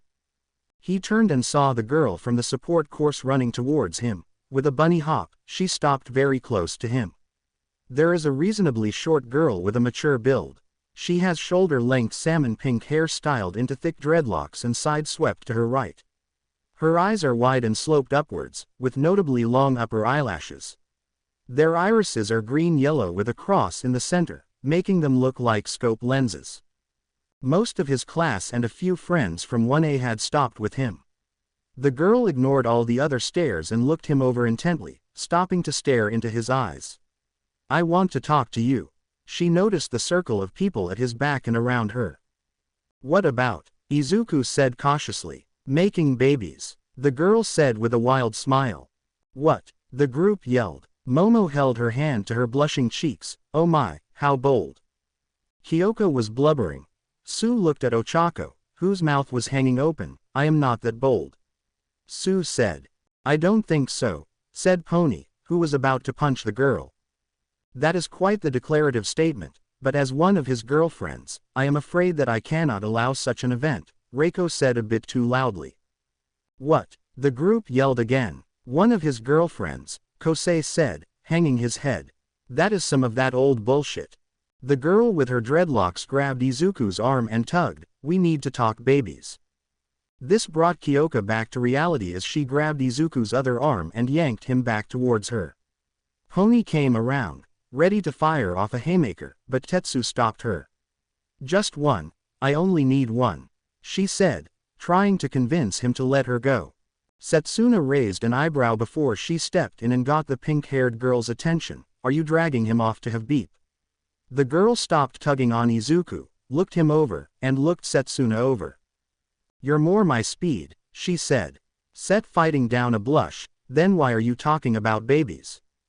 "That is what I call my inventions," Mei said. The tension and threats of violence eased some. "I have some questions for Mr. Quirkless and wanted to talk to him before I decide. But when I am done, if you want to have beep, we can." Mei told Set, who couldn't longer contain that blush. Ibara fainted. Thankfully, Manga caught her. "I just created this new baby, and whoa, baby," Mei said. "I couldn't get up for at least 20 minutes when it was done. But later, Quirkless, we don't have much time. Setsuna was as red as a tomato and couldn't find the words to respond. Do you have a name? Niran said, breaking the silence. Mei Hatsume, the girl said. She reached into her pocket and pulled out some business cards. Mei tucked one into Setsuna's pocket and handed one to Izuku. Izuku, who had been stunned by the flurry of the event, took the card. It read, Mei Hatsume, CEO of Hatsume Industries. Lead inventor, designer, and explosives expert. So let me get this straight. You are from the support course, and you want to talk to me about your inventions that you call babies, he said. Duh, Mei rolled her eyes. Okay, sure, he said. Darling, I must protest, Reiko said. I still think you should let me deck her, Pony added. In what world is this a good idea? Kyoka said. I don't think she wants to hurt me and I am curious, Izuku said as Mei happily grabbed his arm and dragged him off towards the locker room. Once they were gone, Setsuna, in a daze, finally snapped back to reality. What happened? You got offered a night of beep with mechanical aid, Yui said. Her monotone delivery just made everyone burst out laughing as she took the blustering Set's hand and led her to the cafeteria. Ibara regained her senses. Thanks to manga for catching her, she turned to Reiko. Now, Reiko, the spring of love can be rather intoxicating, but let me speak to you of the temptations you must avoid. For you see, sin takes many forms. Mei and Izuku, okay, tell me the truth. Are you quirkless? Mei said as they stepped into an empty locker room. Yes, why would I lie about something like that, Izuku said. How do you fight? Mei said as she walked around him, examining him up and down. Martial arts and weapons, he replied. Weapon? What kind of weapon? Mei suddenly knelt and began to feel his legs. Good muscle tone, tons of scars, kind of jumpy. Cudgel, mainly, but it got destroyed, knives and a sword, he said, trying not to blush as she felt up his legs. What kind of sword? Mei said, standing up and repeating the process in his arms. A great sword, Izuku said. His discomfort dissipated as the way she touched him was very clinical. An old man in an alley gave it to me, I can summon it at will. Mei stepped back. Show me. She was amazed to see the black sword appear in his hand. She carefully watched it as the blade darkened more, and wisps of shadow came from it. That is interesting, Mei said, staring at it wonderfully. And this sword is not your quirk? Mei looked at him questioningly. No, I obtained it just as I said, Izuku said. I have a second joint in my pinky toe. That means you're quirkless, all right, Mei said, staring at the sword. I have a friend like you, quirkless. Same pinky joint. Mei stepped back. Okay, enough chitter-chatter. I want to be your exclusive gearhead. I want to design all your support equipment. Support equipment, Izuku said. I hadn't considered. Yeah, I bet you didn't, Mei said. Let me break it down. You are a blank slate, the perfect specimen to show off what I can do. And I want to help you because of that speech you gave. Unlike most people, I never wanted to be a hero, I wanted to make stuff. And if I can help you achieve your dream, I get what I want in return. And what do you want? He said, her eyes dancing when the sword disappeared. To make your dream come true and to get my name out there so every hero will want what I make. If I can help turn you into a hero, imagine what I can do for them, Mei said. So you want me to advise you and help you get rich, Izuku said, raising an eyebrow. Yes, but there is more, Mei said.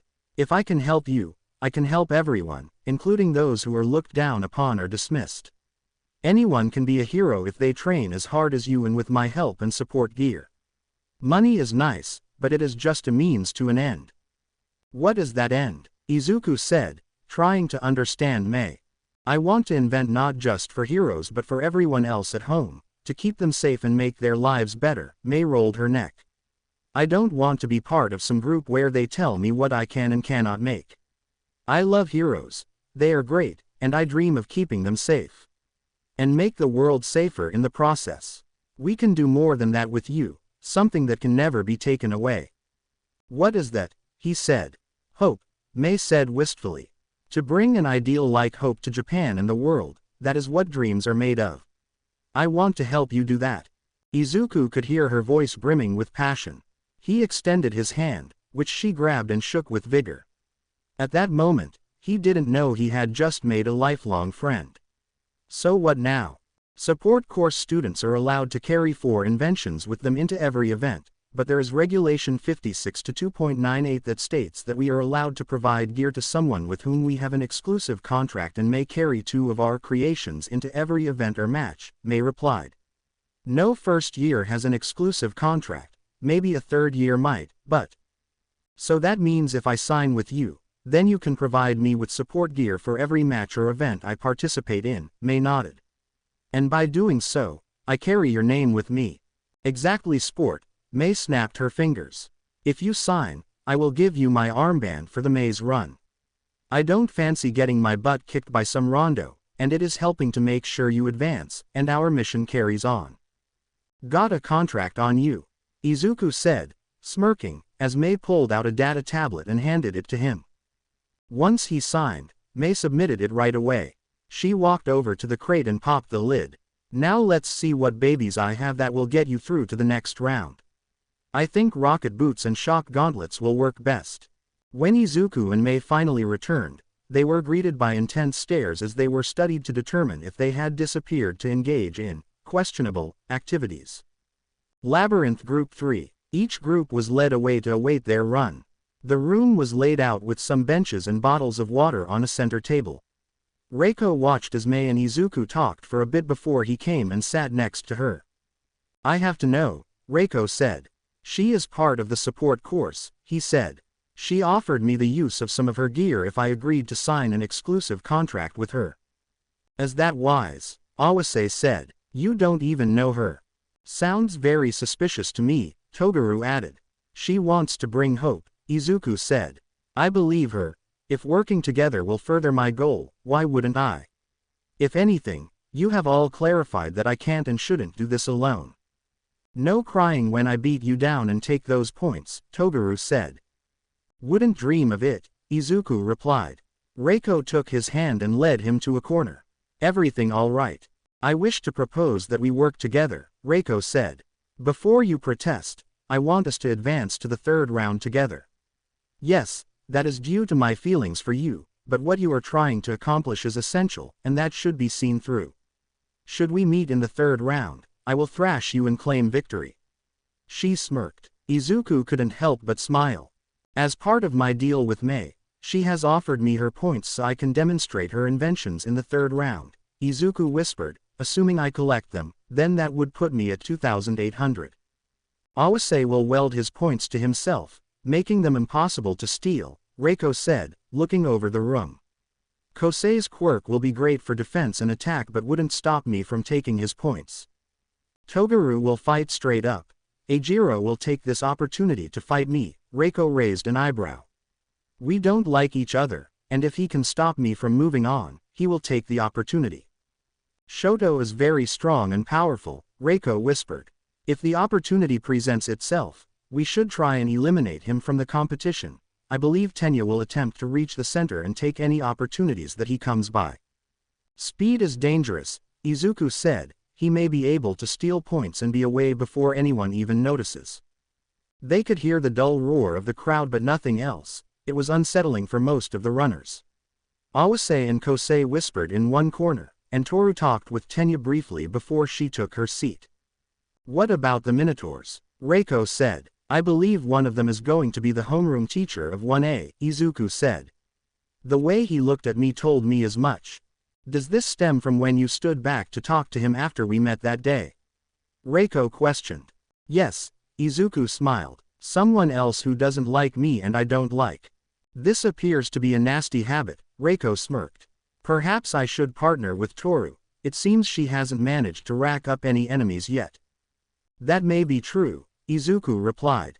Maybe she would agree to at least a non-aggression pact unless advancement is at risk. Toru felt a little tug. Looking over, she saw Reiko wave her over. Hey guys. We were wondering if you would be interested in a non-aggression pact, Reiko said. Of course, that would be null should advancement be at risk. So we don't attack each other unless we have to, Toru said. Having two fewer people to watch out for, especially one that could yank my points before I saw her, would be beneficial. I agree. Izuku noticed Ejiro and Shoto staring at them. Your classmates don't seem very happy that you are talking with us. Ejiro and Shoto are never happy about anything. Tenya is nervous like the rest of us. He may be a stick in the mud, but he is a good person, Toru added. If that is it, I will go sit and plan. Reiko and Izuku took seats next to each other and sat listening to the dull roar of the crowd above them. It seemed ages until the door opened, and there stood Snipe. All right, partners, you are up. Please exit the room and proceed to the cage matching your runner number. Best of luck to all of you. He tipped his hat. They all shuffled out illuminated pathways that led them to their cages. Izuku and Reiko held hands till their path forced them apart. Once in the cage, they all swung closed with a monstrous clang, and the room was plunged into complete darkness. The portals above them opened, providing light, and the dull roar of the crowd was no longer there. They ascended into the arena, surrounded by stone walls, moss, and vines running everywhere. Izuku couldn't see the crowd. He only saw the floating scoreboard above him showing his group's point total. The cage fell apart, freeing them to begin their run. Izuku stepped out of the cage and started pulling down vines. He was off and running after wrapping about 6 arms around his forearm. He could hear an explanation for the silver gauntlets and boots that he now had ringing out across the stadium. He turned a corner, and down the path, he saw Awase do the same. They looked at each other and took off in opposite directions. It wasn't long before he heard the sound of a fight erupting somewhere in the maze. He listened to a buzzer and saw Kosei's number drop to 0 and Shota's increase to 3,100. Fuck. He rounded another corner and heard the sound of an engine doing the same. He slid to the ground as Ida came tearing past, grabbing his armband. Izuku rolled to his feet as Ida came to make another pass. Ida came tearing towards him, and Izuku ran towards him to engage, to Ida's surprise and the crowd's delight. At the last moment, he jumped up and over, the vine around his arm falling and catching Ida about the head, yanking him back and sending him tumbling, crashing hard into the wall. Ida stumbled to his feet and barely got his arms up to block the running knee Izuku attempted to land. The force knocked Ida back into the fractured wall again, banging the speedster's head. Ida grabbed Izuku's leg, pushing off the wall with his quirk, sending them flying back into the hall, tumbling down in a tangle of limbs. Izuku tucked his chin to avoid being knocked out.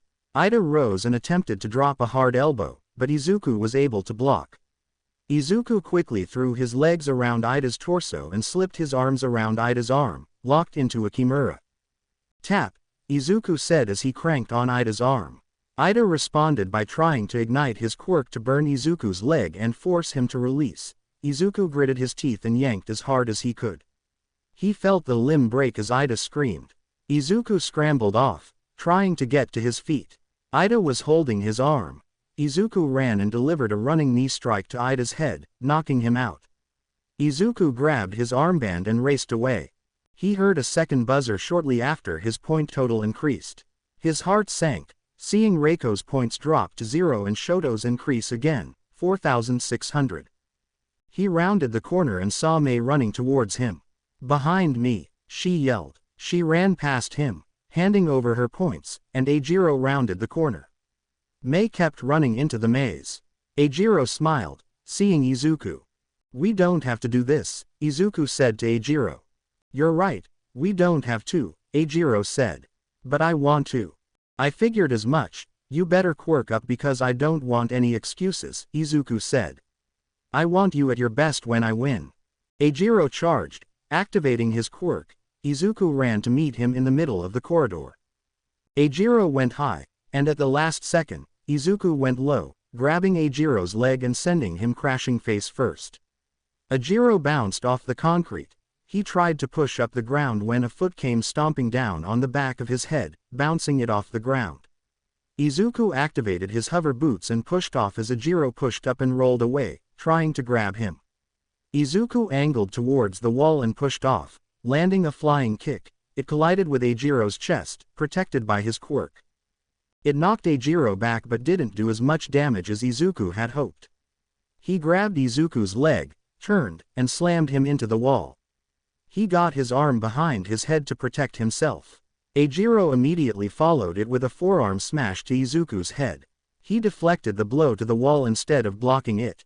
When it cracked the wall, he was happy he did so. "Talk that shit now," Eijiro said.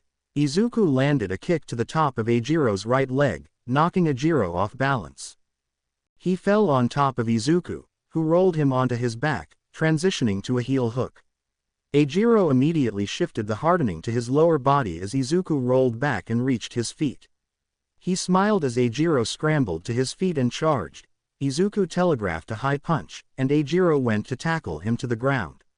With cat-like agility, Izuku rolled over his back. Before Eijiro could turn around, Izuku jumped up and brought his armored boot across the back of Eijiro's knee, driving him down.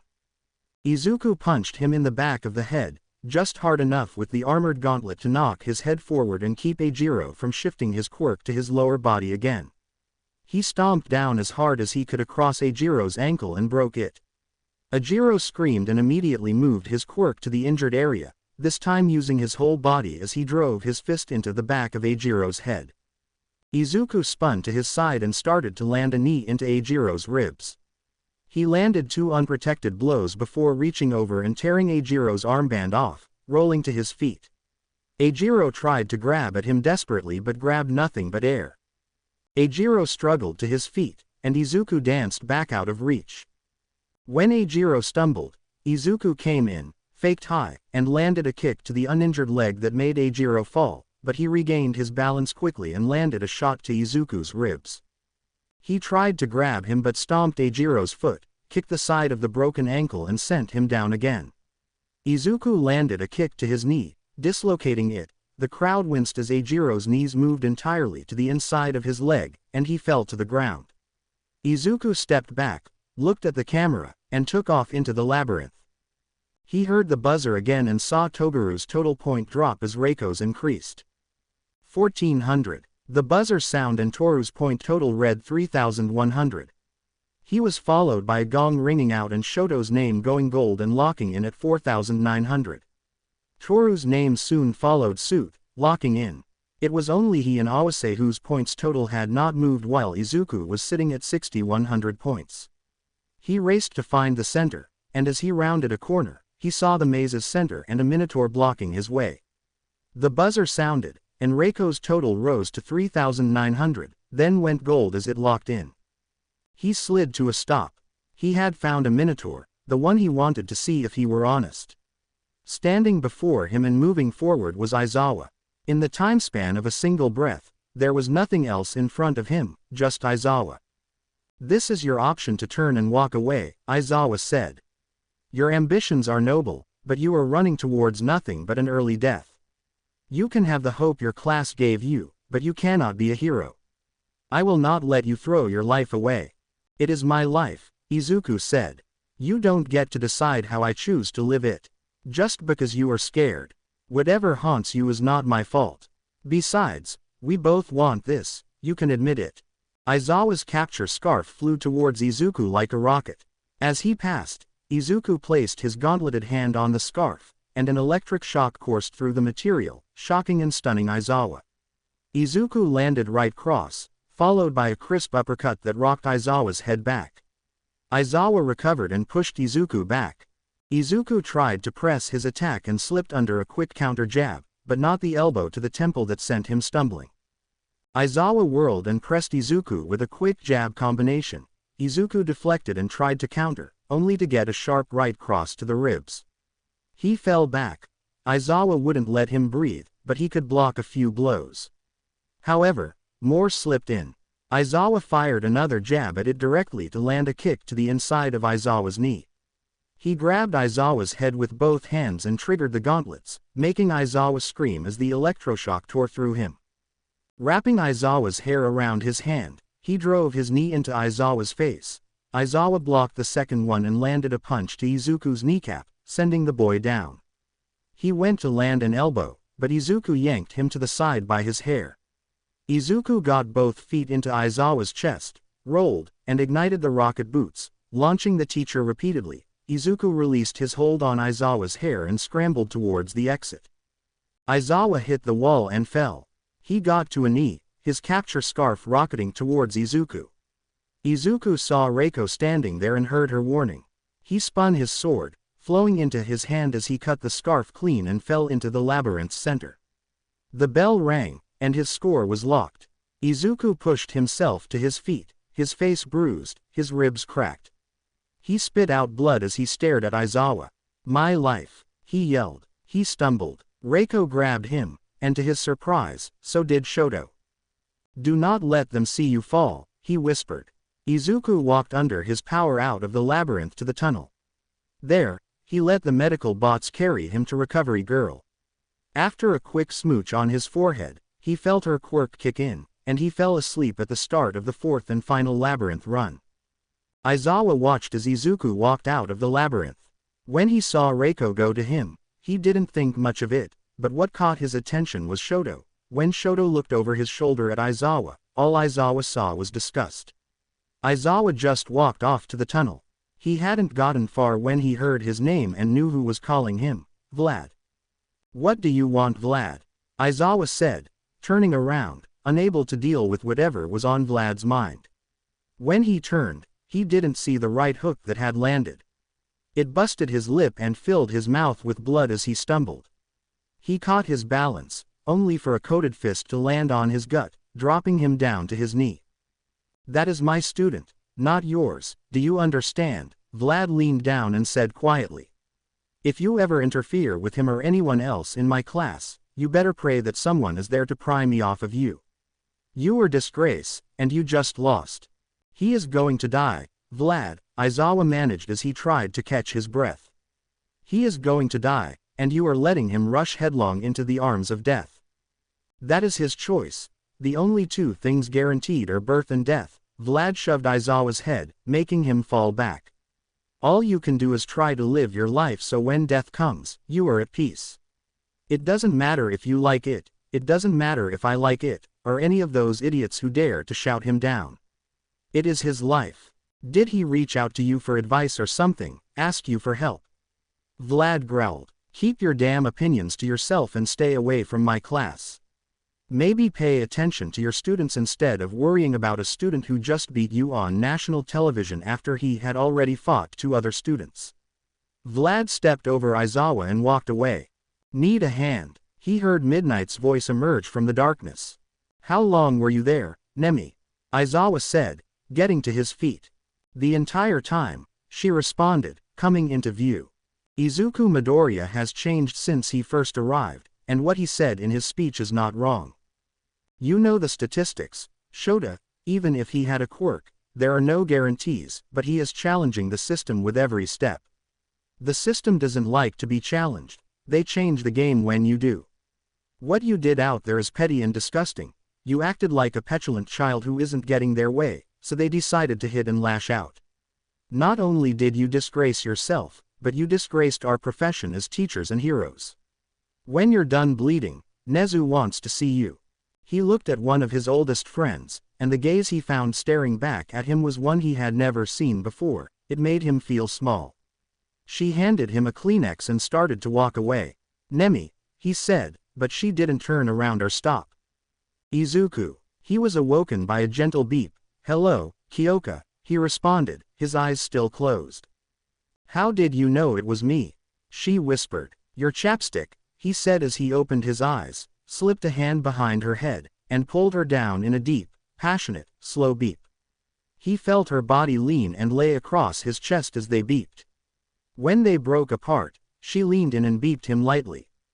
"You should get up. They are about to announce the brackets for the third round," she whispered. "Did you make it into the tournament?" he said, sitting up. "No, but Riko and Pony did, as did Toru and Momo, so I have plenty of people to cheer for," she smiled. "What you did was impressive." She blushed when he took her hand to walk out of the infirmary but didn't pull away. They paused when they reached the stands. He had expected her to break off, but she gave him a nudge with her shoulder. "We are all sitting together," she said. "Solidarity and stuff." "Everyone," he said, surprised. "Everyone," she smirked. They came up the stairs, and he stopped. Both classes were sitting together. Some boys were still sitting apart like Ajiro, but his face didn't convey anger but contemplation. Well, everybody, the Sweet 16 bracket has been set, and we are ready to begin the third and final round of the first year's sports. If everyone is ready, let's see how the tea leaves have been read, Present Mike called out. The class looked at the big screen as brackets were filled in. Shoto vs. Denki Fumi vs. Manga Reiko vs. Setsuna Itsuka vs. Mezzo Mina vs. Izuku Toru vs. Ibara Momo vs. Hitoshi Pony vs. Nito. The first match will start in 15 minutes, combatants report to your dressing rooms. Oh, yeah. Shoto and Denki walked away without saying anything, as their classmates had said good luck. Who is Hitoshi? Izuku asked. General Studies, Momo said.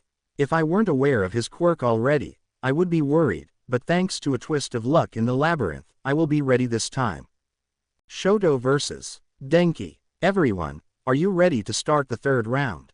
Present Mike called out as the crowd cheered. To kick things off, we have the son of Endeavor shot Todoroki. Shoto took a deep breath before he stepped out, his bad mood worsened. Outside Shoto's locker room, this is your opportunity to show the world who the next #1 hero in the country is, Endeavor said as Shoto opened the door. Now that you have put aside your foolishness and realized that through the flame, you will be able to reach the pinnacle of hero society, this is your chance to claim your birthright. Shoto felt his whole body tense. He had gone to his father to begin training his fire after the events of the USJ after his actions had nearly cost Toru her life. His stubborn refusal to use his other half hand almost resulted in the death of the girl. It had nearly cost him, Bondo, and Nito. Without Nieto's ability to copy his quirk, those two would have beaten him and killed him. They wouldn't have stopped with him. And who knows who else would have fallen to them. He told Fuyumi that he wanted to see his mother, but he didn't tell her he needed to see her. When the door opened, he had gone to see his mother, Rei, and they looked at each other. Neither spoke, and he had to leave for an hour before they could try again. Emotions flooded them both, and they couldn't process it right away. The second time, they stood silently, Naruto and Fuyumi sitting there silently. Hello, Mom, he finally said. He saw his mother's eyes water, and her tears fell. Hello, Shoto, she managed. He took a single step, and that was all it took. Then, he was in her arms. Rei was shocked. She didn't know what to do at first, but when her arms wrapped around his shoulders and she felt them shudder as he began to cry, she could only hold him as she cried as well. Do you hate me? Shoto had finally asked. Rei felt like she had been punched. No, Shoto, Rei said. Never, it was never you, never anything you did. She touched his face. I was sick, I am sick, I was so hurt from your brother's death, so destroyed by what happened, and your father was doing the same things to you. I just couldn't process things right, and I broke. I did something so horrible to you, my darling. I hurt you so bad, and in the end, I left you there. I left you with him. I left all of you. I failed. I was wrong, not you, none of you. Once I was able to understand what I had done, I prayed for the day that I would be able to tell you how sorry I was that I did such a horrible thing to you, Rei said. I don't ask that you forgive me, Shoto, I just want you to know that I love you so much, and I am so sorry. Rei started to cry again. It isn't you that I hate, Shoto said, catching her attention. I hate him so much. I shut off my fire. I wanted to rise to the top using only the ice I inherited from you so you would see me one day and know how much I love you. So you would see me in my eyes, know I love you, and smile again. Oh, my Shoto, Rei said, hugging him tight. But something happened, Shoto said. I got lost in my hatred for him, lost in my desires to disregard him, and I lost sight of what it means to be a hero. That a hero is supposed to save people. My folly nearly cost me and others their lives. I needed to come here and tell you that I have to use my fire and learn how to use it. I want you to know that I am not him. I am not his son. I am yours. I can't let someone die because I didn't do everything I could to save them. Oh Shoto, you could use your fire, your ice, your fist, a smile, anything to be the hero that you want to be. As long as the way you do it is true to yourself, the hero, and the man that you are inside, that is all that matters, Ray said. I want to be a hero that does everything he can to save people, Shoto said. Then be that hero, Ray smiled. I love you, Mom. I want to live with you, he said. Ray's eyes widened. We all do, Mom, Fuyumi said. I don't care if we are poor and living in a studio, Natsuo said. As long as it is just us, I can be happy. Yes, Mom, Shoto said. Let's be happy. Shoto glared at Endeavor in the tunnel. I will claim my birthright today. That of a hero who does everything he can to save people. They are the type of hero I choose to be, not the one you tried to make me. Shoto turned his back on Endeavor and walked away. He stood at the tunnel exit waiting to be announced. When he heard his announcement, he scowled. He didn't want to be known as the son of Endeavor, he wanted to be known as Shoto Todoroki, a hero. And his opponent, the electric Denki Kaminari. Mike announced. Izuku sat in the stands and watched as Shoto took the stage. He was not looking forward to fighting Shoto, but with the bracketing, it wouldn't matter unless they both reached the finals. A hush had fallen over the crowd as Shoto and Denki made their way to the stage. Midnight was outlining the rules, and the nervous anticipation was palpable. At the command to begin, Denki didn't even get a chance to call out his all-out attack from the USJ before he was encased in ice. Encased doesn't describe what happened uniquely, he was encased in a mountain of ice. Sadly for Denki, ice doesn't conduct electricity. The crowd was both impressed and disappointed at the quickness of the match. Shoto turned to walk off the stage, but he stopped, turned around, and walked back to the ice tomb. His fire came up as he melted the ice to expedite Denki's extraction. Once Denki could be removed, then Shoto left. Reiko shivered, knowing that Shoto would be in her future if she could advance that. I must now depart to prepare for my match versus Setsuna. I asked for a beep of luck from my boyfriend, she said. Izuku blushed as he turned to her and beeped her. Her hand lingered on his cheek as he whispered, good luck. The students gave them a teasing oh, making Reiko blush. Reiko smiled and left. Set was waiting by the stairs. Where is my beep? Set called out. Should I call that May girl over for you? Pony called back, making Set sputter and flee. Pony slid into Reiko's empty chair and laid her head on his shoulder. Kyoka shyly took his hand as she played with her jack. Now, entering the arena, put your hands together from Class 1A for Fumikage Tokiyami and his brother in Dark Shadow, present Mike said. Fumi stepped out, looking nervous even as Dark Shadow played to the crowd.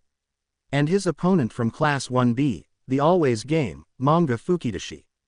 Manga came out, playing to the crowd, making his way to the stage. He paused at the stage. They saw his speech bubble turn into a happy face as he stepped up. To the crowd's delight, the two opponents shook hands before they stepped back. Again, the crowd was ready. Fumi and Dark Shadow vs. Manga. For our second round match, we have Fumikage Tokiyami and Dark Shadow vs. Manga Fukidashi in Class 1B. Present Mike said, announcing the two combatants. Dark Shadow raced forward as soon as Midnight gave the signal. Manga braced and closed his eyes as the word burst appeared overhead and exploded instantly, showering the arena in a blinding flash of light. Dark Shadow recoiled as Manga burst forward and speared Fumi, who was blinded and didn't see it coming. Once they could see again, the crowd began to cheer as Fumi landed some punches trying to take down Fumi. After Manga landed a few blows, Fumi managed to cover up. Dark Shadow grabbed Manga and tried to throw him out of the arena. Boing! Appeared behind Manga, and he bounced back. Dark Shadow went to intercept as Fumi got to his feet. Dozens of bubbles appeared around Manga with the word, flash. They started to pop, and brilliant camera flashes came erupting out. Again, he stunned Dark Shadow. Fumi tried to move, but Manga landed a dropkick that sent him tumbling back. Manga got to his feet, and more flashes appeared around him. He raced at Fumi again. Fumi pulled Dark Shadow back to him, and the quirk took refuge in Fumi's clothes. When Manga got close and launched another attack, Dark Shadow's clawed hands shot out of Fumi's clothes and landed a counterattack that sent Manga tumbling. Manga prepared for a counter when Dark Shadow re-emerged, but he didn't. Instead, Fumi, wearing dark shadow-like armor, tackled Manga to the ground. It was odd watching a speech bubble get punched. Manga tried to fight off his back, but Dark Shadows was relentless. It would move Fumi's arms to strike, then break off and land its shots elsewhere. Manga was taking a pounding, and then the word, "rip," appeared when it fell. The top of Fumi's uniform shredded to pieces. Manga used the distraction, and another bubble appeared, poof. When that fell, it landed on Fumi's head and popped, engulfing the poor boy in a red cloud. Mange kicked him off and scrambled desperately away. Boom! Bubbles appeared and dropped down on Fumi as the boy was gagging and his eyes were on fire. The red mist had been, in fact, pepper spray. The booms rang down on Fumi and Dark Shadow, driving them out of the ring. Manga didn't even wait to be declared the winner. He ran and jumped off the stage next to Fumi. Gush formed, and water started to pour down when it popped. He guided Fumi to the water to clear his face, and the crowd and the class cheered at the friendship they showed. Once the medical bots arrived, Manga turned off the water and walked with Fumi back to the medical area. Reiko vs. Setsuna. What a thrilling match that was. Now we have two ladies of Class 1B ready to do battle. It is Reiko Yanagi vs. Setsuna Tokage, Mike announced, and the audience cheered for the girls, hoping for another intense battle. Reiko and Setsuna stood across from each other. Both girls shook hands and hugged once they entered the arena. Reiko had been a bit shy when she entered, and the crowd cheered. She looked and saw Izuku and the rest of her class cheering for her. It encouraged her, and she even waved to the crowd. Setsuna was in her element, cupping her hand to her ear and urging the crowd to make more noise. Setsuna took a deep breath, knowing she was at a disadvantage in this fight, and when the call to begin rang out, Setsuna ran straight at Reiko. As soon as she felt the slightest pull on her body, she broke into a dozen parts and crashed into Reiko in a savage fury. A vicious kick to Reiko's head stunned Reiko as more and more blows began to land. Punches, kicks, and body parts crashed into Reiko like a tornado. Reiko went down to one knee. She managed to get her hands and arms up to deflect some of the blows, but she was taking a beating. Reiko thought of Izuki, thought of the USJ, and she let out a scream, "Hero shit," and threw her hands out. Setsuna's limbs were flung away and floating in midair, held in place by Reiko's quirk. Set struggled for a moment, "Yield Set." Reiko called out, and a few of Set's limbs crashed into her head. She tried to reassemble herself, but she couldn't. "Dang it," Set yelled. "I yield." Reiko immediately released her friend. Set pulled herself together, walked over, and raised Reiko's hand in victory before she stepped back and clapped for her friend. Izuku. Pony beeped him on the lips, and Kyoka gave him a shy beep on the cheek. He left for his locker room. Mina was waiting by the stairs. "I look forward to a good battle," Mina said. "I do as well," Izuku said. "I know you won't hold back." "How could I, after that speech, the labyrinth? I wouldn't dare not give you my best," Mina said with a smile. Izuku sat in his locker room, watching an incredible hand-to-hand drag-out fight between Mezzo of 1A and Itsuka. He didn't know who would win as they traded blows. Mezzo was skilled, but Itsuka was better trained. The skill gap started to play, and Itsuka's hands neutralized Mezzo's strength advantage as they would grab and trade blows. Mei came to his dressing room, and they talked about what support gear he would take. He decided to stick with the boots and shock gauntlets for now.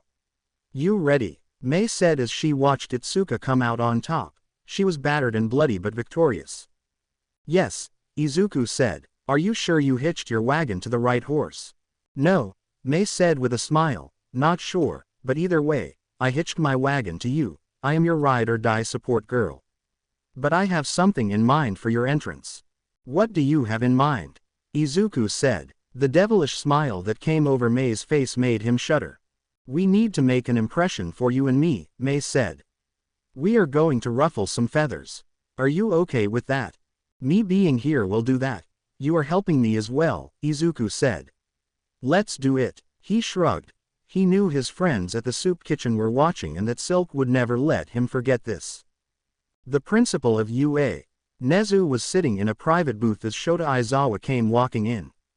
Nezu looked at Aizawa's blackening eye and bruised lip. Normally, I wouldn't be one to condone violence between faculty members, but I must ask how much further you are going to pursue this, Nezu said. You know that I am right, Aizawa said. I know that you think you are right and that, somehow, only your opinion matters in this situation, Nezu responded. Mr. Aizawa, every year, we receive a few thousand applicants for UA, and we sort and eliminate many due to them not satisfying the prerequisites to test for this academy. Those who pass that point are invited to come and take the entrance test. Hundreds of applicants who take the test are attempting to qualify for our hero course. Of all those, only 40 will make it in, and 40 students who scored higher than their peers will walk those halls and sit in those 2 classes. Nezu turned his attention back to the stadium. Never have you advanced an entire class to the 2nd year. Lack of promise, lack of ability, lack of some mythical quality that you deem worthy to advance, let alone train.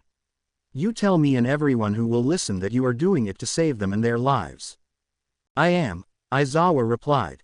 They gain admittance through a false test, and instead of indulging their dreams, they need to be protected. That is what I am doing, I am protecting them. Are you? Nezu said. The students you deem worthy have a slightly higher mortality rate than Vlad's. What do you do to help your students get better? I am not a babysitter. Aizawa snapped. No, you are an educator that in his years here has never offered a single student a scholarship, that expels students on a whim and re-enrolls some in a seeming act of kindness, putting them in general studies for what reason? So they can earn their way in.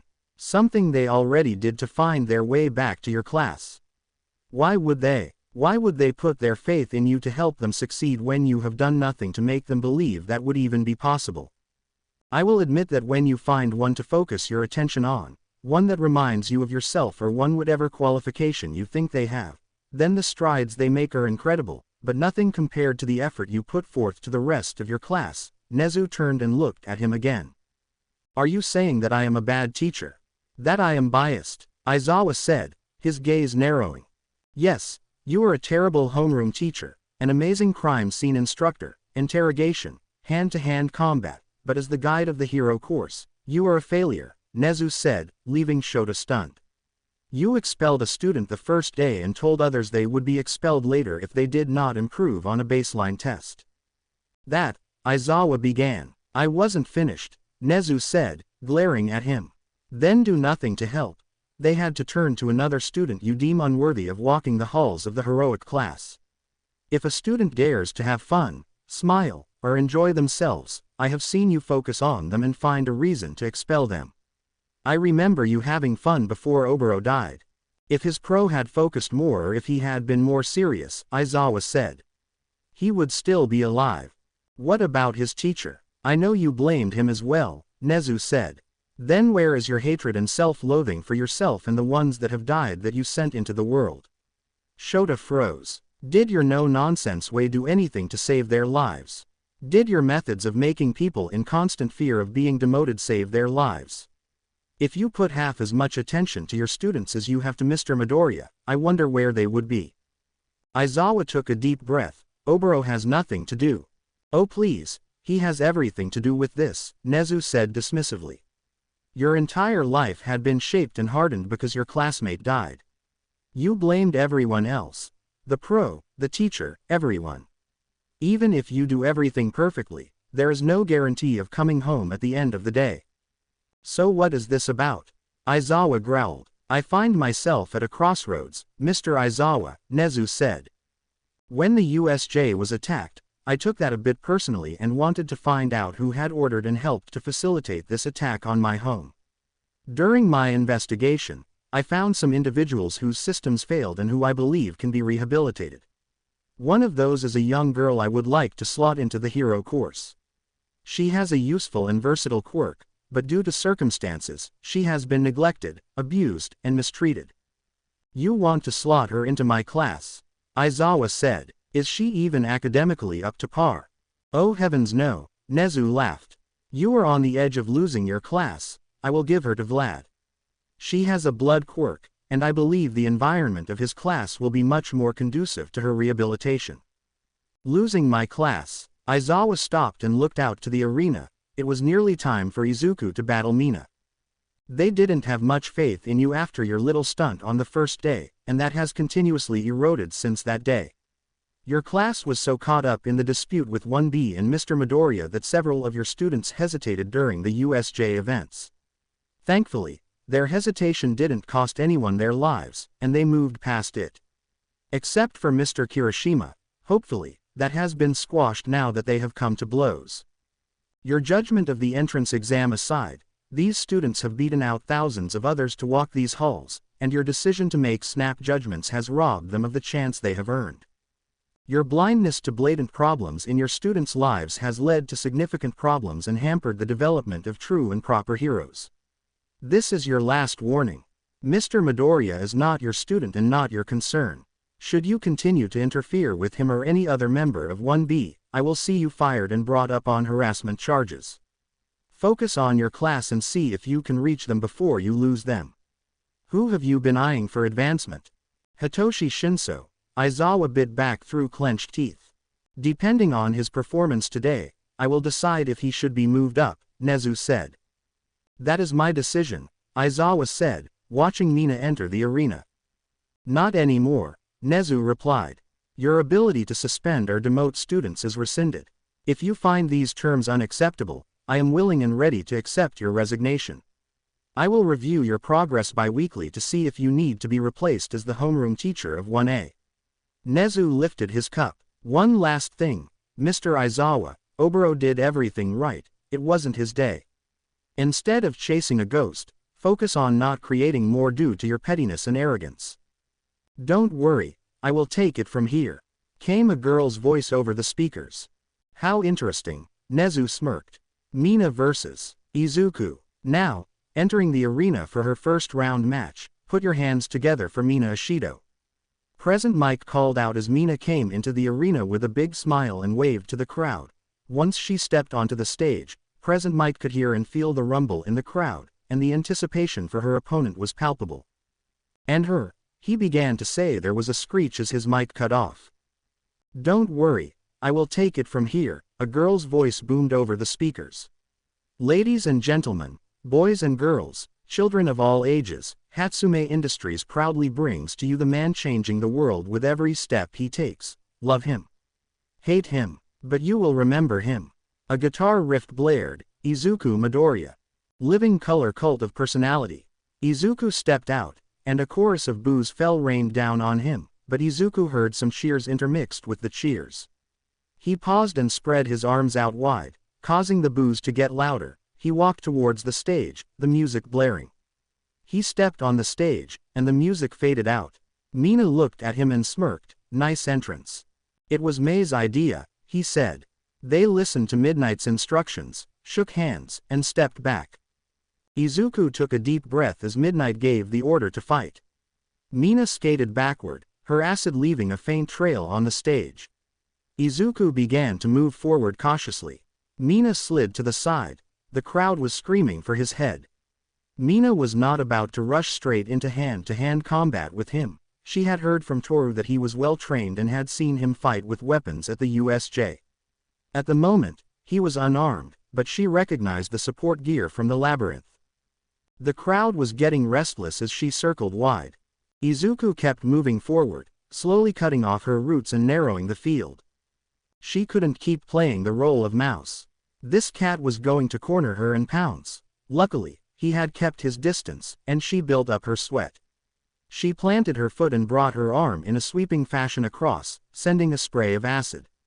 The moment she had stopped, Izuku burst forward, her arm moved, and he planted engaging the boots and was up over her acid attack with ease.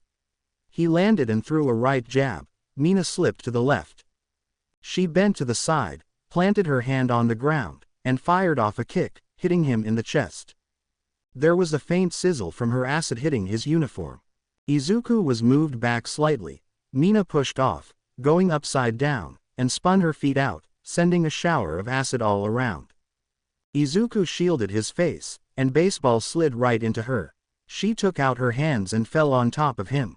She felt him immediately go for her leg, attempting to lock in a heel hook. She swung her free leg, trying to kick him, but missed. She grabbed his bare calf and kicked up the potency of her acid. She heard the flesh sizzle and smelt it burn. She expected to listen to a scream, but all she heard was him hiss in pain. He hooked his other leg over her knee, locking in the submission, and applied pressure. Mina screamed. She released her hold and blindly threw acid toward his head. Izuku shut his eyes and jerked his head to the side. Mina saw an acid splash where his head was just a moment ago, but some still landed on his chest and neck. Mina felt the pressure increase more, but suddenly, Izuku released and rolled back. Mina scrambled to her feet. She was hobbled, and there was some damage to her knee and ankle. Izuku realized that he could have done serious harm if he kept it up, breaking her ankle and/or knee in the process. He wanted to win but didn't want to leave lasting damage. He advanced quickly, forcing her to try and dodge his leg. His leg wasn't in much better shape from acid burning into his flesh. Mina fired more acid in an upward arc, but Izuku slipped to the side and landed a devastating leg kick to the injured leg. Mina screamed out as she crumpled. Izuku moved forward and grabbed her arm. He activated the gauntlet, and the electroshock tore through Mina. Her vision blurred, and she collapsed unconscious. Midnight, it was barely declared victorious when water poured over him to wash the acid away. Izuku got to his feet and looked down at his calf. There was missing skin, and it was already swelling. Izuku got to his feet, dismissing any assistance from the medical bots. He looked around the stadium at the crowd and could see his legs' close-up shots. When Mina was loaded on the stretcher, he limped alongside it to the medical wing. Another scar, Reiko whispered. Sports festival continues. Toru vs. Ibara. Mike stood and moved his neck from side to side. Now, ladies and gentlemen, don't you dare say you can't see her, the girl whose personality shines so bright that you must acknowledge her, Toru Hagakure. He called to the crowd. I think he is taking it a bit personal that he got shown up, Smintos said, chuckling. I do believe you are right, Snipe said, pushing up the front of his hat. And her opponent, the mistress of vines, the woman who carries her faith with her everywhere she goes, Ibara Shiozaki. Toru had the unfortunate draw of going into battle with Ibara, which was made worse by the fact she was in the UA athletic uniform. Toru sighed at the call to begin. She leapt over the first part of Ibara's attack. Toru made a wild battle cry. Her momentum was suddenly halted by more vines that wrapped around her. Submit or ring out, Ibara said. Ring out, please, Toru said. Toru was gently set outside the ring. Momo vs. Hitoshi. Mike rolled his shoulders. Our next match features the top student of Class 1A, the goddess of creation, a true lady. Put your hands together for the one and only Momo Yaoyorozu. He nodded in approval as the crowd roared. And her opponent, he has battled his way here from the General Studies program, climbing that hill, clawing his way to stand before you today, Hitoshi Shinso. Mike sat back, feeling a bit satisfied. He looks at Hero Chat.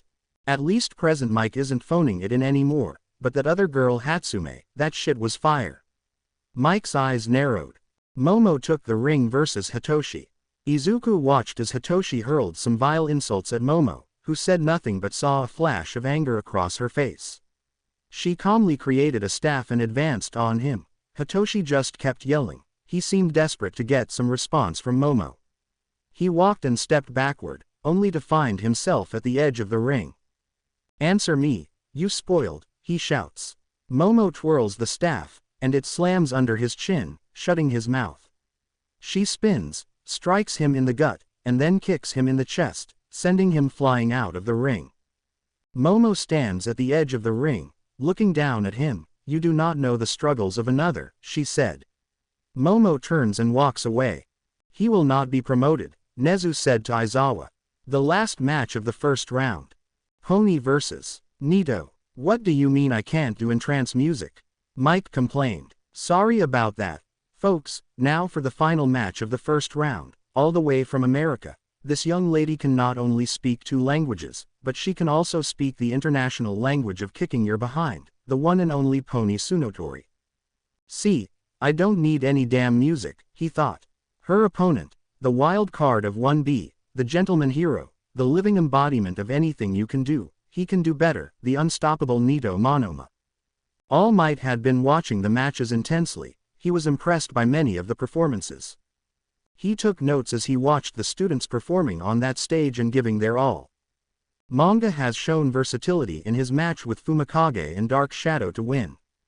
Reiko's fight with Setsuna had been a lousy draw for Setsuna, but Reiko had demonstrated great control. Setsuna had control as well to manipulate her body in such a manner, and she was brilliant. Itsuka's fighting ability was great. She seemed the closest to being able to handle one for all physically, and her determination and grit shone through. He kept thinking to the USJ how they found her battered and broken, but she was still trying to protect another student even if it was her final action. Then there was Momo, intelligence, beauty, the versatility of her quirk. Then there was her cunning during the city escape, her determination during the labyrinth to not give up, even after losing her points, and how she battled and overcame different opponents with different techniques and skills. It wasn't just how she approached her opponents, she learned from her mistakes, evident from her battle with Hitoshi.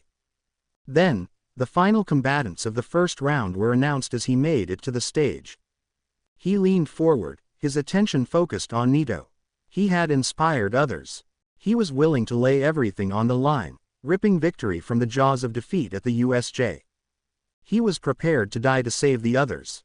He was at death's door, but he had pulled through. His only fear was what would happen when his quirk integrated with One for All. Would it give birth to another All for One? Instead of copying quirks, would he take them? How would that affect the boy? Such power could corrupt someone but could also be the perfect counter. How had he prepared for this battle? Pony and Nito bowed to each other at the start of the match. Pony's horns rocket off lightning quick, and Nito dashed forward, surprising her. She saw his skin change to a brilliant silver as her horns collided, rattling off his armored form. He dived and tackled Pony to the ground. He tried to pin her to the ground, landing a vicious headbutt that dazed her. He felt her resistance falter as he scrambled to get into a better position. Suddenly, her knees shot up between them. Nito, in his haste, had made a mistake. Pony pushed him up and got her powerful legs on his chest. She yelled and launched him up off of her. Pony rapidly fired her horns, striking him in the face, before he crashed into the ground, cracking the stage. Pony was on her feet. She jumped into the air to come down on his back with a double stomp. He rolled at the last second, and she saw the metal armor disappear. Her feet sank deep into the stage, almost like she was landing in liquid, and then it suddenly hardened. The murmur of the crowd at him displaying multiple quirks was somewhat put to rest when Mike explained her quirk. The crowd's oohs and ahs during the match changed as they seemed upset that he was borrowing or taking powers from others to win his match. Nito got to his feet looking at Pony. He fired off her horns. They nearly struck true but were deflected by walls of air. He raced behind her, deflecting more attacks. She couldn't turn to defend herself as he took her back and began to sink in a choke. She fought the best she could, but in the end, she tapped out. He got to his feet, and the crowd was mixed, cheering and booing. Nito stood and waited for Pony to be freed before walking back to the tunnel. Ignore them, Nito. If they knew you as we do, they would realize that you are a hero already, Pony said. Thank you, Pony, he responded. All Might sat back and rubbed his forehead, wondering if he could somehow split One for All and give it to multiple people. In between rounds, medical, Kyoka had come to sit with him. She was worried about his legs. He told them they were sore, but he would be okay. Kyoka eyed him suspiciously. She took his hand, watching the matches with them. Pony joined them after her match when she was cleared quickly. She was upset that she had lost but was okay with losing to a friend, although she promised to kick Tetsu. Are you going to use your sword? Kyoka asked. No, Izuku said. The same reason I didn't tear Mina's knee. I want to win, but drawing the sword is that if life and death are on the line, I just need to make sure I leave an impression. Before I meet you two, Reiko, and the rest, then I would have done anything to stand on top of that podium. But then, hope, Pony said with a smile. That is what happens when you get pretty girls chasing you around, or you recite Shakespeare under their window, Kyoka added. I couldn't be more grateful, Izuku said. I wonder where Mei found that song, though. Kyoka smirked. Who knows? Shoto vs. Manga. Let's get things started with the second round. Now entering the arena, coming in off a dominant first round victory, the master of chill, the Eskimo King Shoto Todoroki. Mike called out. He was getting more hype. He had to show that pretender that she was all flash and no substance, that you didn't need entrance music, and all the other jazz to get the crowd rocking. And his opponent brought the flash and the boom in his first round match. Give it up for Manga Fukidashi. Mike sat back, feeling confident, and grabbed his phone. A single line man present Mike is done. Bruh, what happened to present Mike? Did that girl break his confidence? I wish that girl were doing the introductions. This is whack. There is no way the fight could not be better than those intros, lame sauce. May, what are you doing with those phones? Izuku asked. Nothing. Just checking the threads, seeing how we are trending. May set the phones down. What can you tell me about our next opponent? What you saw is what you get. She has vines. They are fast, and we need a way to cut them down, Izuku responded. Oh, I got something, but you will only have about 5 minutes max, maybe less, May said with a devil grin as he opened a box stamped top secret. I call them the Hatsume knife through butter, where everything these babies encounter is the butter, so you better not cut that girl, or it will be bad. I can do that, Izuku said. Wait, are those? Shoto and Manga listened to the introductions and the brief review of the rules from midnight. Shoto shook off the handshake but bowed to Manga before stepping back. Begin. Again, a tomb of ice exploded out. Shoto turned and was about to walk off the stage when he heard an excited murmur run through the crowd. He turned and looked at the glacier, and a massive 15 feet tall, 5 feet wide speech bubble was there, and it read KATHOOM. It popped, and the glacier shattered all around Manga.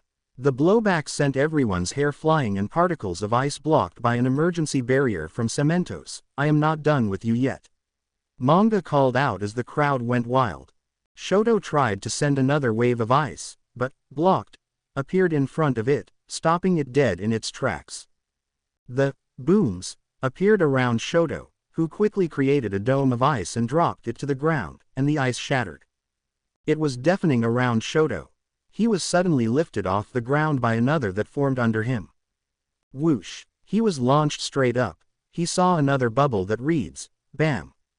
Above him, he threw out his hand and launched a wave of fire, popping it before he impacted. He was airborne. As gravity reasserted itself, he saw another bubble appear.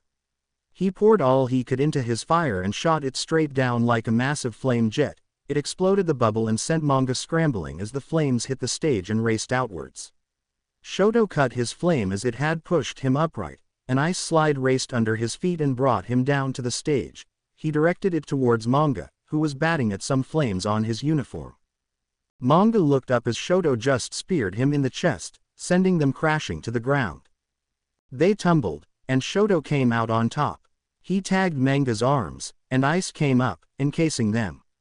Shoto didn't know what would happen, but he fired off a stiff right connected with the speech bubble that was Manga's head, snapping it sideways.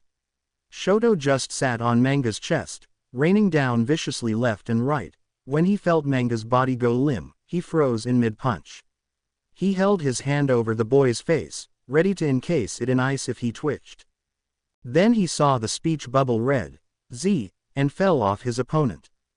Winner Shoto Todoroki. Midnight, he was announced. Shoto melted the ice around Manga's arms as the medical bots came to the stage. He got to his feet and bowed to his opponent before he walked off. Reiko vs. Itsuka. Mike bounced in the booth, moving his neck from side to side. Now coming to the stage, 1B's mistress of the night, the queen of Poltergeist, the incomparable, the untouched, the one and the only Reiko Yanagi. He announced. Reiko stepped out and waved at the crowd. Her opponent not only defeated the 6-armed man of 1A in a thrilling display of hand-to-hand combat, but she also demonstrated poise, grace, style, and power. Does she have something in mind when she battles her sister from 1B? Put your hands together for Itsuka Kendo. Mike belted out her name as the crowd cheered. Better, but isn't Hatsume up next? He is trying. That was much better, but I can't wait for the next match. Oh snap, did Mike finally come to play? The two girls shook hands to the crowd's joy. Itsuka's hands immediately enlarged as Reiko surrounded her with her quirk. Itsuka did not fly up. She yanked an arm free and punched the ground at her feet. Reiko recaptured the arm. Itsuka cried out of defiance, pulled the other arm, grabbed a chunk of the stage, and sent it flying at Reiko. Reiko's eyes widened as she released the hold on Itsuka, caught the projectile, and launched it right back. Itsuka slid past under it and was right before Reiko. Itsuka got her feet under her and fired off a missile of a leaping punch at Reiko. The aura of Reiko's quirk had ignited, but she couldn't shift it fast enough to stop the punch. It landed, hitting Reiko in the chest and head, sending her sprawling. Itsuka didn't waste any movement. She landed, grabbed Reiko's leg with one of her massive hands, and yanked them together. Reiko got her guard up to block the follow-up punch. She managed to push it aside. She gritted her teeth as her quirk flared around Itsuka's hand, and Reiko fired a picture-perfect elbow that caught Itsuka by surprise and followed it up with an uppercut that snapped her head back. The glow was around Itsuka's hand. Reiko yelled, pouring all she could into her quirk. She tore open Itsuka's hand, breaking her grip and a few fingers. It was Itsuka's turn to scream in defiance as she stepped in with a heinous uppercut that, when it landed, her fist seemed to pause as the air left Reiko's body before lifting her off the ground. Itsuka spun to the side using the hand with the broken fingers, grabbed the back of Reiko's head, and drove her face first to the stage. A crack was heard as her head bounced off the concrete. Itsuka raised Reiko by her head. A large gash was open on her head, and blood poured from her. Itsuka's hand glowed, and Itsuka screamed as her hand started popping and blood flew from her hand. She brought her other fist up and under, punching her hand with Reiko's head in the middle. The glow disappeared, and Itsuka dropped Reiko to the stage. She was holding her hand as it was spurting blood, muscles in her fingers had been torn.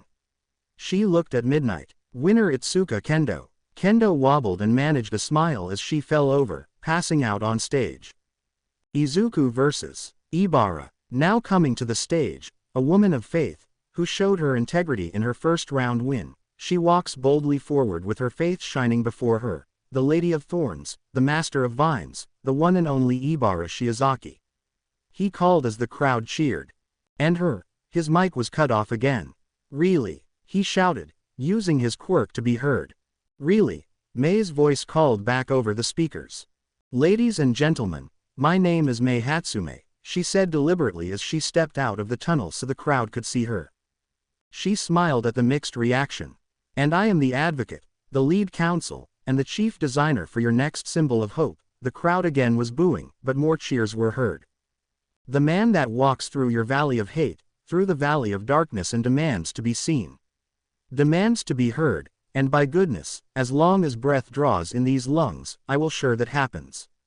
I give you the man without a quirk, the man with what people call an unobtainable dream, the man WHO will carry hope to those WHO have lost it. Izuku Midoriya. The guitar riff blared out again as Izuku walked out past Mei, who bowed deeply to him before she stepped back into the tunnel. Everyone noticed the pack on his back, the hose that ran to 2 cylinders at his hips. He stood just past the entrance looking at the crowd. He threw his arms out as he walked towards the stage. Boos rained down, but there were cheers. He stepped onto the stage and came to stand across from Ibara. Regardless of this, you know where I stand, Ibara said. You will not walk alone through valleys or stand alone against slings or arrows. I am with you, Izuku Midoriya. Thank you, Ibara. He shook her hand and bowed to her as they stepped back. Mike did not even look at his phone. Are you two ready? Midnight raised her hand in the air. Izuku had one leg forward, ready to rush Ibara. His hands were by the cylinders at his side. Ibara had her hands clasped before her, her eyes locked on his. Begin. Ibara's quirk activated, lifting her into the air as a half-dozen vines tore across the stage towards Izuku. The crowd went silent as soon as Ibara lifted into the air. Izuku drew the cylinders, and they ignited brilliant white plasma swords. He didn't hesitate as the vines came racing at him. They slashed through the first, spun past, and slashed the second. Jump twisted over the third and fourth, slicing them as he spun past, landed and placed the blade in front of him. splitting the fifth as he did not even turn from his target as the second one spun behind him and cut the sixth. Izuku raced forward as Ibara gritted her teeth and launched more vines toward her opponent, like something out of the distant galaxy. The crowd was silent as he spun, cutting through the vines with such speed and ferocity that when one grabbed his leg, it threw him off balance, but he cut it away, rolled under the next two, and took them out before moving again. He got to her base and easily cut through her supports. One of the blades sparked and failed. Ibara began to fall. She tried to maintain her platform with more vines, but the other blade stopped her. He grabbed her with his free hand and yanked her down. He let the ignited blade fall and go out as he brought her down to his fist that crashed into her ribs. Her quirk flared again, and blood flew from her head. She grabbed his legs, he fired off a punch to her throat, and grabbed the vines around her head. The plasma blade ignited, and he ran the blade behind her, cutting the vines just below her shoulders and sending her into his arms. The blade sparked and broke. He slipped one arm around under her armpit and the other around her neck and squeezed with everything he had as he locked in the standing arm triangle. Ibara struggled but fell limp as he would not let go. The second she fell limp, he released and gently lowered her to the ground. Winner Izuku Midoriya. The crowd was silent before some cheers broke out, boos, and what seemed like confused clapping. Izuku waited until the medical bots arrived, and she woke up when she was placed on the skiff. She smiled at him. "I was not expecting to get a haircut today," she said as they walked off. "I am sorry, Ibara. If there is anything I can do to help you regrow your vines, I will be at your disposal," Izuku said. "I will hold you to that, Izuku," Ibara said with a smile as they entered the tunnel. Momo vs. Nito. Now it is time for the final match of the second round, and this one should be interesting. Now, entering the arena, the wild card of 1B is the heroic, the resilient, and the unpredictable Nito Monoma. Mike said, shaking his head from the last battle. His opponent is the mistress of creation, with a fierce streak that she showed in her first match, the warrior princess of 1A, the possible answer to a wild card, the beautiful, the bold, the strong Momo Yaoyorozu. Momo and Nito took the stage to cheer. They shook hands and bowed as they took their starting positions. Momo's heart was pounding. She had no idea what Nito would throw at her, what quirks he had copied, how many, nothing. She knew this was worse than going into battle against an unknown. It was going into battle with multiple unknowns. She shook it away and prepared to do all she could. The fight began, and Nito and Momo both rushed towards each other. A nightstick flashed to Momo's hand as they came together, and suddenly, Nito dropped into his shadow. Momo hit nothing but air. She felt her ponytail get grabbed, and she yanked violently backward and to the ground. She crashed to the ground and then felt it liquefy as she sank. Flashbangs exploded from her, and the sound left her ears ringing. She couldn't see a thing, so she tried to pull herself up and out, only to get pulled back down. Suddenly, everything around her hardened. Her arms, stomach, legs, and nearly every part of her exposed skin were trapped in the arena. She looked up and saw Nito standing over, glistening like metal. He raised his fist to come crashing down. Momo created a helmet, but it rattled her head regardless. He raised and looked at Midnight. "Match Momo Yaoyorozu cannot defend herself," Midnight announced. Juzo came from the stands and got Momo free. She looked at Nito and shook her head. "You are such a wild card," Momo said, holding her ringing head. "I knew I couldn't give you a chance. I had to end it quickly," he said. "I didn't want to think what you would have brought out had I given you the time." "Thank you, Nito," Momo said as they left the arena. "Good luck in the tournament." Momo went to the locker room and sat there. She let the sting of defeat wash her, and when her phone rang, she took a deep breath as if it were her father. "Don't say a word, darling," he said. "We are here and we're watching. We are proud of you. When you are up to it, we want to see you, and after the tournament, we want to take you to dinner. Pumpkin, you were fierce out there. We love you so much."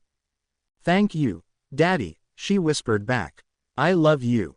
Shoto vs. Itsuka. Itsuka walked out to the stage, her hand still bandaged, her arm bandaged. She was arguing and begging them to let her fight. She risked further damage if she fought with her hand in that condition. No, let me go out there. Don't make me be removed from the fight in the back where no one sees, Izuku was begging them. Let me go out on my feet. Izuku, your hand is useless. You throw a single punch with it, and you will break it again, Ectoplasm said. I won't use it, she said quickly. I won't throw a single punch. Bind it to my side, but don't make me give up. I need to finish this. I have to show them that I am stronger. That next time they come for us, I will be there by my class's side. Come here, Recovery Girl said. You move that arm at all, and Midnight will call the match. You understand me? Izuku was in tears. Thank you, oh God, thank you. Once Izuku was away, Ectoplasm looked at Recovery Girl. Why are you allowing this? That girl we found huddled over another student in the USJ. She didn't reach the door. She wasn't there when all her classmates fought for their lives. She wants them to see her fighting till the end, Recovery Girl said. None of her class holds anything against her or thinks anything less of her, Ectoplasm responded. But she does, Recovery Girl said. This is how she climbs out of the darkness. If we stop her, I don't know if she ever will. Now tell Midnight if that arm twitches or clenches anything, the match is over. The winner of this match will find themselves in the finals of the first-year sports festival. These 4 contestants are on the cusp of fulfilling a childhood dream. Don't hold back on them now, folks. Coming to the stage, we have the odds-on favorite, the man who showed us that he is not only defined by ice but knows how to bring the heat, the seemingly unstoppable Shoto Todoroki. Mike made the announcement and shook his head as he read the report on his opponent.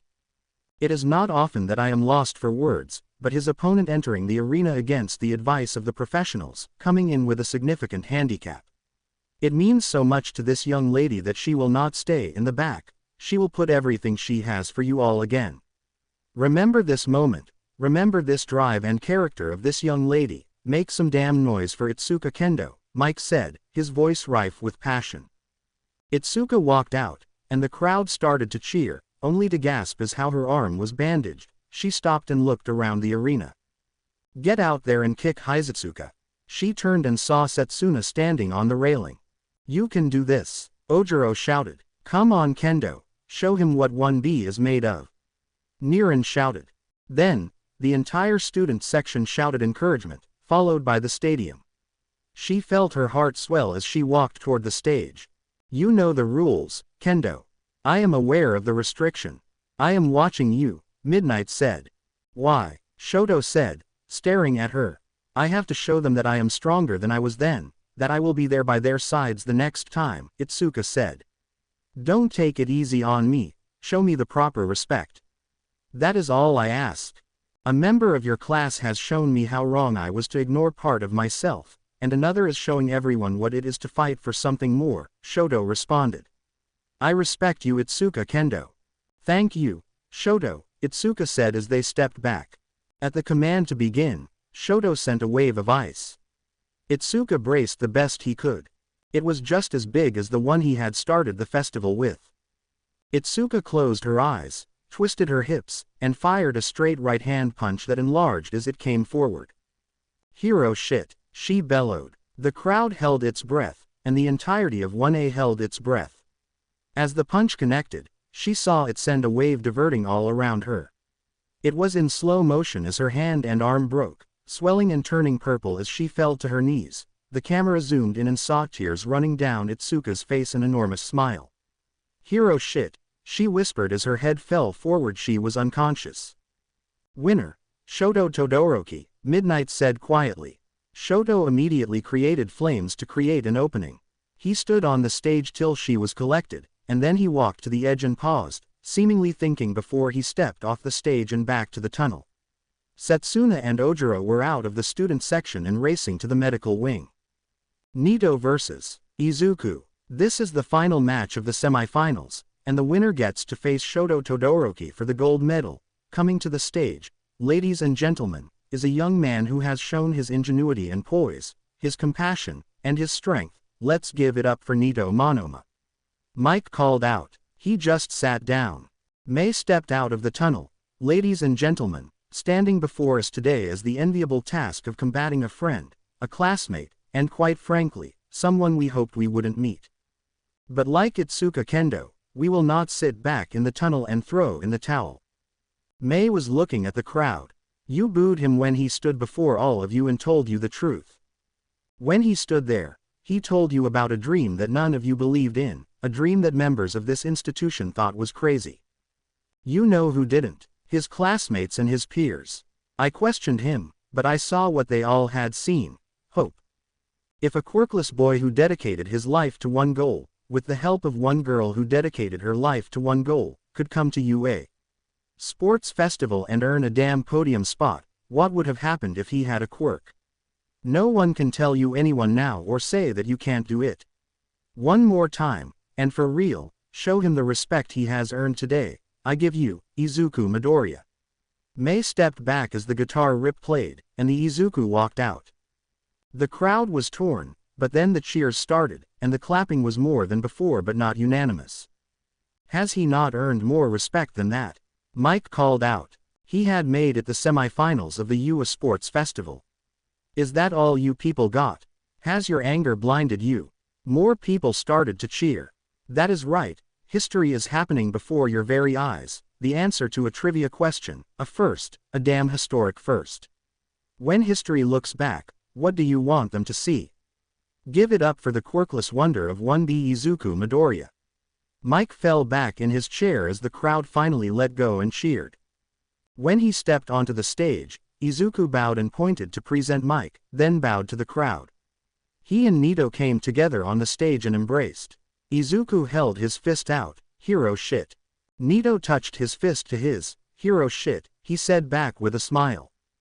They stepped back, and at the call to begin, Izuku ran and leapt at Nito, who rolled backward and slammed his hand on the ground.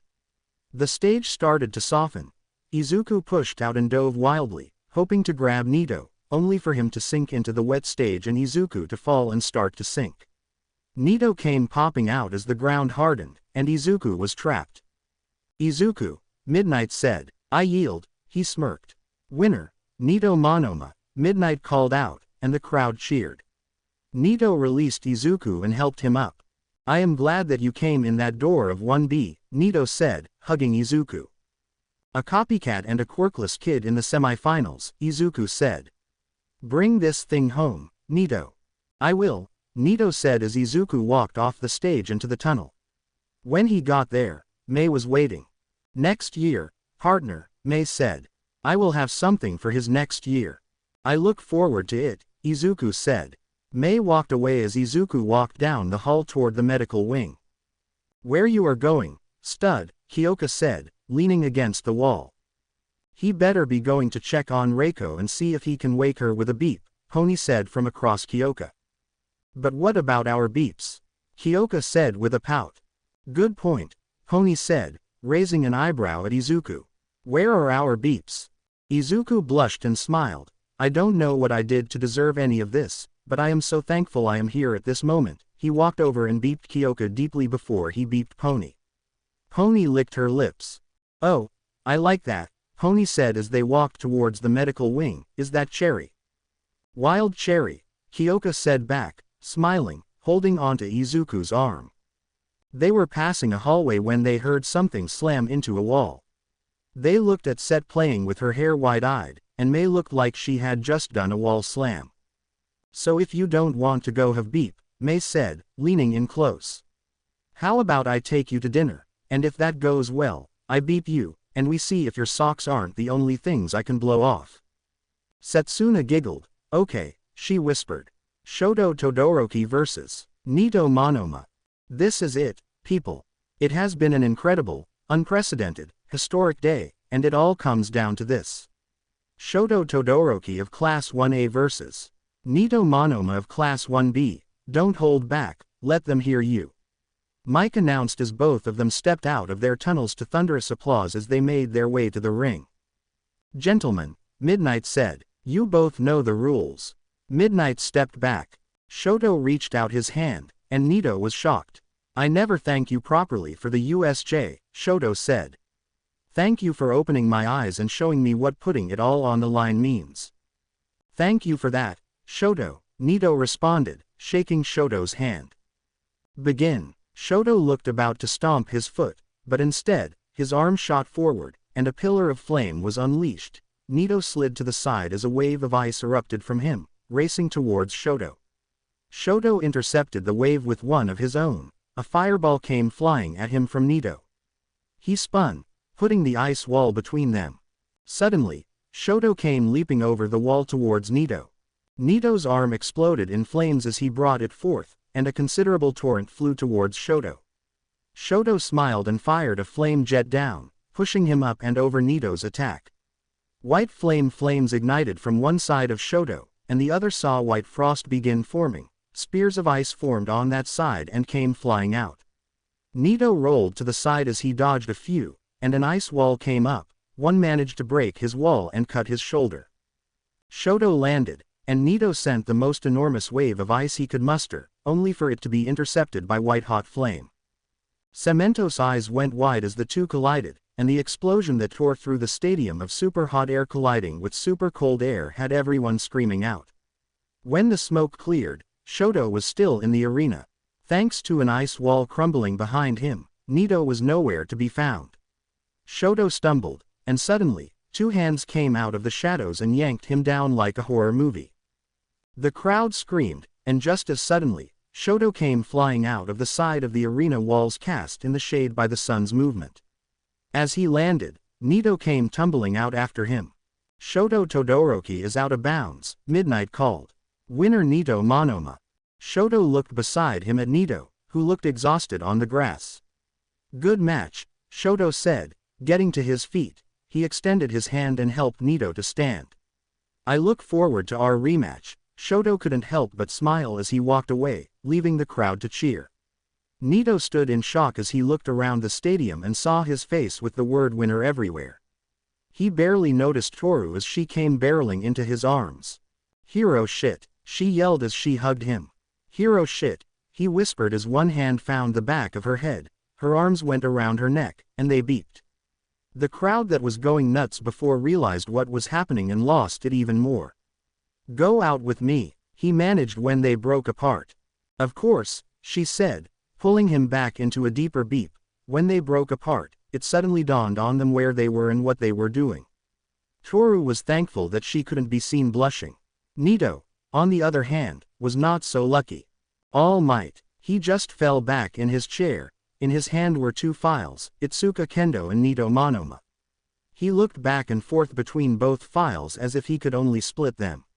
He had to talk to them one-on-one. He needed to know more than he had witnessed and what was in the file. Though one phrase was ringing in his mind, hero shit.